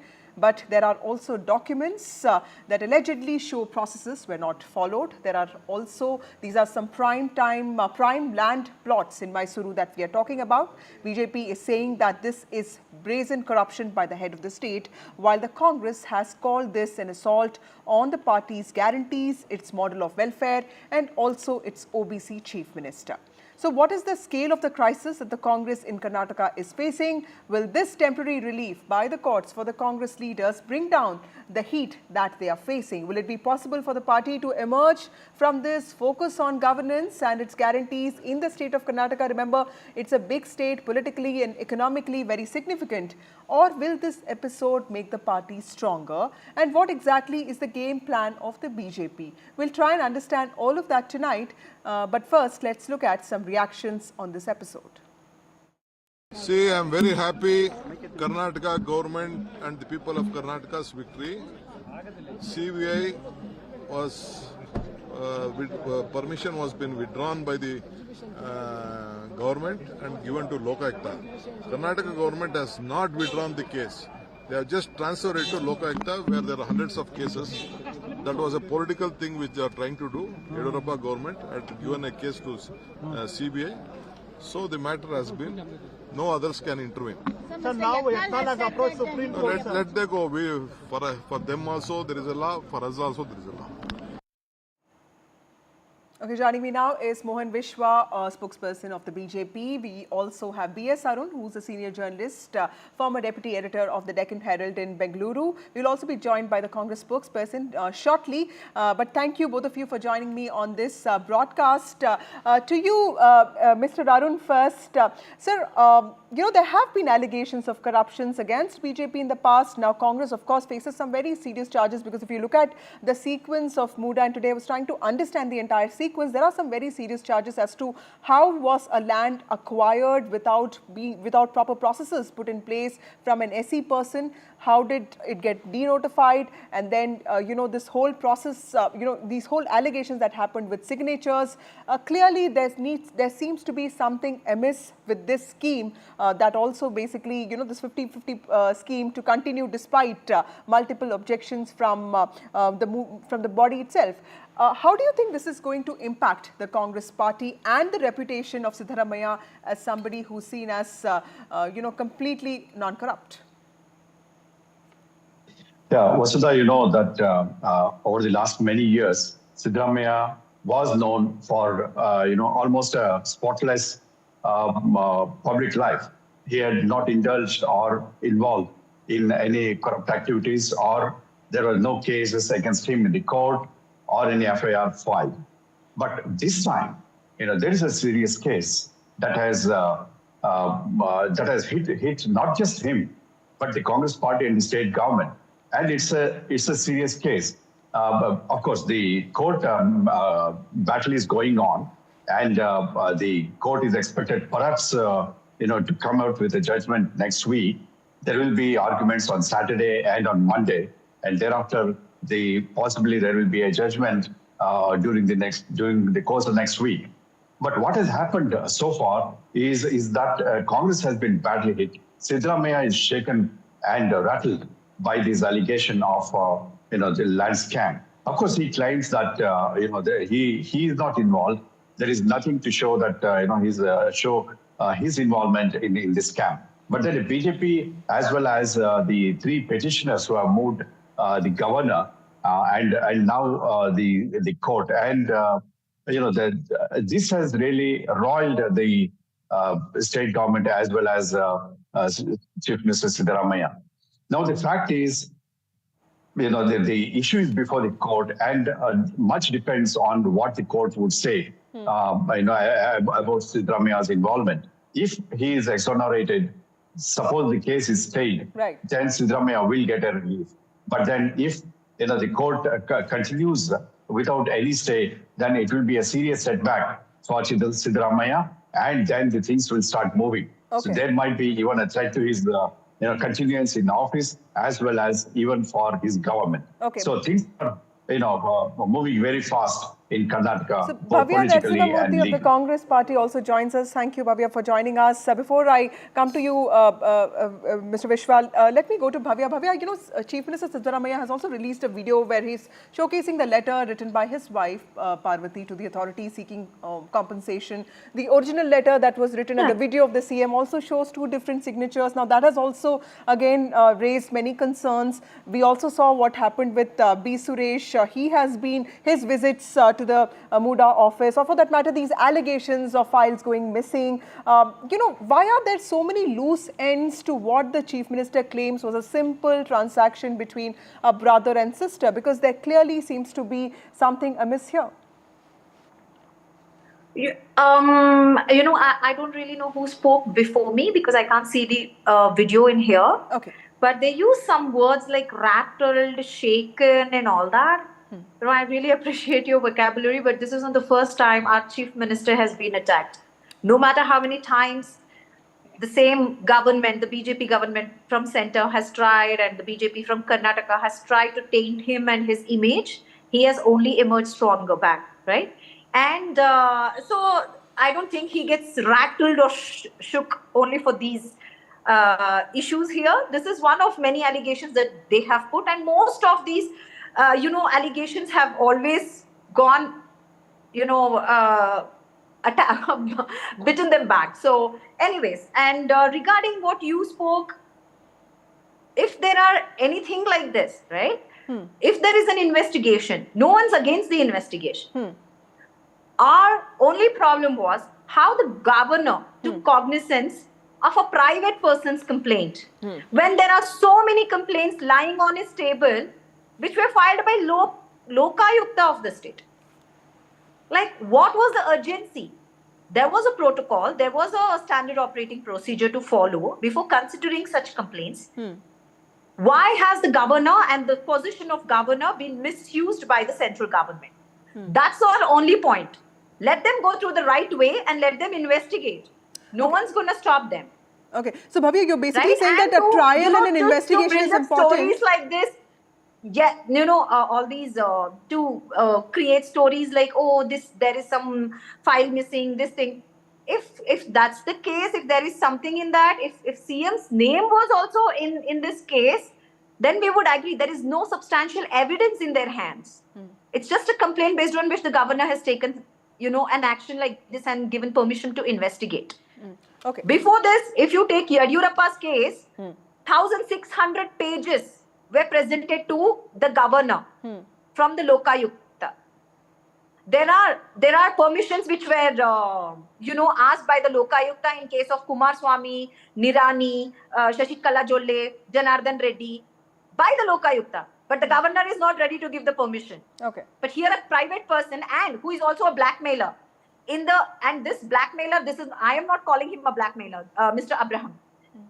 Santosh Hegde, the previous Lokayukta chief, he calls him a blackmailer. Okay. And the governor trusts a blackmailer more than the Lokayukta. Okay. Mohan Vishwa, she's making some very critical points here. The governor acting on the complaint of a private complainant, and also the fact that, Siddaramaiah was not really the chief minister then, and so what are the kind of official duties was he performing? That is also one criticism that is being pointed out. But if you look at the merits of the case, there are so many there's so many loopholes which also in some ways make this matter sort of ripe for investigation. So why wouldn't your party push for investigation? Why is there so much talk about just prosecution?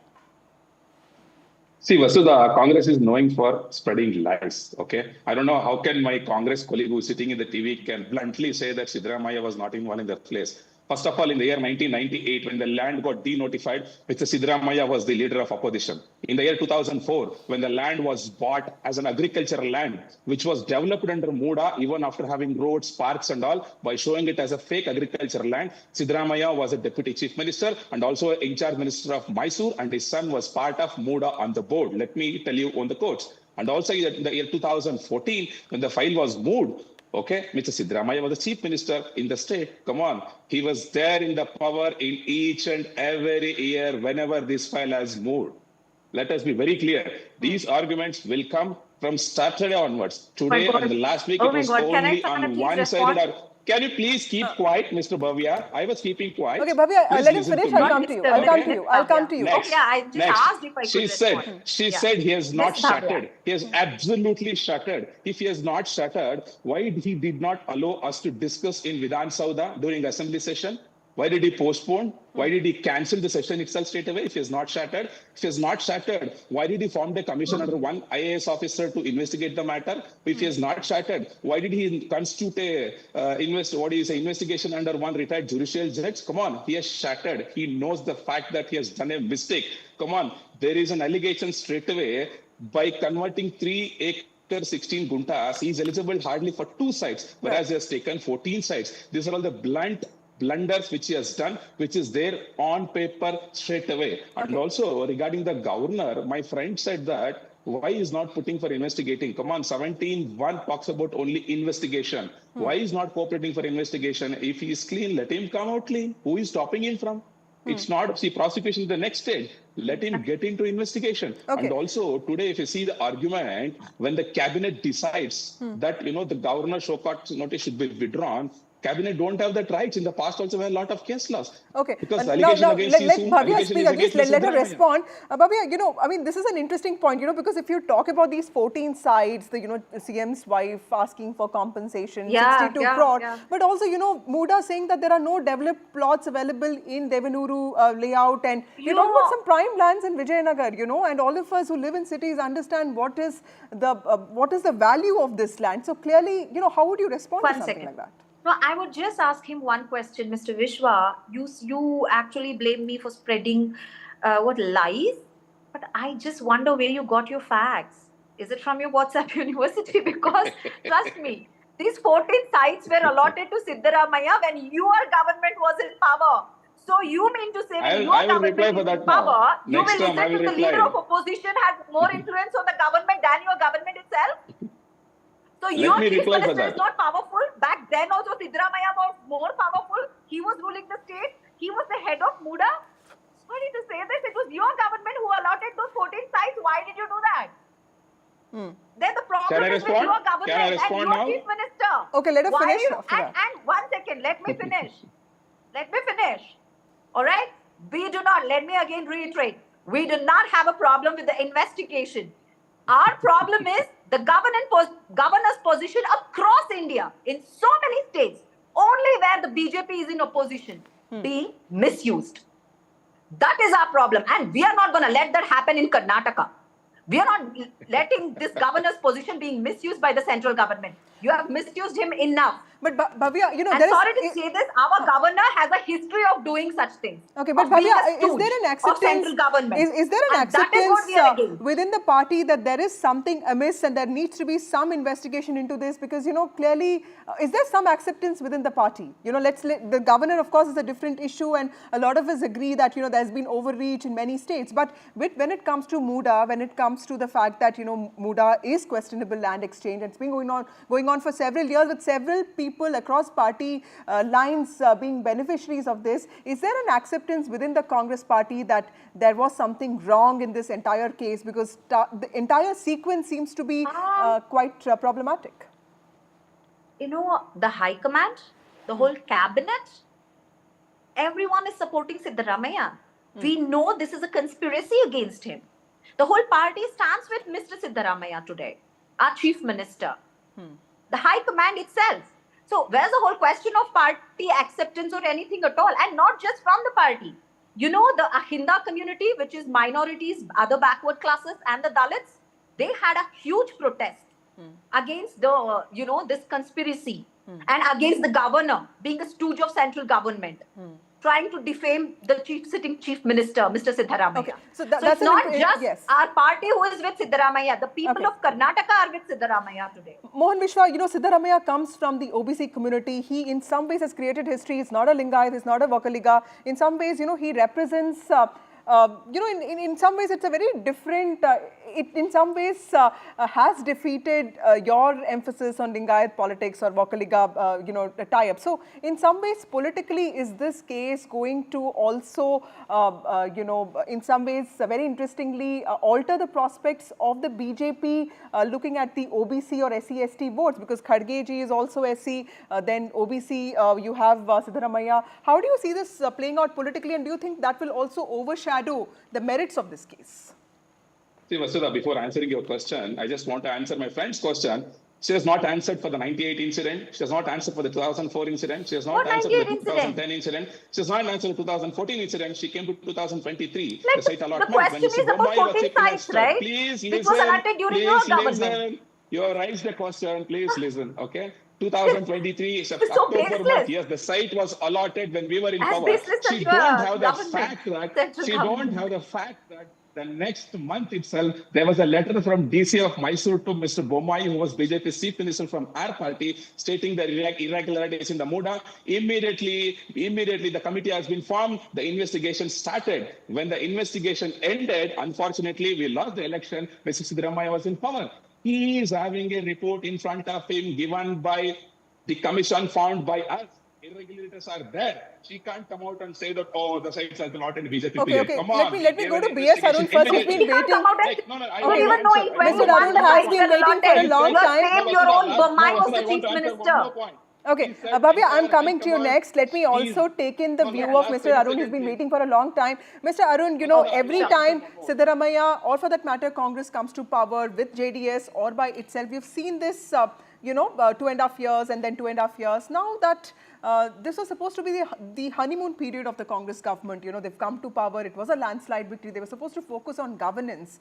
How do you see this impacting the focus on governance or politics of the Congress party in Karnataka? Do you see somewhere a change in the CM position? Because that was also something that was in the works for a long time. Well, Vasudha, 2013 to 2018, Congress ran a very good government in Karnataka.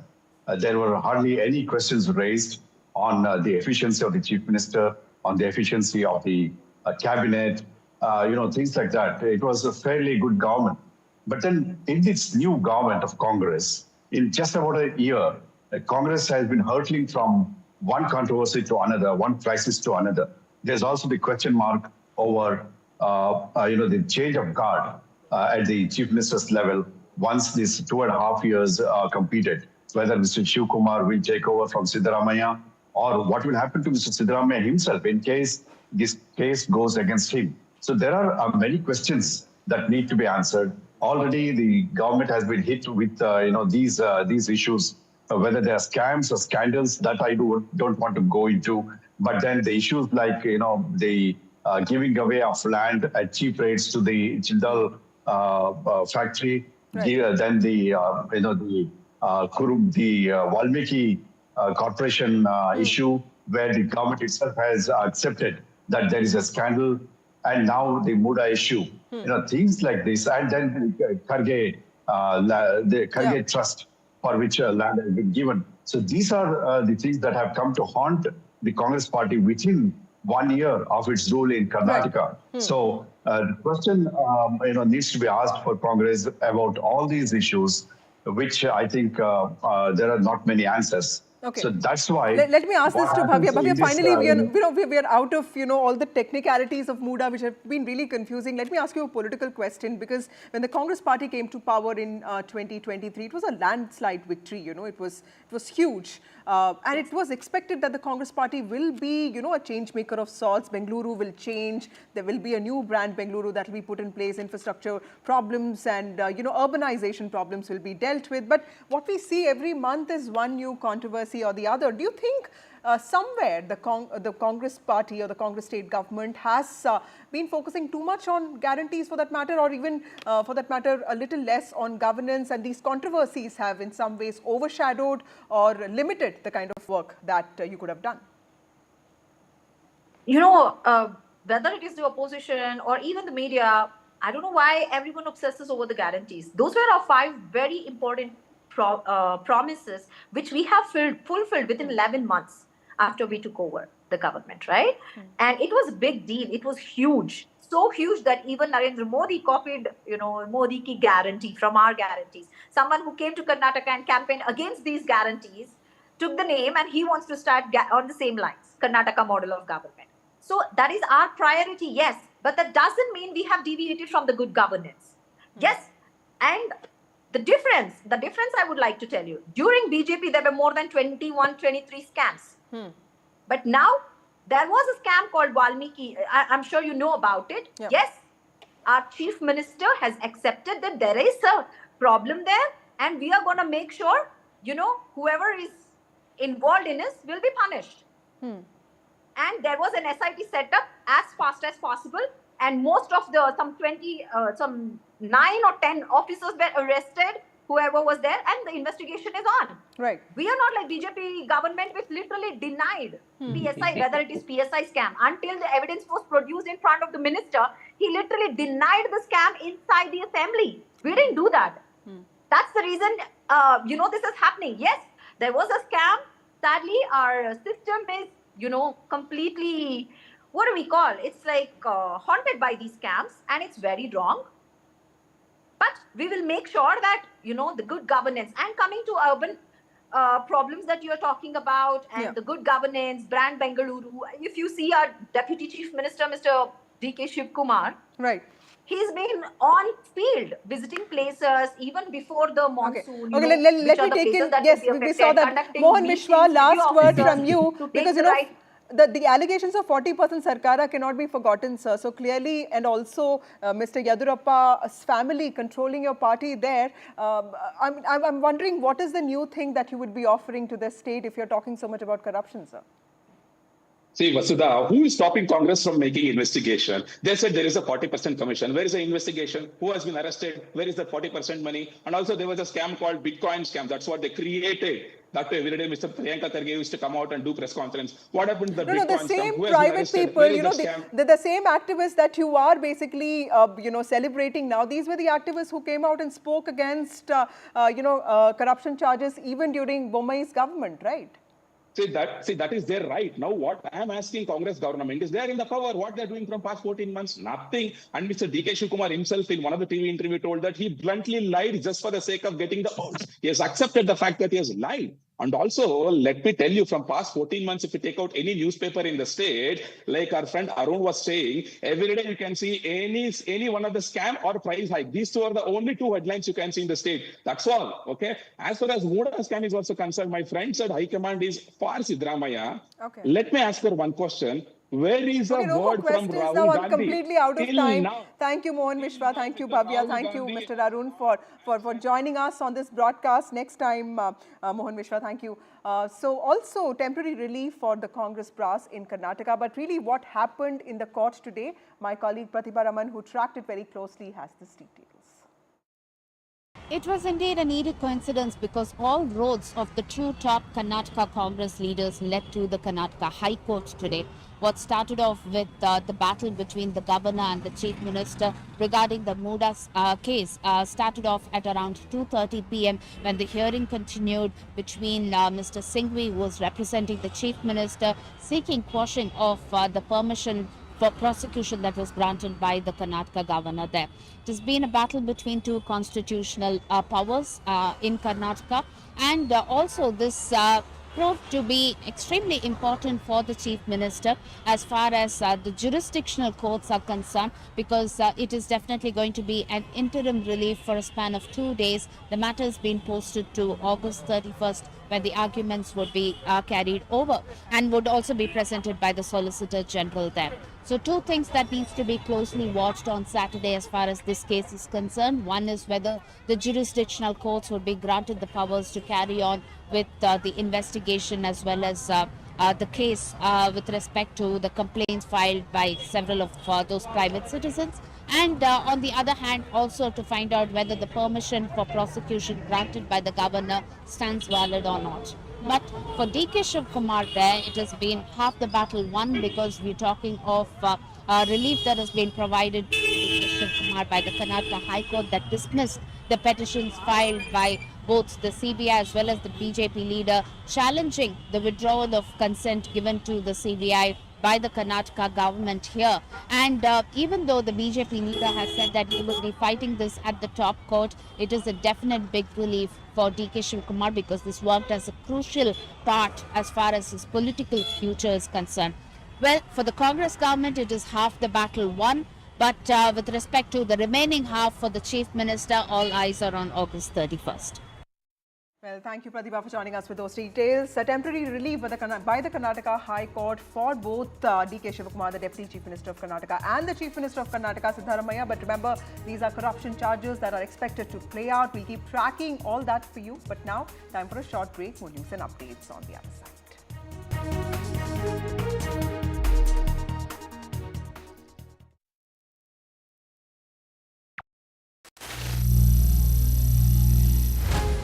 Some people say the metaverse will only be virtual.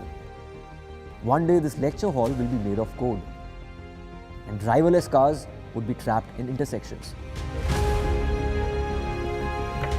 But even in this maze of the future, you can't wish away health. It's time to become more resilient.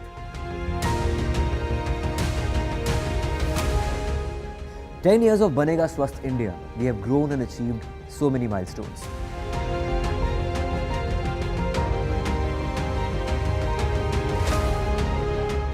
And now I have a plan to beat the urgency, to stop breathing with difficulty, to relieve getting choked with inactivity.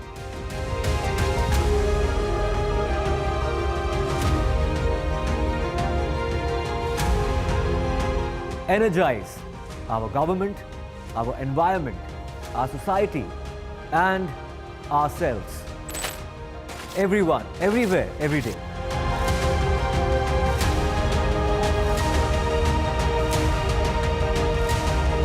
Banega Swasth India.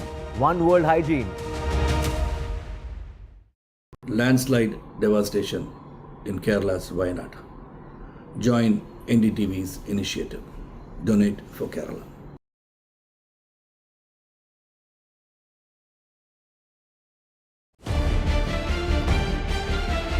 This week on India Ascends.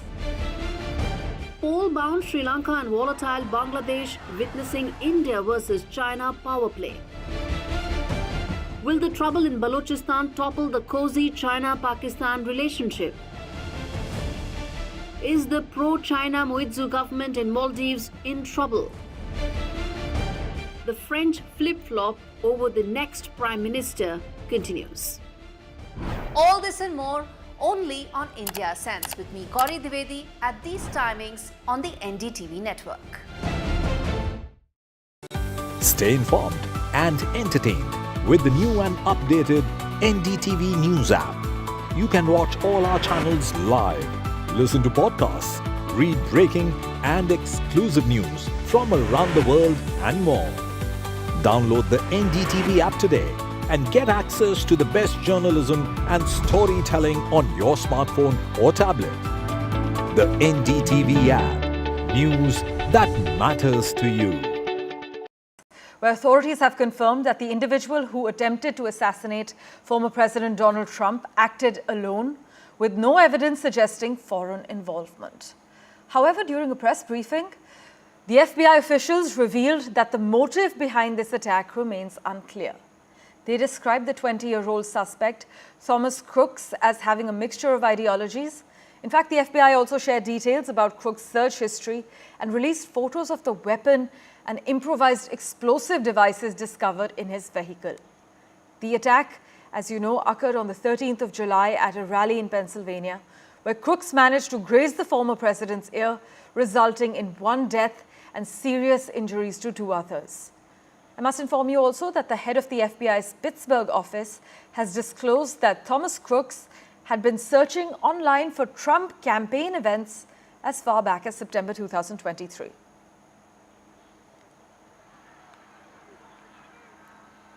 With that, let's turn our attention now to France.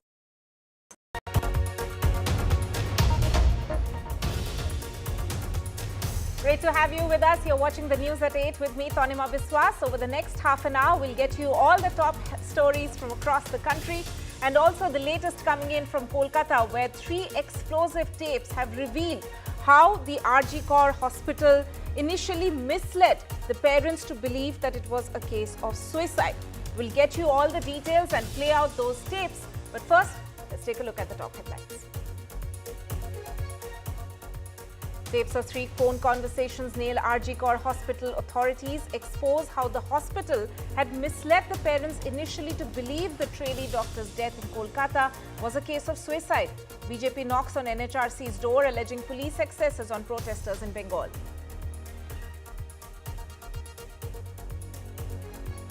Big relief for Karnataka Deputy Chief Minister DK Shivakumar.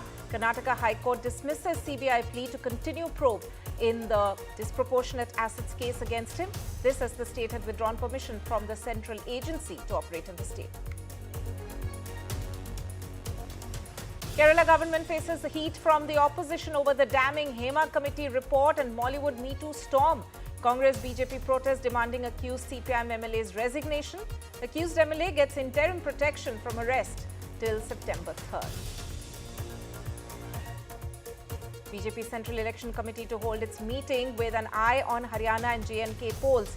BJP to decide on remaining seats in JNK with a focus on Kashmir and the candidates also for Haryana. And India gets its second nuclear submarine, INS Arighat, to strengthen the country's nuclear trial.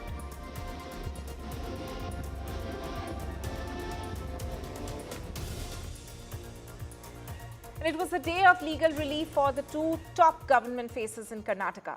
High Court dismissed the CBI's petition seeking to continue their probe in disproportionate assets case against DK Shivakumar, the Karnataka Deputy Chief Minister. The High Court has also stayed prosecution against Karnataka Chief Minister Siddaramaiah in the Muda scam till further orders. Take a look at this report. The clock was ticking for both the Congress leaders of Karnataka, CM Siddaramaiah and DCM DK Shivakumar. While one was staring at the Muda battle with the governor, the other was locking horns with the CBI and the BJP regarding the investigation of disproportionate assets case. In the CM versus governor case regarding the Muda scam, the High Court adjourned the hearing to August 31st. The jurisdictional courts were asked to defer proceedings till further orders. The High Court dismissed the petitions of the CBI and BJP leader, challenging the withdrawal of consent to investigate the DA case of DK Shivakumar. I am very happy Karnataka government and the people of Karnataka's victory. CBI was permission was been withdrawn by the government and given to Lokayukta. Karnataka government has not withdrawn the case. They have just transferred it to Lokayukta where there are hundreds of cases. That was a political thing which they are trying to do. Yediyurappa government had given a case to CBI. So the matter has been, no others can intervene. So now Yatnal has approached Supreme Court. Let they go. For them also there is a law, for us also there is a law. The BJP has decided to knock on the doors of the Supreme Court. While the road hasn't been easy for the Karnataka Congress government in the recent past, the party has managed to cross the halfway mark as far as the legal battle for the DCM is concerned and is hoping to cross the other half for the Chief Minister as well. Until then, it is going to be a wait-and-watch game. With camera person Govind, Pratibha Raman in Bengaluru for NDTV. On to another one of our top stories. And parents of the RG Kaur Hospital rape and murder victim had been alleging from day one that the hospital had initially misled them and mishandled the case. Now, there are tapes which have come out in the public domain. They have gone viral, in fact, showing how the hospital had initially told the parents it was a case of suicide, hinting at a larger cover-up.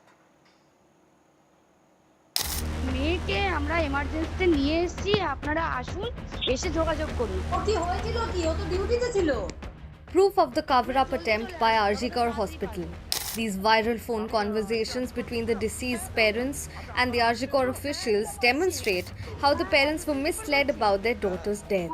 শুনুন, আপনাকে তখন বারবার বলছিলাম, ব্যাপারটা হচ্ছে যে আপনার মেয়ে উনি সুসাইড করেছেন হয়তো বা কিছু মারা গেছেন, পুলিশ রয়েছে, আমরা হসপিটালে সবার সামনেই রয়েছি, ফোন করছি, আপনারা যত তাড়াতাড়ি পারবেন চলে আসুন। The tapes have once again brought in the forefront the mishandling of the case, which has resulted in national outrage, not just about women's safety, but also about safety of medical professionals.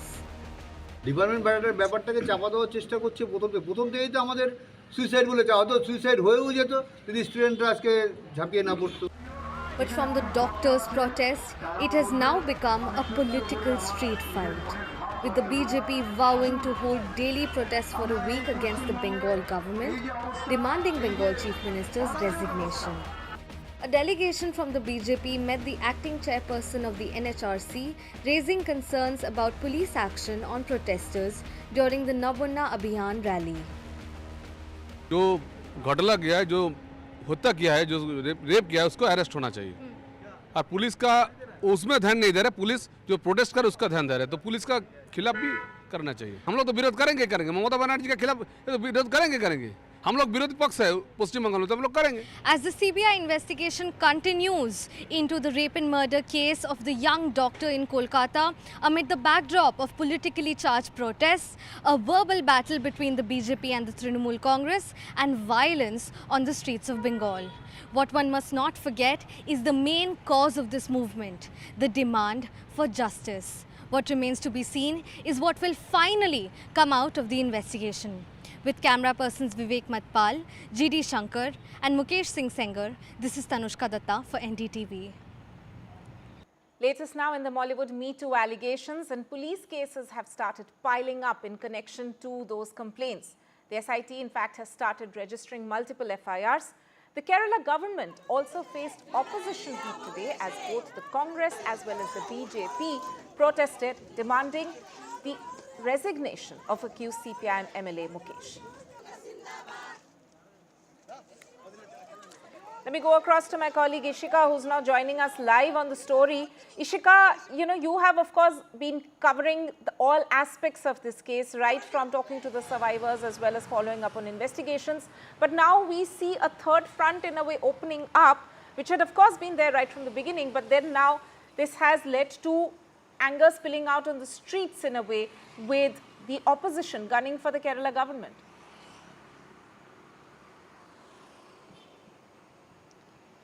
Well, yes, as you rightly mentioned, we have in fact seen how the opposition, from the day one, they have been criticizing the government first for the delay in releasing the Hema committee report, and then, the agitation only intensified when in fact the sitting MLA Mukesh, against him the FIR was filed, but yet again, the security was given to him. The security protection that was deployed outside Mukesh's residence here in Trivandrum. And in fact, we showed you how, there were several police personnel there present. And this comes only after, the MLA Mukesh had in fact asked the government to give him the security, because he in fact had, had thought that there will be protest, at both of his houses, that is one in Trivandrum and one in Kollam. But, we saw that the opposition says now that they demand the resignation of MLA Mukesh and also an action from the Kerala government on him. And if that doesn't happen, then they are certainly going to continue to hold protests on the streets of Kerala. Today, in fact, we saw how the Congress, that is the Mahila Congress, in fact, held protests rise outside his residence demanding his resignation, while on the other hand, BJP's Yuva Morcha in fact protested outside the Chief Minister's residence, and very dramatic visuals that came, with the water cannons being used. But now the opposition says that till and unless, MLA Mukesh resigns himself and the Kerala government takes action on him, the political, the war of words, apart from that, the political drama on the streets of Kerala is going to intensify, because what they say is that they are standing with the cause, and this is the need of the hour for the LDF government to not remain mum but to take action. Over to Right, of course, the Kerala government under scrutiny, not just in terms of the kind of stories which have emerged in the Hema committee report, but also it doesn't help them, of course, considering that one of their own MLAs is one of the accused in this case. He's, of course, denied all those charges. Ishika, thank you so much for joining us with that. Staying with political news, and the BJP is in fact People have already started coming in. They are holding a Central Election Committee meeting in the national capital. There you can see on your screens there, Union Home Minister Amit Shah going in for that meeting. This is a key huddle for the BJP, of course, keeping in mind the Haryana and the Jammu and Kashmir elections. As per sources, discussion on the remaining seats in Jammu and the maximum seats in Kashmir will take place in this particular meeting, besides, of course, discussing potential candidates for Haryana. Now, in the Haryana Assembly, where the BJP is fighting to stay in power and the Congress is aiming to make a comeback, two regional parties are fighting for their survival. Watch this special report by Ashwini Singh.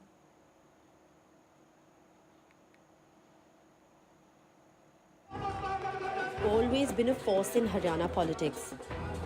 But now, close on the heels of another election in Haryana, the future of the clan looks bleak. Abhay Chautala-led INLD got just 1.7% votes in the 2024 Lok Sabha polls and failed to open an account in terms of seats. The party had won just one seat in 2019 and saw a split in 2018 as the JJP emerged out of it. It must be mentioned that the INLD chief, Om Prakash Chautala, has been the state chief minister for 4 terms, and the party in heydays had won 47 seats in the 2000 elections. देखो, लोकतंत्र में कोई भी party कभी खत्म नहीं होती, कोई सिकुड़ती नहीं है, जनता पैदा करती है। ये जनता ने डिसाइड करना है कौन सी पार्टी सिकुड़ चुकी है कि नहीं सिकुड़ चुकी। अब इनेलो बसपा का गठबंधन, जिसमें और भी छोटे-छोटे दल आएंगे, वो हरियाणा में सरकार बनाएगा। Devi Lal's political legacy is divided into two camps. On the one side is grandson Abhay Chautala's Indian National Lok Dal, or the INLD, and on the other is the great-grandson Dushyant Chautala's Jananayak Janata Party, or the JJP. Dushyant formed this party in 2018. After 2019 elections, he emerged as kingmaker with 10 seats and became deputy chief minister in the BJP-led government. But he is now facing desertions, with MLAs jumping ship. In 2024 Lok Sabha, JJP did not even get 1% vote. Of the 10 JJP MLAs who won in 2019, 5 have left the party after the split with the BJP. Dushyant quit the BJP-led government just before the Lok Sabha polls. He thought that the Jat vote would rally behind him after splitting with the BJP. Now he's joined hands with Dalit leader Chandrasekhar Azad, hoping to forge a Jat-Dalit alliance. Dushyant Chautala जी हमारे पास एक ऐसा चेहरा है और young blood है, 36 साल की उनकी उम्र है, और जहां तक हमारी नई पार्टी 2018 में उन्होंने बनाई थी, तो कुछ लोग आते भी हैं, कुछ लोग जाते भी हैं। अभी हमारा गठबंधन जो एएसपी से हुआ है और हमारे चंद्रशेखर जी भी यंग हैं, तो दोनों युवा नेता मिलकर के किसान और कमेरे की लड़ाई लड़ने वाले हैं, और आने वाले वक्त में आप देखेंगे कि हरियाणा में हमारी दोनों पार्टियों की मिलजुल कर एक सरकार बनेगी। It is a question of survival for legatee of Tau Devi Lal in Haryana. Will the upcoming election will provide a new lease of life to INLD and GJP, or further it will weaken their standing in state politics? Both parties have faced crushing defeat in last Lok Sabha election, and likely BJP versus Congress bipolar contest will further decrease their chances in state politics. Ashwini Kumar Singh for NDTV. Shifting focus down south, and Telangana Chief Minister Revanth Reddy has said that the demolition drive to remove encroachments on water bodies in Hyderabad is non-partisan. While there have been questions raised about whether the government is targeting opposition parties, the Telangana government has clarified that they have issued notices to their own party members, senior Congress leaders, as well as the Chief Minister's own brother. A 30-day notice for demolition issued to Tirupati Reddy, brother of Telangana Chief Minister Revanth Reddy, for his home and office that are said to be in the non-development zone of Hyderabad's Durgam Cheruvu. This is among hundreds of notices issued to residential and commercial structures reportedly built encroaching on area that originally belonged to water bodies. Chief minister को क्या कहेंगे sir? एक होता है आपके भाई है, एक पर्सनल आपका रिलेशन एक है, और दूसरा वो एक मिनिस्टर, वो मेरे अकेले के लिए काम नहीं कर रहे, सब लोगों के लिए कर रहे हैं। वो जो करना है अधिकारी करना है, सीएम क्या करेंगे? Political leaders of all hues are among those who have received demolition notices. That includes educational institutions run by MIM's Akbaruddin Owaisi, BRS MLAs Palla Rajeshwar and Murray Rajshekar Reddy, whose father-in-law is a former minister and education baron. The court has given them 1 week to reply, even as the government has had second thoughts and says they will not disrupt the academic schedule of students studying in these institutions. मैं 40,000 बच्चों को पढ़ा रहा हूँ, आप 4 लाख बच्चों को पढ़ा लो, इससे कौन की भलाई होगी ना? मुकाबला करना है तो ये मुकाबला करो। मुझे उनकी परवाह नहीं है, हमारा काम जारी था, जारी है, जारी रहेगा। A team of officers also went to measure the extent of encroachment by a farmhouse in Janwada that KT Ramarao says he does not own but has only taken on lease. Revanth Reddy has claimed it is KTR's property and has alleged it violates a government order GO 111 that the BRS government had scrapped. The notice to Revanth Reddy's brother comes at a time when the Telangana Chief Minister has dramatically declared that he is not going to cow down to any pressure from either friends, family, party colleagues, opposition leaders or even influential business leaders. He says the demolition drive is non-partisan and he wants to save the water bodies of Hyderabad for future generations. In Hyderabad, Uma Sudhir, NDTV. Shifting focus to Maharashtra, and politics over Shivaji statue has now escalated, with the Ajit Pawar faction taking part in a silent protest over what they term as an insult to Shivaji Maharaj. This, of course, following that statue collapse in Sindhudurg. The fact that an alliance partner is protesting against its own government, that too with state polls around the corner, is raising eyebrows. Here's what played out through the day today. The row over Shivaji statue collapse taking a surprising turn, with Ajit Pawar faction leaders protesting against their own government. This just days after this 35-foot statue of the Marathi icon collapsed at Sindhudurg. In his first reaction, Maharashtra Chief Minister Eknath Shinde maintained the statue fell because of very strong winds. हर एक महाराष्ट्र के या भारत के नागरिक के मन को वेदना देने वाली घटना है। इस घटना का हम निषेध करते हैं। यहाँ पॉलिटिकल पार्टी करके नहीं, लेकिन सबसे पहले हम एक नागरिक हैं। In fact, Ajit Pawar had also apologized for the statue's collapse at a rally in Latur, promising to hold silent protests across the state over the incident. There has been a lot of questions raised about the Shivaji statue collapse. A clear case of bad optics in an election year is also turning into alliance trouble for the Mahayuti. Meanwhile, the opposition has found this as a topical point to target the state government. उनको पता है कि महाराष्ट्र की जनता बहुत आहत हुई है और उसकी चोट चुनाव में महायुति के नेताओं को सहन करनी पड़ेगी।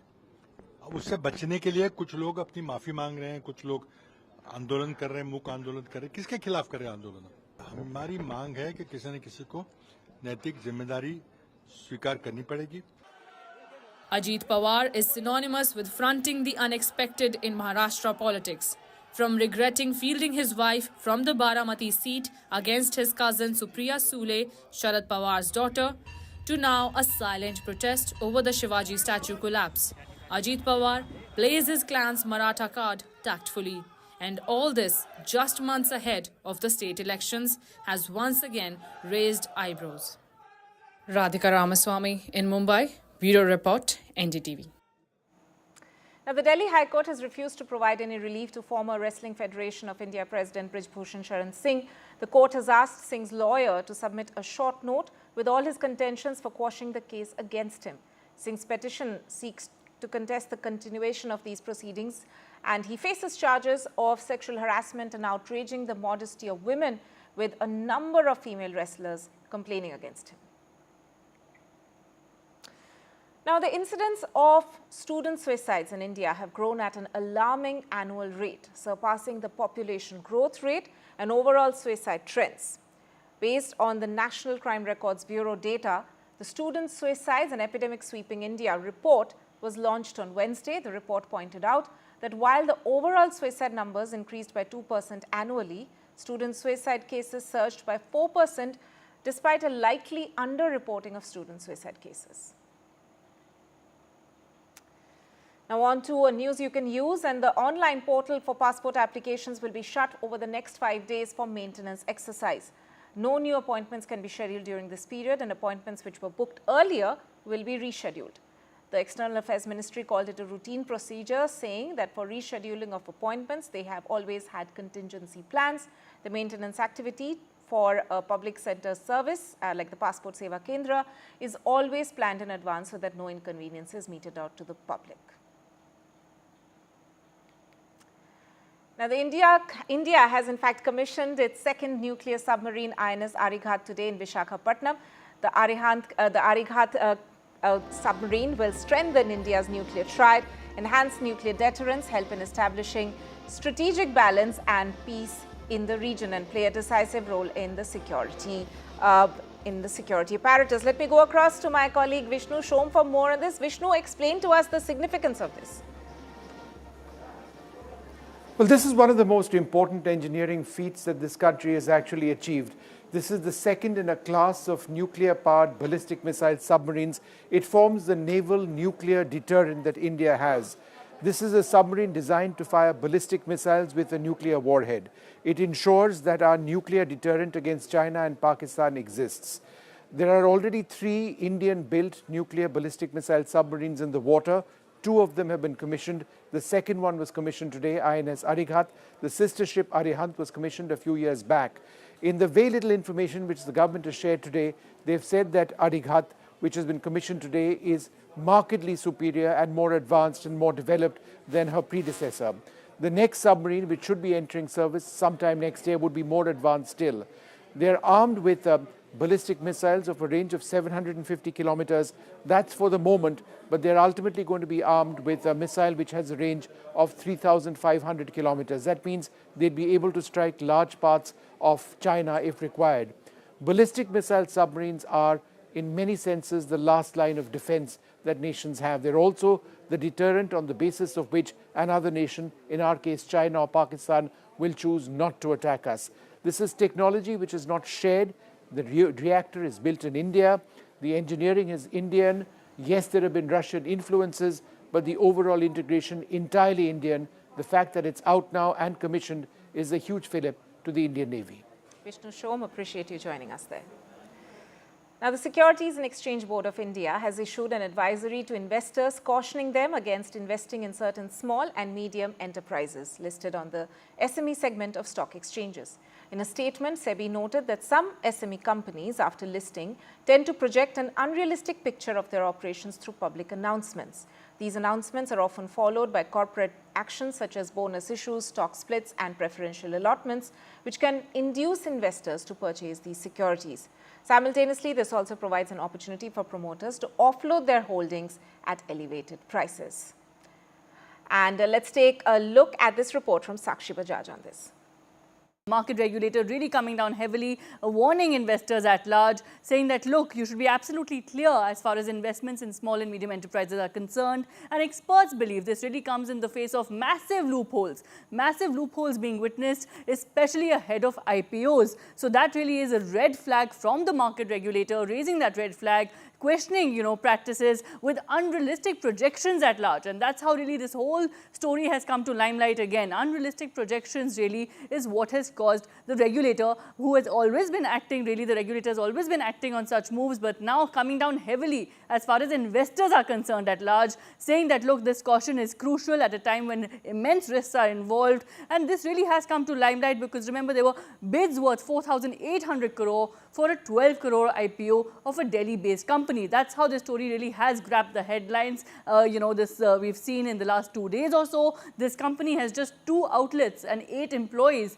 So really, experts and analysts at large trying to decode how is this even happening, loopholes they say of this intensity. What is this doing? This essentially is then creating a positive sentiment at large, boosting stock prices, and masking, underneath all of this, they believe, analysts believe, are several manipulative practices, especially as far as SMEs are concerned altogether. So the regulator really seeking more disclosures, the need of the hour, analysts believe, to enhance transparency in the system, and this really is crucial to really curb this pattern where companies are inflating operations and inflating details, to create a false impression of growth at large. Now, the 2024 Hurun India Rich List has seen India's billionaire count cross the triple century. And well, who's on the list? Well, from entertainment to corporate and quick commerce, the list includes several top names like Shah Rukh Khan, Shiv Nadar, Gautam Adani, Radha Vembu, Anand Chandrasekharan, and the young billionaires being Kaivalya Vora, Harshil Mathur and Shashank Kumar. Now on to a special report. People's disabilities do not define what they can or cannot do, and our Samarth hero, Shekhar Naik, proves this right. As part of the Samarth by Hyundai initiative in partnership with NDTV, this is the inspiring story of Shekhar Naik, the first blind cricketer who was awarded the Padma Vibhushan.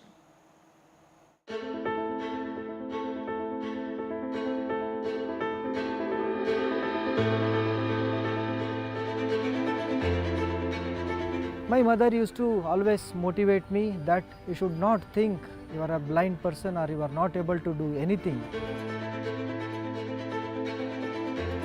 My mother joined me in a blind school, so there I started my cricketing game over there.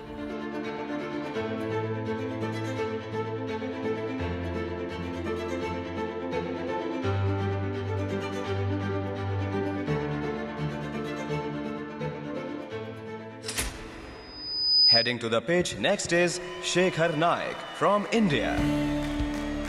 After that 2012, we had a first ever T20 World Cup, and there are 9 countries have taken part. Final match India versus Pakistan.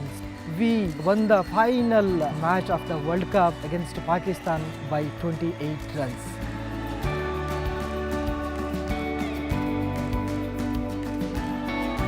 In 2019, I started my own cricket academy, that is Shekhar Naik Foundation. From that time, every year I used to train 100 visually impaired cricketers. मैं समर्थ हूँ और दूसरों को समर्थ बना रहा हूँ.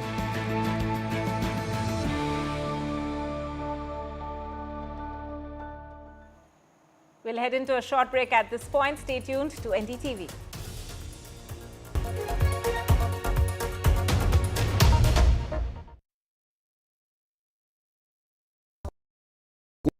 Hi, I'm Shreya Saran. Kerala's Wayanad area is hit by devastating landslides, resulting in loss of lives and livelihood. Kerala needs your help right now. Let's join NDTV initiative. Come, donate, let's rebuild Wayanad.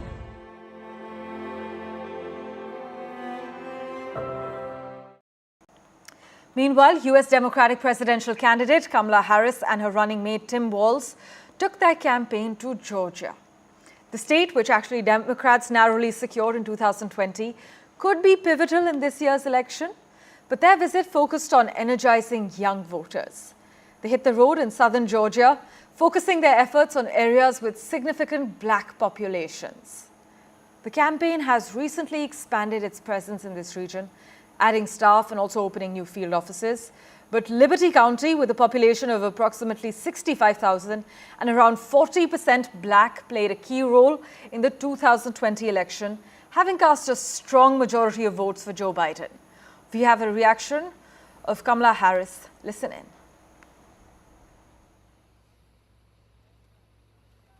Country is counting on you. All of you. You are leaders. By the very fact that you all are here in this room, doing what you do at this incredible school, doing it as one big team, understanding all of the different parts that fit together to create a team.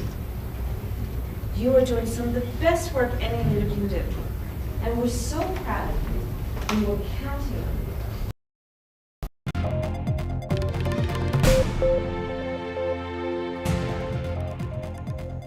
Good evening, you're watching The Last Word with me, Tanima Biswas.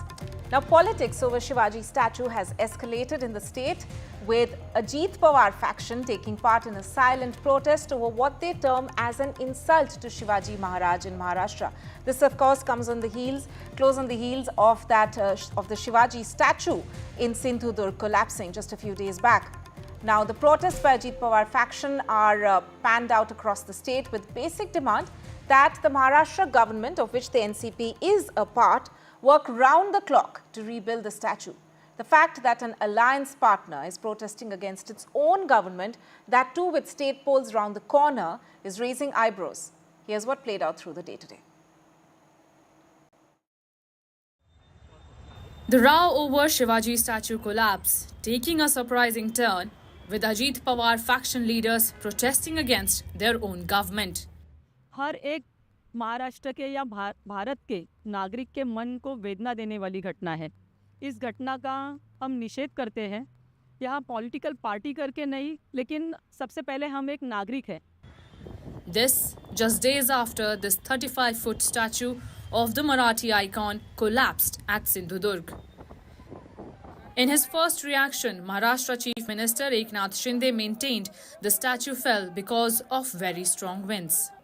Shivaji महाराजांचा तळा जो आहे तो दुर्घटनाग्रस्त झाला आणि त्यासाठी काल एक महत्त्वाची बैठक आम्ही बोलावली होती आणि त्या बैठकीमध्ये उपमुख्यमंत्री देवेंद्रजी होते, त्याचबरोबर नेव्हीचे अधिकारी, वरिष्ठ अधिकारी होते आणि आपले सर्व अधिकारी होते.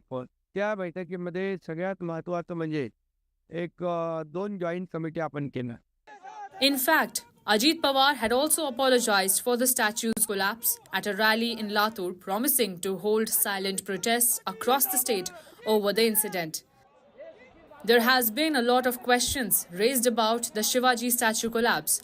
A clear case of bad optics in an election year is also turning into alliance trouble for the Mahayuti.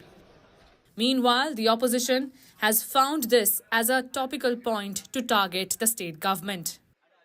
उनको पता है कि महाराष्ट्र की जनता बहुत आहत हुई है और उसकी चोट चुनाव में महायुति के नेताओं को सहन करनी पड़ेगी.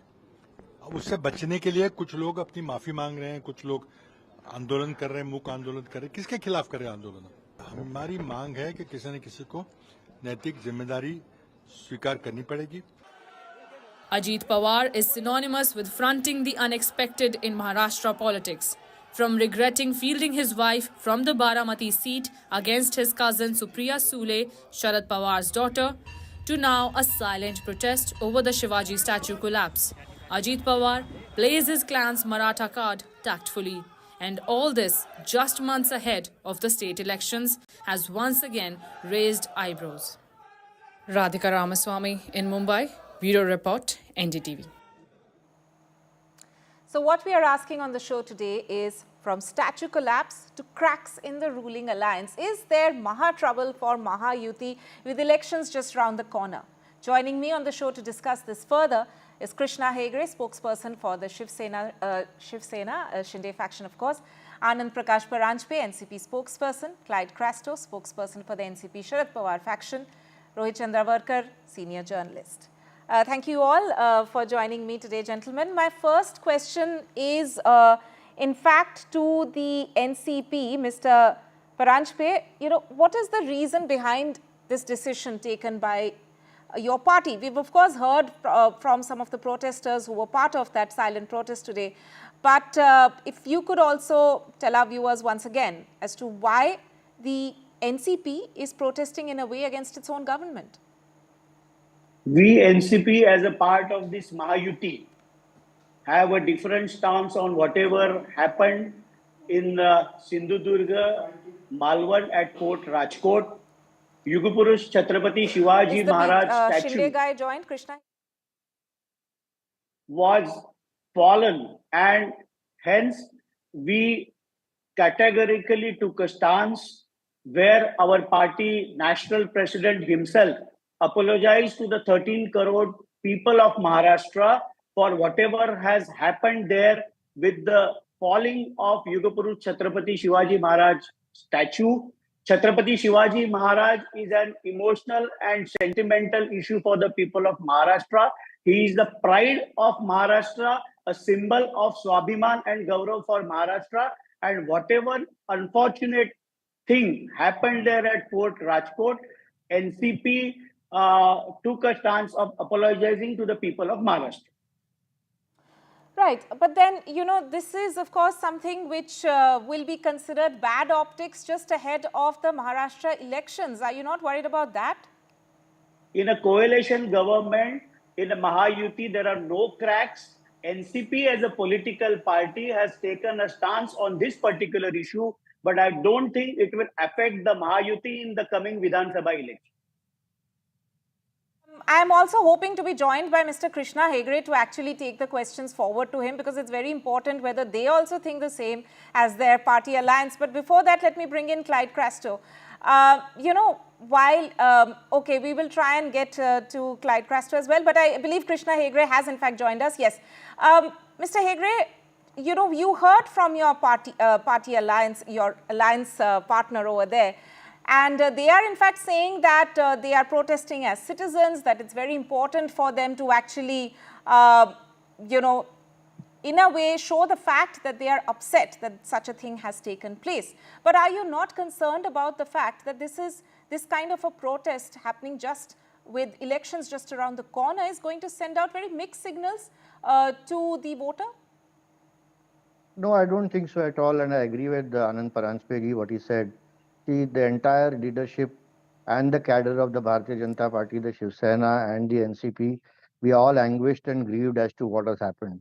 And Shivaji Maharaj for us, like he said, is a god, is revered by all, respected by all, he's a hero for all, he's a great, you know, Maratha warrior, you know, an icon of Hindutva also. And, you know, such a mishap happening, we don't want to blame anyone on it. But I think the entire state, the entire country and all Shivaji devotees are all anguished. And therefore, Ajit Dada has clearly said that he has apologized to the state. We are also very anguished by what happened. And therefore, I think it's a matter of emotion for all of us. Not, you know, there are no cracks within the Mahayuti, and all three of us are united. We all three have also decided that we'll form a joint technical committee led by the Indian Navy with technical experts and representatives of all three parties who You are will oversee united, the Mr. statue, Hegre. the If new all of you statue, are, a magnificent, sorry a to interrupt you there, magnificent new but statue. if all of you are united, then, you know, I mean, what is the need for a protest? You can just discuss it amongst yourselves. There's no need for a public show, right? No, it is an emotion more than a public show or a protest. I think it's an emotion, and everyone is, you know, can display their emotions. You know, it's a democratic country, and I think if they are anguished, we are equally or more anguished than them as well. And I think there are no cracks at all, as you have been saying.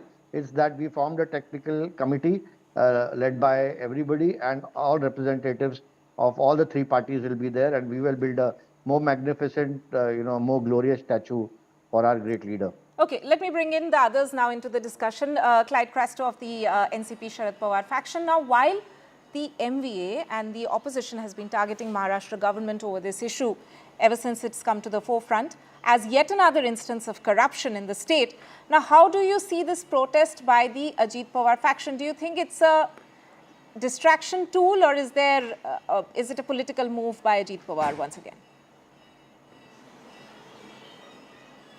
Firstly, I'd like to tell you that I keep hearing this Shinde group spokesperson saying that it was a mishap. This is not a mishap. This is a clear case of corruption where they gave a contract to a person who has no experience in building statues and is also known to be a friend of one of their leaders. I mean, this is the reports that we are getting. I mean, I cannot corroborate on that one, but I'm just saying what I heard. But the fact is, you give it to somebody who's inexperienced, you can't call it a mishap. It's an absolute case of corruption, and therefore the whole statue collapsed. I mean, it's an insult to everybody who reveres Chhatrapati Shivaji Maharaj, and it's an insult to him. Therefore, it's an insult to the people of Maharashtra. I could not hear my friend Anand Paranjpegi. I've been happy to see him on air after a long time. I haven't met him since he left us.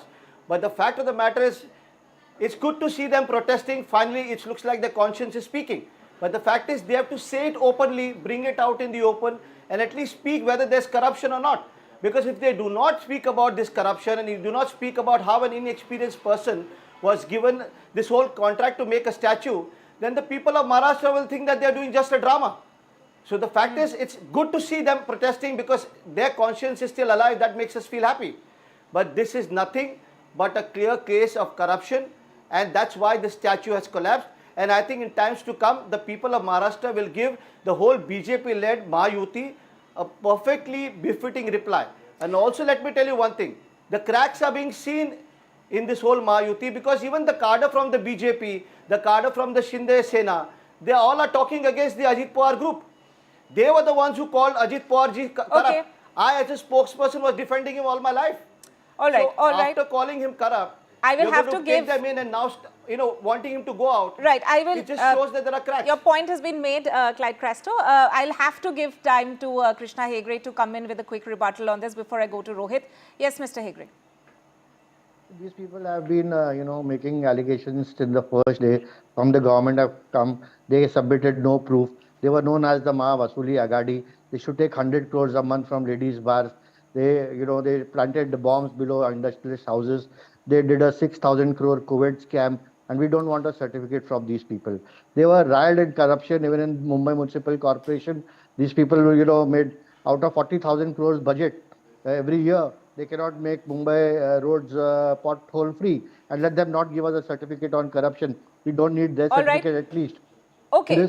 This statue was commissioned at the cost of 2.5 crores, and it was commissioned by the Indian Navy and inaugurated by Clyde on Cresto the will Navy come Day. back to you. So Yes. these guys should know their facts before they speak and not make baseless allegations. No, I need to rebut. No, somebody is accusing me. I need to give a chance to answer. 30 seconds before I go to, because we don't want to lose focus of what we are discussing here today. 30 seconds to you, Clyde Cresto. I know there are allegations going to fly from both sides, but we don't want to lose focus. Then the Shinde Sena spokesperson should have understood that we don't want to lose focus.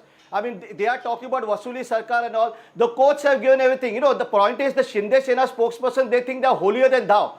But the thing is, they fall flat on their face. And just one line I want to say, because these holier than thou people have no face to show the people of Maharashtra, therefore the people are showing them their place.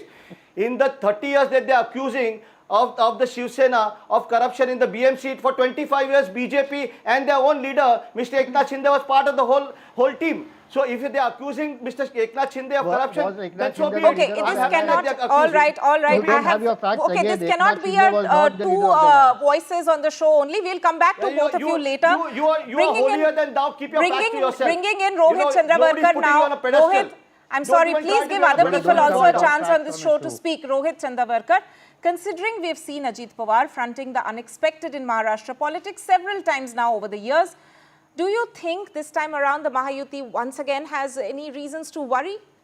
Or was this, expected? Tanima, what everybody can see in Maharashtra right now is, this incident has really, unfortunate incident that happened at Malwan has really shocked everybody, saddened the public. That was the first reaction. And then from day two, it has converted into public anger kind of a thing, which you can see on social media and other platforms, even in regional media, etc. After that, what I can see in the government of Maharashtra is a clear, disconnect with each other. That much I can say. I will not say that there are cracks in the Mahayuti. No, there are not cracks in Mahayuti. Let's not go overboard with this kind of a term. But what you can see is there is definitely miscommunication. And the reason I'm saying this is that you see different kind of reactions coming from different leaders of Mahayuti. On day one, Eknath Shinde's reaction, Chief Minister's reaction was this statue was built by the Navy, indicating that it was Navy's responsibility that it came down or whatever happened there. On the same day or the next day, Ajit Pawar, who's another face of Mahayuti, his reaction was, we are very sorry, and he publicly apologized at Hingoli during a rally. Elaborate apology was issued by him in front of media and in front of the public. So his reaction was totally different from that of Eknath Shinde. Third face of this Mahayuti, Devendra Fadnavis, he also gave a totally different reaction. He said that this is a sad thing, but it should not be politicized. That was his reaction. So instead of all three leaders of the Mahayuti, all three faces of the Mahayuti, speaking in one voice, giving one reaction as the government to this incident that happened, you saw three leaders saying three different things, okay? So my point is there is clear miscommunication between the three parties or three leaders of Mahayuti. That much we can say for sure. Cracks may not be there, but miscommunication is there. Point number one. Point number two is that, most leaders, whether it was the Badlapur incident earlier or this incident, totally different types of incidents, I agree with that. But the political reaction from the ruling party leaders is same, which is saying that don't politicize this. Now, in today's society, Tanima, everything, what is there that is not politicized? I've been saying this on various social media platforms, OTT platforms, regional TV, etc. last 2-3 days, even after the Badlapur incident. How can any leader, any chief minister, deputy chief minister, anybody tell people not to politicize this? Because everything is politicized. Bollywood is politicized, food habits, culture, language, everything we do, the naming of roads, renaming of roads, building of bridges, whom to give, what name to give that bridges. Everything in our society is politicized. After that, when you have elections coming up just 2 months from now, how can you expect the opposition parties or even the public not to give a political reaction to these kinds of incidents? So obviously it is getting politicized. Once it gets politicized, the reactions become very firm, very aggressive from both sides, and different kinds of defenses or allegations, counter allegations start happening, which is what you see right now happening. And then what happens is, there is no conclusion, there is only blame game, and there is no logical conclusion to, who's exactly responsible for this and what action is being taken, etc. That kind of chaos we are seeing, and that is mainly because of, elections coming up and this issue kind of going out of control in terms of media discussion and all of that. That is the status that right now you can see, Tanima. Right. Rohit, thanks for that comprehensive analysis, and very important point that you said over there, that even though, cracks may be going a little too far, but there is lack of, one voice as far as the Mahayuti is concerned on multiple issues, and this being the latest. I would want to take in reactions to that from both Mr. Hegre, but first from the NCP spokesperson there, Mr. Paranjpe, what do you have to say about this? That there seems to be some sort of a, lack of unison within the allies in Mahayuti, and that could cost you in the elections as well. Neither there are cracks in the Mahayuti, neither there is any miscommunication.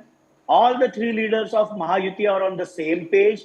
Today, the Honorable Chief Minister of Maharashtra, Mr. Eknath Shinde, said in his statement that he is ready to apologize 100 times for this unfortunate But your leader has already apologized. My leader has already apologized, and the other Deputy CM, Mr. Devendra Fadnavis, who holds the Home Department, has already set the thing rolling. FIRs have been there against the sculpture, against the consultant, and a thorough technical team will be doing the inquiry. Maharashtra Mahayuti government is very much sensitive towards this issue, and all the three leaders of Mahayuti are on the same page. Neither there are cracks, neither there is miscommunication in the Mahayuti.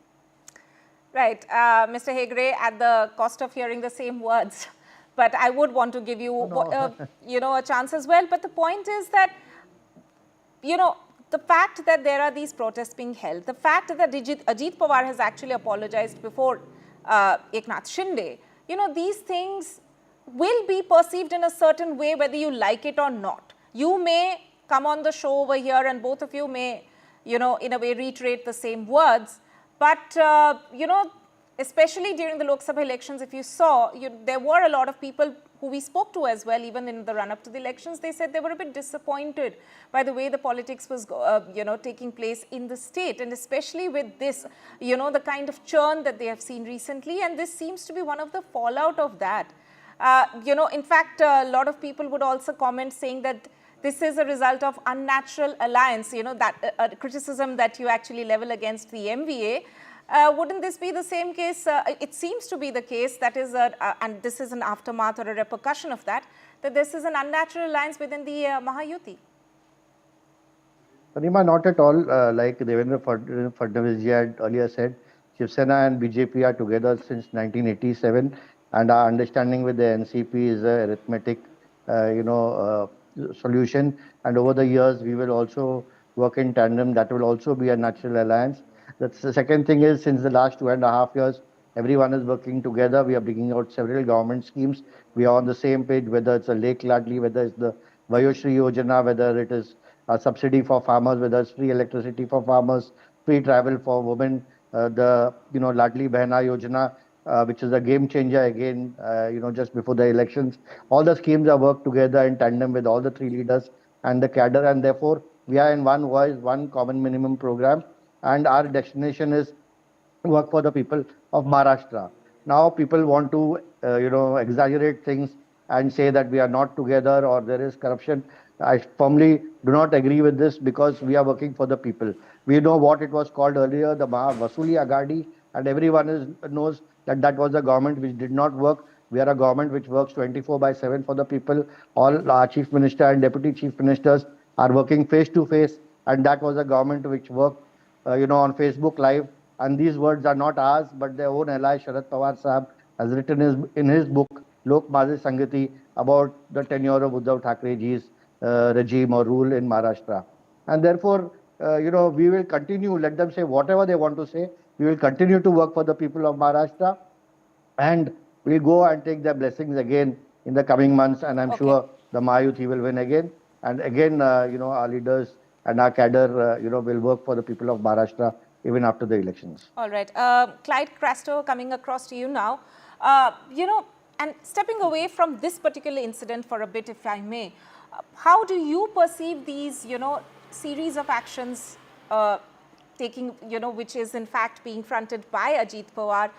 We've seen him, the repenting or the regretful comment, the fact that he expressed regret about the Baramati elections, the fact that he had fielded, family members against each other. He expressed regret on that. Now, in this case also that we are seeing, is this an example, and since you've, worked with him closely, is this also an example of him being very unshaky, not being able to don the mantle of the NCP chief from Sharad Pawar? He's always been in the shadows of his uncle there. And, I would want to know your views on this as well, being a former colleague of sorts of Ajit Pawar. How do you perceive this, especially keeping in mind that all these things are taking place in between that interesting interim between the Lok Sabha elections and the Maharashtra state elections?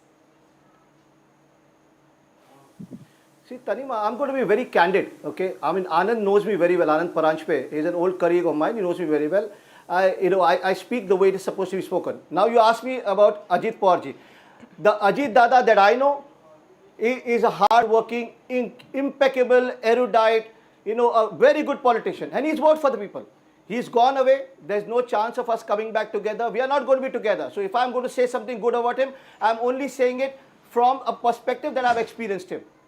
I hope where he's happy, be successful. We wish him all the luck. But the fact of the matter is, people who accused him, people who kept accusing him, called him corrupt, have taken him with them, and they've tried to use him. The RSS mouthpiece has said that, why did you take Ajit Pawar? The cadre of the BJP are saying, why do you take Ajit Pawar? There are talks among the cadre of the BJP and the Shinde Sena, why you've taken Ajit Pawar. I am telling you, in times of come, they can claim that there are cracks, which are not, there. There are cracks that, people are making out to be. But let me tell you one thing. The Bharatiya Janata Party and the Shinde Sena are going to give Ajit Dada a raw end, end of the rope that is not going to help him anywhere. So the fact of the matter is, like Rohit, he summed it up very well. All three people have different things to say. There's no, sort of unity among them. Each one is making their own statements. Shinde Sena spokesperson are saying that, oh, we are nationalists, therefore we will not build the navy. But the CM of Maharashtra, Mr. Eknath Shinde himself has said that it's the onus is on navy. They built the statue, whereas it was the PWD also involved. So my take is that I feel that Ajit Dada is going to get a bad deal at the end of it all. They're trying to use him. They're using him. The people of Maharashtra has answered in the Lok Sabha election who the real NCP is, who the real Shiv Sena is. And you know what? I mean, the BJP and the Shinde Sena people are masters in fakery. They can say what they want to say. Okay, we'll not get into that now. Clyde Crasto, you've made your point. I'll have to give the last word. I'll have to give the last word to Rohit. One last thing. 10 seconds. One last thing. Let me finish. Yeah, 10 seconds only. And I hope they all stay together, all three. Because you know what? It's fun to have an opposition. So let them stay together. Okay. And that's the only way we can prove to the Okay, Maharashtra all right. I'll have to give the last word to Rohit. All right, Rohit. No, please, Rohit. How do you see the Shivaji statue collapse playing out in the run-up to the Maharashtra elections? You have 1 minute to make your point.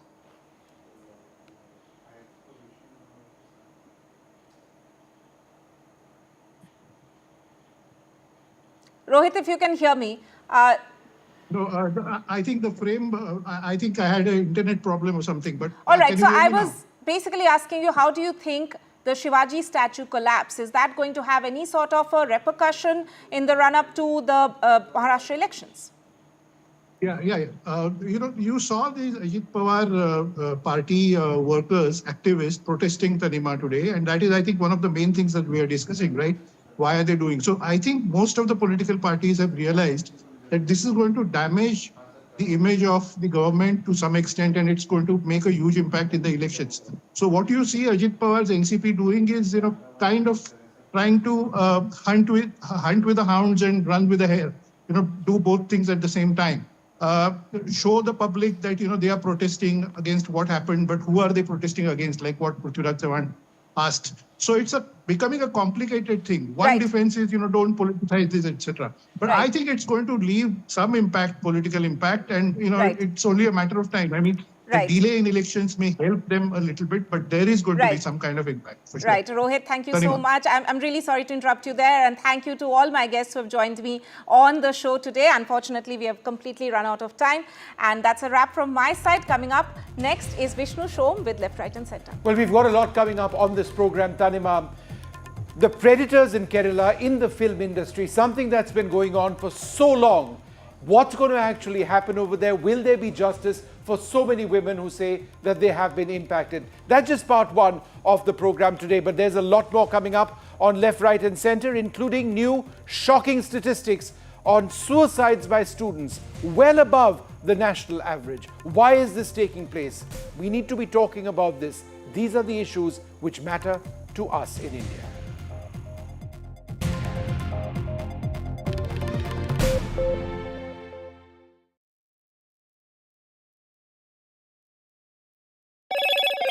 Hello, Moto. Motorola Razr 50 Ultra comes with Google Gemini.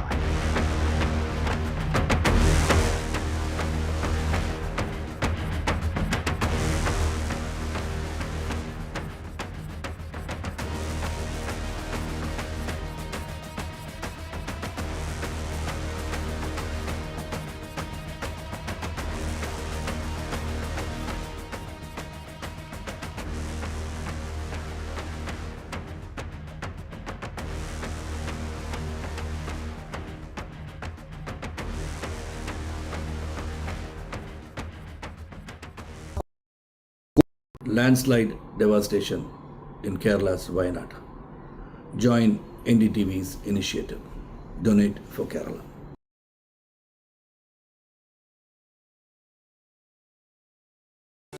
Stay informed and entertained with the new and updated NDTV News app. You can watch all our channels live, listen to podcasts, read breaking and exclusive news from around the world and more. Download the NDTV app today and get access to the best journalism and storytelling on your smartphone or tablet. The NDTV app. News that matters to you. This week on India Ascends.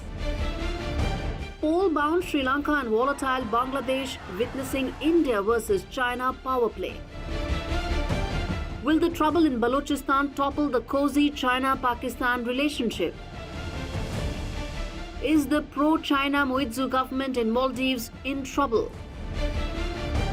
The French flip-flop over the next Prime Minister continues. All this and more only on India Ascends with me, Gauri Dwivedi, at these timings on the NDTV network. Hi, I'm Shreya Saran. Kerala's Wayanad area is hit by devastating landslides, resulting in loss of life. Welcome to Left, Right and Centre. I'm Vishnu Shom. On the program tonight, police in Kerala's Maradu have filed a rape case against the actor and ruling CPM MLA M. Mukesh based on a complaint by a fellow actor, Minu Munir, who's also accused the actor Jai Surya of sexual harassment. The charges in each case are non-bailable. Now, the cases against Mukesh and Jai Surya are among nearly 24 filed by the police since a flood of sexual assault claims against senior Malayalam actors. Now, the allegations followed the release of a report by a committee inquiring into sexual abuse in the industry. On the show this evening, looking at the situation in Kerala, the Kerala stars who have been booked, and we are asking, will predators pay and will victims get justice? That's part one of the show. But up next on Left, Right and Centre, the numbers of student suicides in India have grown at an alarming annual rate. The rate of suicide is now in fact higher than the population growth rate and overall suicide trends. This is now an epidemic in India. In fact, that's what the report is called. Why is this happening, and why over the last 2 decades have student suicides grown in this manner? Well, that's what we're going to be looking at. But first, a quick look at the headlines at this hour. Taped conversations of 3 phones nail the RG Kaur Hospital authorities in Kolkata. They expose how the hospital authorities misled parents initially to believe the trainee doctor's death in Kolkata was a case of suicide. The BJP knocks on the National Human Rights Commission's door, alleging police excesses on protesters. Big relief for Karnataka's Deputy Chief Minister DK Shivakumar. The Karnataka High Court dismisses the CBI plea to continue a probe in the disproportionate assets case against him. The Himachal Pradesh government leads by example. In a big move, the Chief Minister announces that all ministers and MLAs will forego salaries and allowances for the next 2 months because of the poor financial condition of the state. India commissions our second made-in-India ballistic missile submarine, the INS Arighat, a landmark event, a key part of India's naval nuclear deterrent.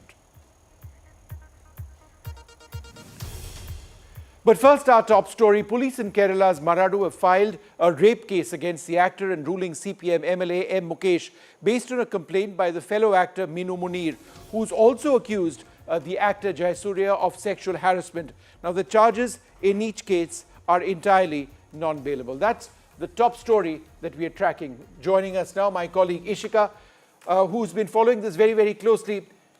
A stunning set of allegations. What are the latest developments today in what seems to be a never-ending series of very, very strong allegations, some going back many years? Well, yes, certainly, as you mentioned, there were very shocking revelations that came first when the HEMA committee report became public, and one by one, the survivors, they have come forward with their statements, making grave allegations against the Smallwood heavyweights. Now, if we talk about the investigation so far, well, the police has already filed FIRs in this case, around 7 FIRs that have been filed. And after that, let me tell you, if we talk about the latest, well, let me tell you that if we talk about sitting MLA Mukesh, there has been a temporary relief for him because the Ernakulam Session Court has in fact stayed his arrest till September 3rd. But on the other hand, we have seen that how the opposition on the other hand is amping up the pressure on the Kerala government to take action on Mukesh and ask for his resignation. Today we saw not just Congress but also BJP holding protests demanding his resignation outside his residence and also outside Chief Minister's residence. Now, if we talk about the other update that is in fact currently going on, let me tell you that in fact a rape complaint was also filed against actor Siddiqui. In this case, in fact, the magistrate in this magistrate court, the statement of the complainant is still being recorded. Now, the statement was being recorded from 5 p.m. So it has in fact become over 4 hours that the statement is still being recorded here. And if we talk about the update also in that case, let me tell you the police has in fact verified that on that particular day, for which the allegation was made, the actor Siddiqui in fact was present in that said hotel. The police also said that in fact they are going to continue with this investigation. Now, so far, if we talk about the survivors in the case, they say that they are feeling that the justice is getting delayed, but they are still hopeful that they will at least get justice this time. But Absolutely. on the other hand, in fact, we're just going to bring in our panel at this stage. Ishika, Sanjana Galrani, an actress, joins us. Brinda Adige, Sanjay Sahai, K. Shaji. They've all been, looking at all of these allegations very strongly. Sanjana, let me come to you first. Was this, for so many years, an absolutely open secret that there are predators on the loose and they were getting away with all of this with impunity? I think predators are in all industries. Right now, this is happening in the film industry, which has a lot of paparazzi. That is why it is coming out.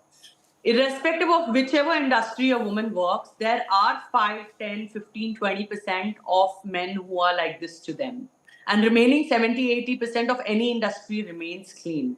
But I'm glad that there's this entire thing which has come to limelight, because I feel really sad for the women who have gone through this extreme peer pressure.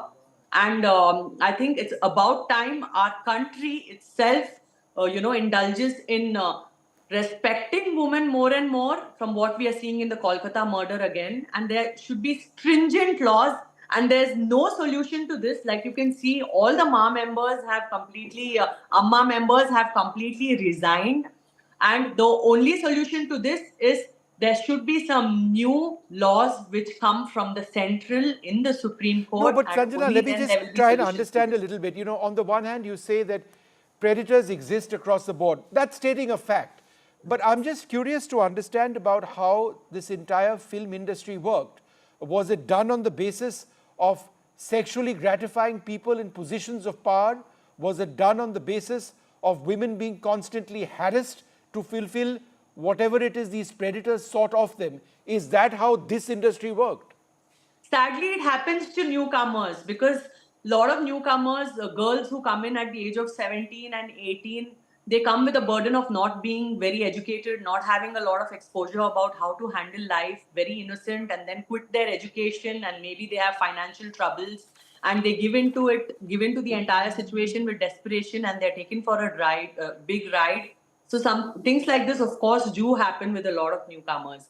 And that's why whenever I meet anyone, I tell them, please finish your education, be a little more mature, be a woman of 24 or 25 years before you can come into the film industry, so that you can handle things. I have also gone through a lot of humiliation in front of the camera for one of my roles. When I was really young, I was 17, I was 18. And then I was told, if you don't listen to whatever is happening and if you don't abide by what has to be done in front of the camera for this particular film, you will be a non-disciplined actor and you will not get work in future. This has happened to me in one of the films.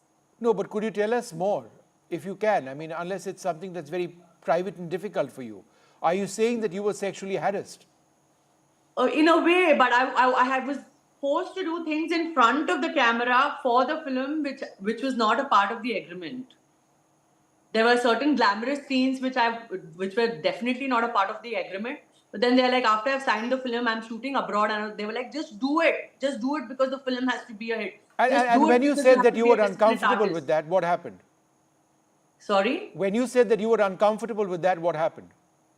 I was under pressure. I was 17. I was not even 18. And you were forced to carry out and do this scene because you were under pressure. And, despite the fact that you were uncomfortable. I didn't know how to defend myself. I was too young.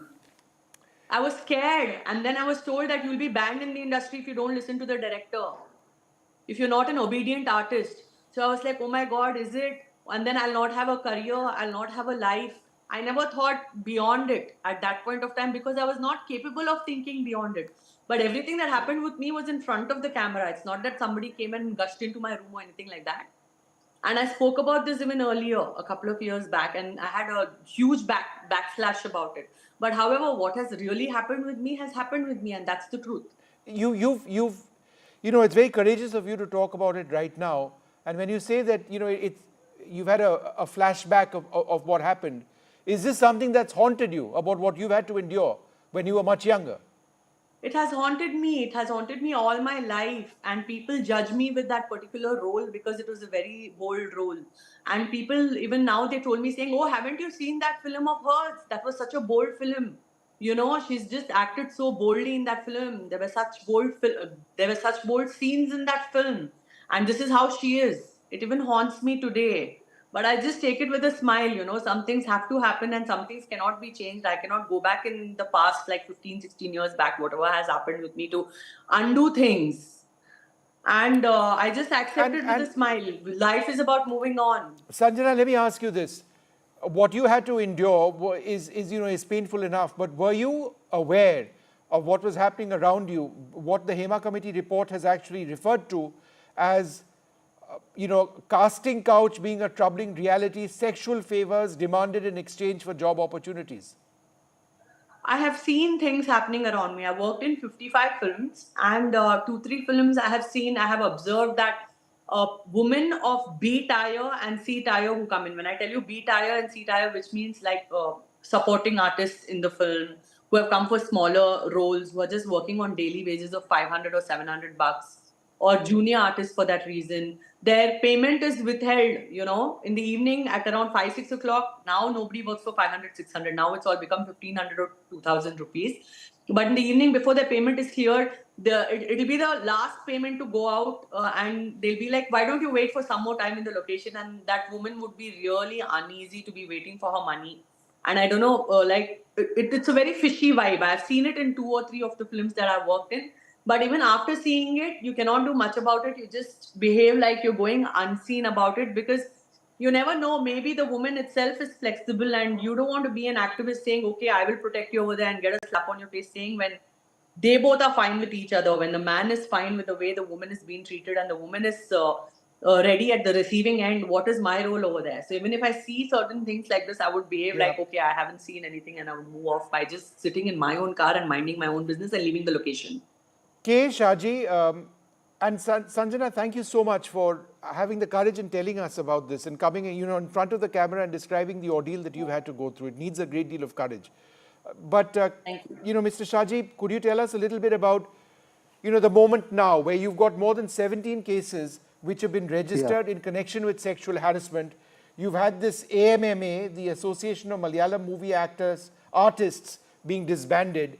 Do you believe that this is going to result in a cleanup, or do you believe that this is just a temporary step and that the dirt which exists will continue to exist? Yeah, definitely.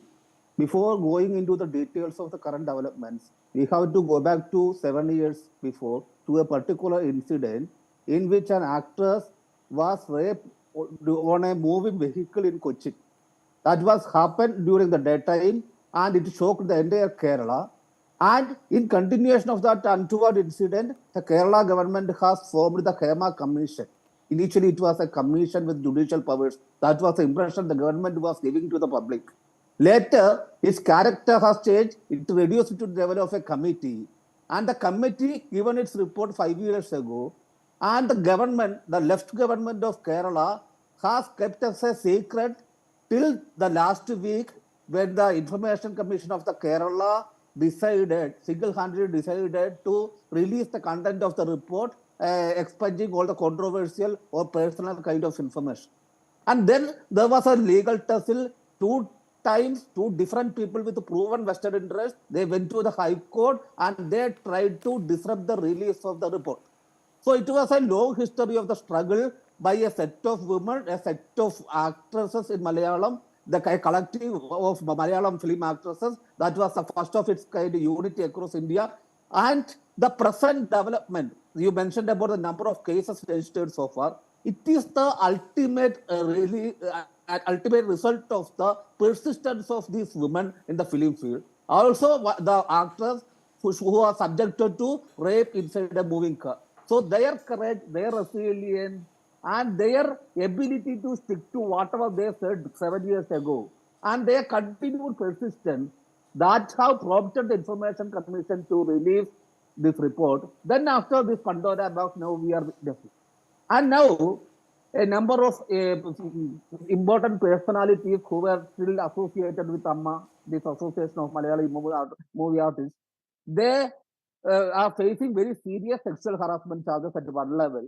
And another level, the state government itself is facing the allegation of protecting powerful, influential persons in the list of the accused, especially Mukesh, who is not only a film actor but also a sitting member Okay, of Mr. the Shahji, Kerala just hold your Assembly. thought for one moment. I want to bring in Sanjay Sahai, a former Director General of Police. Mr. Sahai, in so many cases, when the entire Me Too struggle broke out, not just in India but around the world, proving cases in a court of law is almost impossible. The evidence sketchy. It's one person's word against another. We've got this outpouring of people now saying that, look, something terrible has happened to me in the past. But in a court of law or for the police, how difficult is it to prove any of this? No, it is not a question of one person's version or one person's opinion or statement against the other. I think the amount of legwork which the Women in Cinema Collective and the HEMA committee has done is out of the world. And that 298-page report, out of which 55 pages have been redacted, I think those 55 pages have much more of information than what is already available. So every incident is narrated, and each of these actresses or the victims or the survivors, so they are coming forth and giving complete details of it. So one is the statement part of it, which you can call opinion. It is not an opinion. It is substantiated by literally every single piece of evidence which you are looking for. And even today, if this couple of evidence is not available, I think that can be taken care. You take the 2017 assault case itself, and Dilip continued to be, I think, on the run or whichever manner he was not caught by the police. But over a period of time, he was taken to book. So my understanding is, with the huge amount of legwork which has been done by the WCC and the HEMA committee, which also had one actress, and there was a retired IS officer, and the detailing to which they have gone. The current report which is available to us, of whatever is available to us, if you add those 55 pages of redacted stuff, and over that all the material which they have gathered, I think it would be not a great thing to reach a conclusion or to provide both circumstantial evidence, your normal witnesses, and large amount of even technical information, technical data, technical evidence, whatever you call it, in the public domain. What we call as the open source intelligence, there is a large amount of data available. The way these people were getting trolled and the way people have acted, I think if the investigation is done properly, I think we'll be able to reach that level of evidence, which will be sufficient enough. That's an interesting point. And Brinda, that was in fact my question to you. Do you believe on the basis of this report, and let's use the word landmark in describing this report, it is very extensive. There is enough burden of guilt on people who have been named over there for serious prosecution to take place? Absolutely. Absolutely, because it began as a judicial exercise. It began with all the right officers and officials in that inquiry. Of course, it got a bit diluted later on, but the exercise that was done and is there in front of us, or rather the report that is there, is enough for judicial action. Of course, there must be due process of law, so FIRs are being registered, and the next course of action is to question and take statements from all of the predators. And some predators are threatening to say they are going to court, maligning character, all of that they have every right to do. But nothing stops our judiciary. Nothing stops the courts from taking action based on this. Of course, if they want another deposition before the court, I'm sure all of the victim survivors will come forward. But when we continuously say that you're talking about fast-track court, and a judicial officer and a justice of that rank has made all of these depositions, the court must not go again and again questioning the statements or the depositions of the victim survivors. They should be able to what I find most disturbing, or one of the things I find most disturbing, is the impunity with which people in 2017 or 2016, 2017 onwards were doing this. You know, we've all spoken about Nirbhaya. We've all spoken about, how this culture of sexism has to change. We've spoken about the rights of women. We've spoken about new laws. India has some of the best laws in the world. And yet educated people, producers, filmmakers, MLAs allegedly, they were part of this entire culture where they just felt that they could get away with it. So what do we do over here? We just keep talking and nobody listens. It's 2017, just a few years back. Impunity continues even today. It hasn't reduced. We haven't seen any kind of lesser degree of people doing it. The impunity continues. Now, what is more terrifying, scary, and very, very sad is our courts have not bucked up. Our courts have not come forward and said that this is a serious, heinous crime. I'm not talking about the Justice Hema Committee itself, but I'm talking about rape, sexual assault, sexual abuse, and harassment, that we go ahead with the laws that are there. Like you mentioned, we have stringent laws. There is no problem with our laws just now. Of course, we can make it better, but everything said and done. Now, everything lies with the prosecution and the judiciary. And fast tracking of this. If a committee has taken 7 years, if the next court also is going to take another 7 years, then everything is lost. I don't really believe that they have excuses, they make the excuses that they make should be valid at all, should be considered at all. It is time for our courts to buck up. It's time for our courts to say, yes, there has been substantial exercise that has been done. We have evidence before us. Maybe there are few gaps here and there that we want them to talk or depose before the court. We will take action because the police have gone ahead and registered. If there was no material, the police would not have filed that FIR because they have to now file the charge sheet and produce it before the court. Right. So it is very important for judicial activism, especially in such cases, because we are seeing increasing such cases and India is almost becoming rape country, and that is not necessary. No, absolutely. But Mr. Sahai, let me come back to you. And expert sure, Brinda, hold on for 1 second. Mr. Sahib, the reason I say that it might be difficult to prove, if you just look at the latest case against the CPM or allegations against the CPM MLA M. Mukesh, it is a case of one person's word against the other. He has serious charges of, there's a rape case which has been filed against him. But in his response, he says that the person who's been making these allegations has asked him for 1 lakh rupees in the past. He's not ready to surrender. In other words, that he is being blackmailed in this entire case. And there are so many of these cases. So, from a police standpoint, doesn't this get difficult to prove? No, that does not dilute the case in any manner whatsoever, and it is not the job of the police to go behind the accused and take his statement. Unfortunately, they have been given a long rope as far as the social media is concerned, and they also get good amount of coverage in other forms of media as well.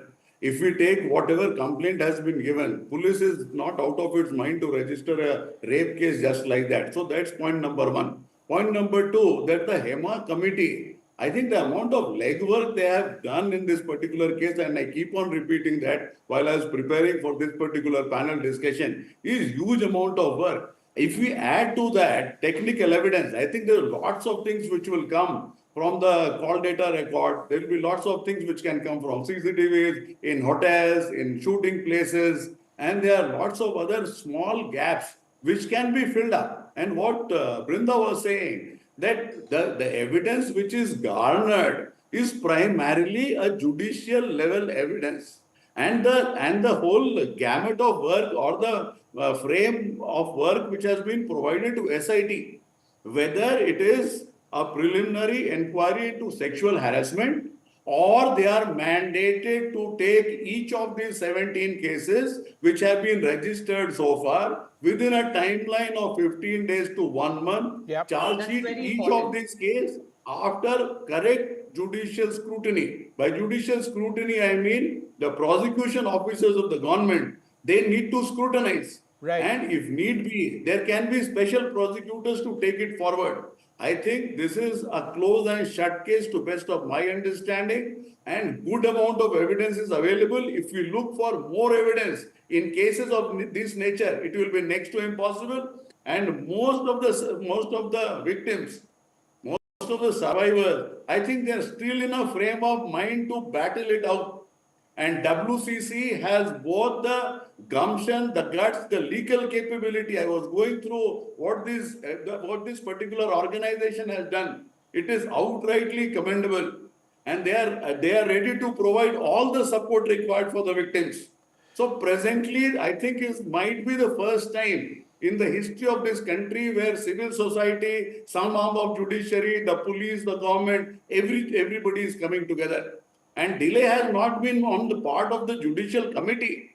The report was actually submitted in 2019. All right, so there is a lot for us to actually look forward to in terms of justice in this case. Mr. Sai, hold on for 1 sec. I'm running out of time. I want to go back to Sanjana, who spoke so passionately in the beginning of this program. Sanjana, could you just tell us a little bit about the stigma and the embarrassment that so many actors like you have had to face?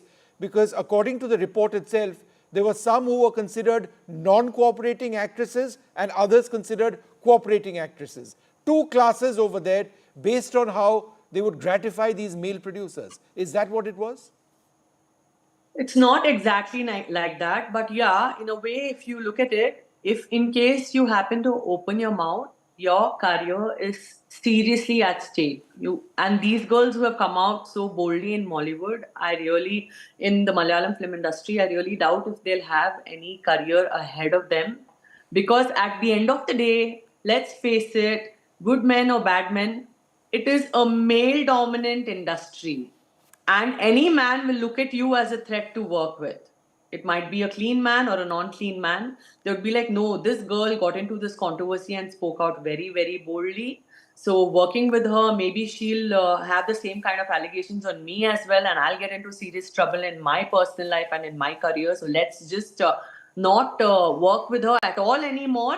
And any which ways in film industry, the competition is so high and there's a fear of replacement every single day. There's so many people who want to get an opportunity somehow and get in front of the camera. So their careers are definitely going to be like completely over in a way. But I hope on the other side that the forthcoming new generations who are going to come into the industry, at least they will not get molested or they will not get harassed, and the entire effort of these women putting their respect on the pedestal, putting their career at stake will not go waste. All right. Well, look, thank you so much once again, Sanjana, for speaking up and telling us a little bit about the trauma which you had to go through, also what you've seen in the industry around you. And Mr. Sahay, deeply encouraged by the fact that you believe that there will be justice in this case. We'll take a short break at this stage. We're going to return with something which is perhaps even more troubling. The number of student suicides in India have grown at an alarming rate.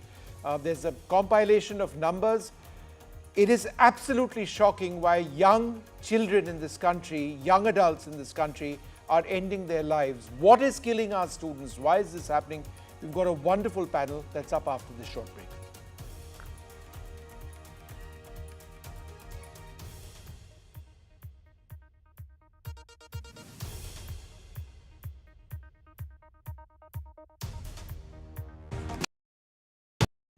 Meanwhile, senior officials from the United States and China have been having some serious talks about stabilizing their relationship. They're working on setting up a call between President Biden and China's top leader Xi Jinping, and also planning discussions between their military teams. The White House dropped a statement saying we can expect a leader-level call within the next few weeks. And the Biden administration has sought to smooth over tensions with China while continuing to turn up the pressure on China by curbing its access to the US economy as well as technology.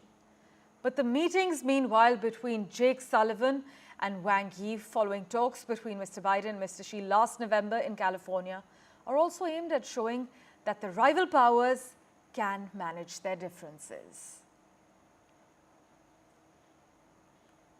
Well, in other news, the Dalai Lama has returned to his home in Dharamshala in Himachal Pradesh after undergoing a knee replacement surgery in New York in June.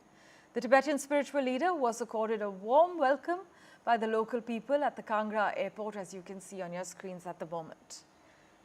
The Dalai Lama, we're told, was recovering well from the surgery and was expected to continue improving over the next 6 to 12 months. This is what the doctor monitoring him has said. His surgical incision had completely healed without any complications.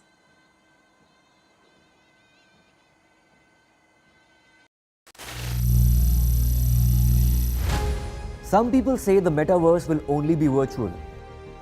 One day this lecture hall will be made of code, and driverless cars would be trapped in intersections. But even in this maze of the future, you can't wish away health. It's time to become more resilient.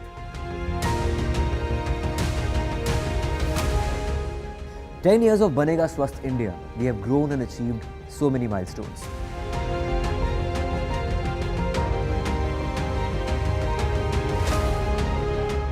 And now I have a plan to beat the urgency, to stop breathing with difficulty, to relieve getting choked with inactivity.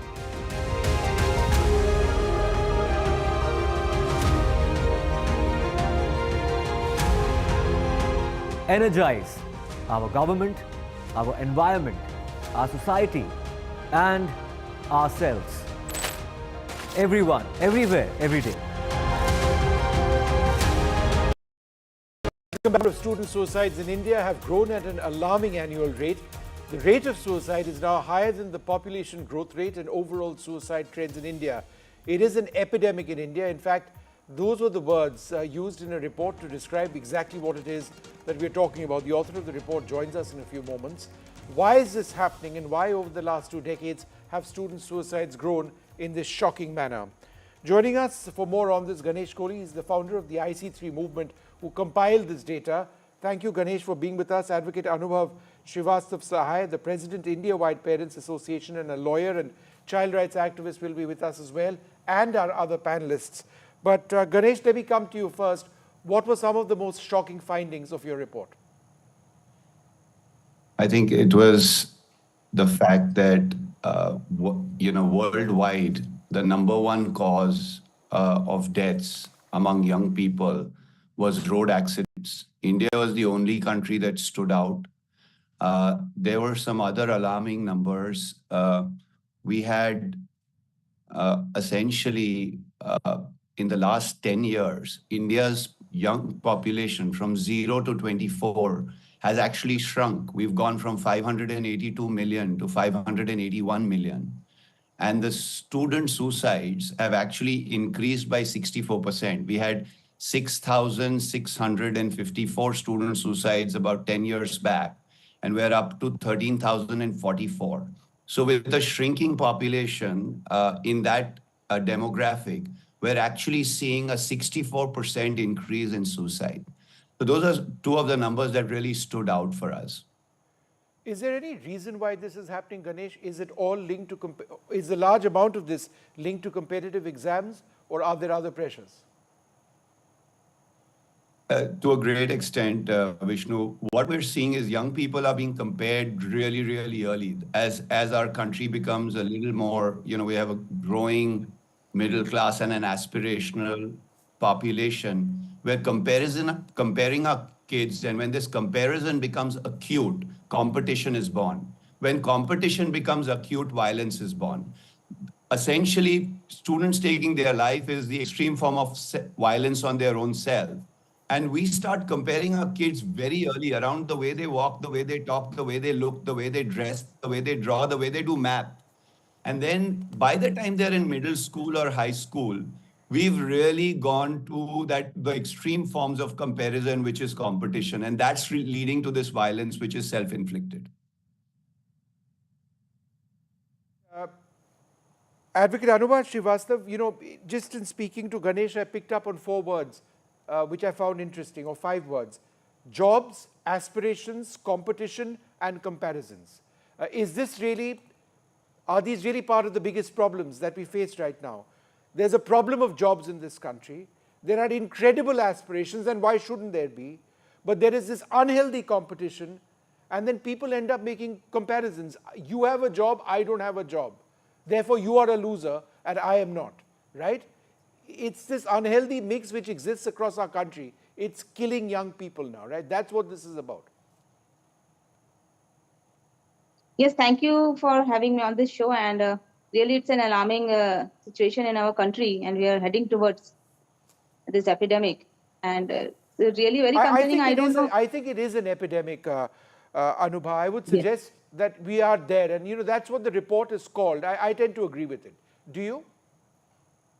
Yes, definitely, because the rising cases of suicides, and there are a number of cases which are not even being reported. So these are the reported cases, and a very alarming situation. I don't know why government is not interfering.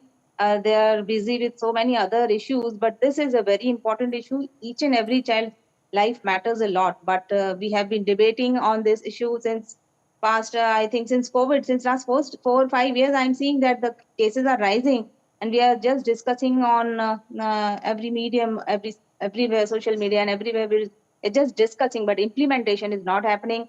The Mental Health Act is still not being implemented properly pan India, and even Modi ji has come up with some suggestion that they have increased the budget for mental health this year, last year also, but I don't know what is happening.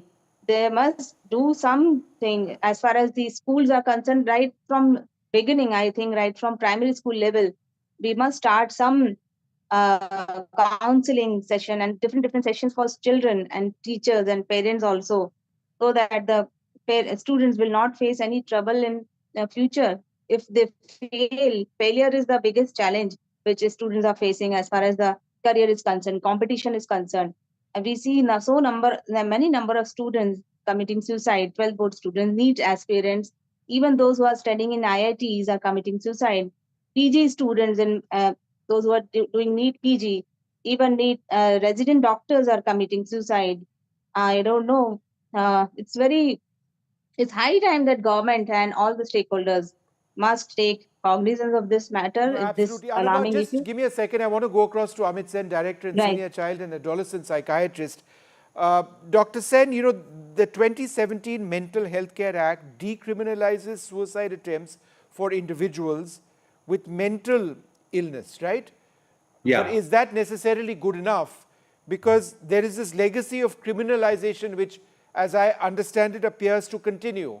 And the reason I ask you this is that reporting practices of suicides are still probably grossly inaccurate. So we've got these shocking statistics, but this perhaps doesn't tell the entire story.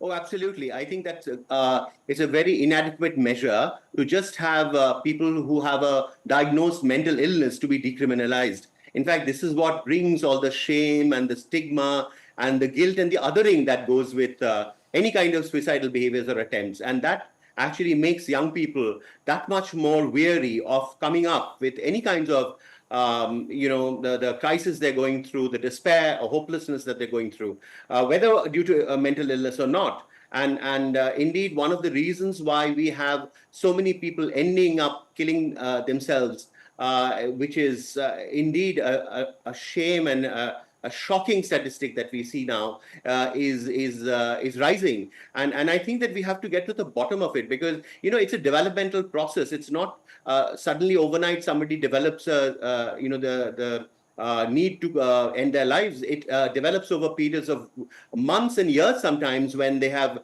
utter despair, they have emotional turmoil, hopelessness, worthlessness, and most of that goes unnoticed because we are unaware of some of these mental health markers in every space, whether it be at home or in educational institutions. And just like you said, Vishnu, that the fact that it is criminalized and it is there's so much of stigma attached to it makes people turn their heads away from it, from any kind of suicidal behaviors or ideation. And indeed, it is given labels like, oh, you're a coward, or this is it's really disgraceful. What will it bring to the family? How will your sister get married? And so on and so forth. So there are so many different spaces that young people could otherwise get the support from, but they fail to do so. Sudha Acharya, one of the most, let me ask you this. The numbers of young girls who are ending their lives, or young women who are ending their lives, that's gone up. Between 2021 and 2022, male student suicides decreased 6%, female student suicides increased by 7%. Are the reasons for young women ending their lives necessarily different from the reasons for young men ending their lives? Yeah, I must tell you that the focus of our education system must shift from competition to core competencies and supporting our girl children for their holistic well-being. We are seeing the cases in the school which we never observed in the past years. Like what? Like what? like self-harming, delusion, hallucination, and even bipolar also. Now, within 16 disabilities, now we have included mental illness in RPWD Act. Of late, after COVID, what we are seeing, social isolation, body image, low self-esteem, and acceptance by the peer group or societal norm or fear of failure is really affecting them. No, Lot but of girl children, ma'am, as you mentioned do you about girl suggest, children, ma'am, I'm focusing that on this, them. that this didn't exist earlier? When you and I were in school, did this not exist? Some of this.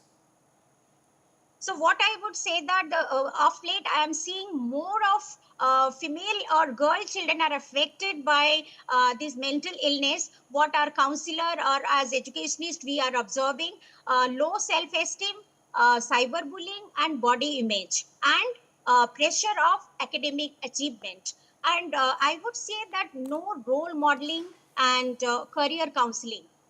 And the focus more on IQ rather than integral intelligence. I would say EQ, SQ, and AQ should take over IQ. So we are focusing and treating our children as scoring machine, and we are not giving them multiple opportunities, avenues to perform also. If you don't clear NEET exam or IIT JEE, that's the end of life. We have seen 38 young lives lost in quota in 23-24. Yeah, I know. So It's parental just aspiration unbelievable. and pressure is really affecting our children. So in I the just wanted to school, go back to Amit Sen for a mental moment. health has to be incorporated into the curriculum as an 100%. And we'll educationist. talk about solutions in a moment. But Dr. Sen, what I don't understand is, mental health issues, some students having bipolar tendencies, issues linked to body image, peer pressure, right? Yeah, even And perhaps today not, we and perhaps not today we cyberbullying, because discovered that's that a one new. girl is having One schizophrenia second, ma'am. Because that's not cyberbullying is new relatively. My question, Dr. Sen, is: didn't we have this when we grew up in school, with the exception of cyberbullying? Was there no recognition of mental health issues, and perhaps there wasn't when we were growing up in schools? Or are these all new phenomena which have emerged? So these are in many ways new because the social world has changed in a big way. So we have social media, we have multiple opportunities for young people, and yet the level of competition that we see is at gone to one extreme. The kind of of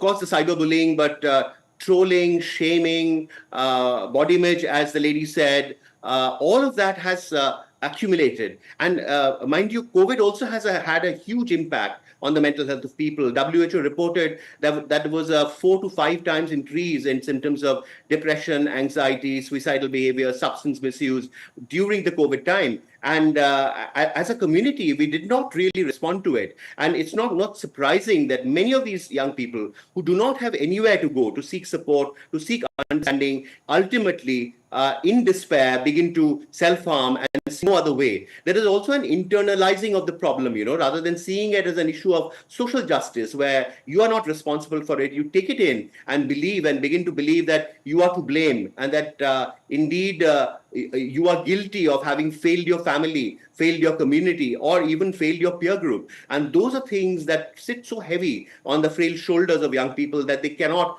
have no other choice but to take this extreme step. So the intervention or the approach has to be multi-pronged at different levels. We cannot just see the numbers and see the tip of the iceberg. Indeed, the death by suicides is the tip of the iceberg, and what's happening underneath it is a very complex phenomena. And unless we are able to break it down at different places, at homes, in educational institutions, in the larger community, and bring this discourse in the mainstream, we are beginning to miss the bus repeatedly. So, and it is again such a stigma that we shudder to talk about it. It brings us so much of shame and even fear, perhaps, So we have had, people, young people who say that, when I first started talking about self-harm, the therapist or even the counselor became quiet and changed the topic. So it's something that scares even professionals. And it is time that we began to talk about it in a more holistic way and accept that indeed our young people are going through a very difficult time of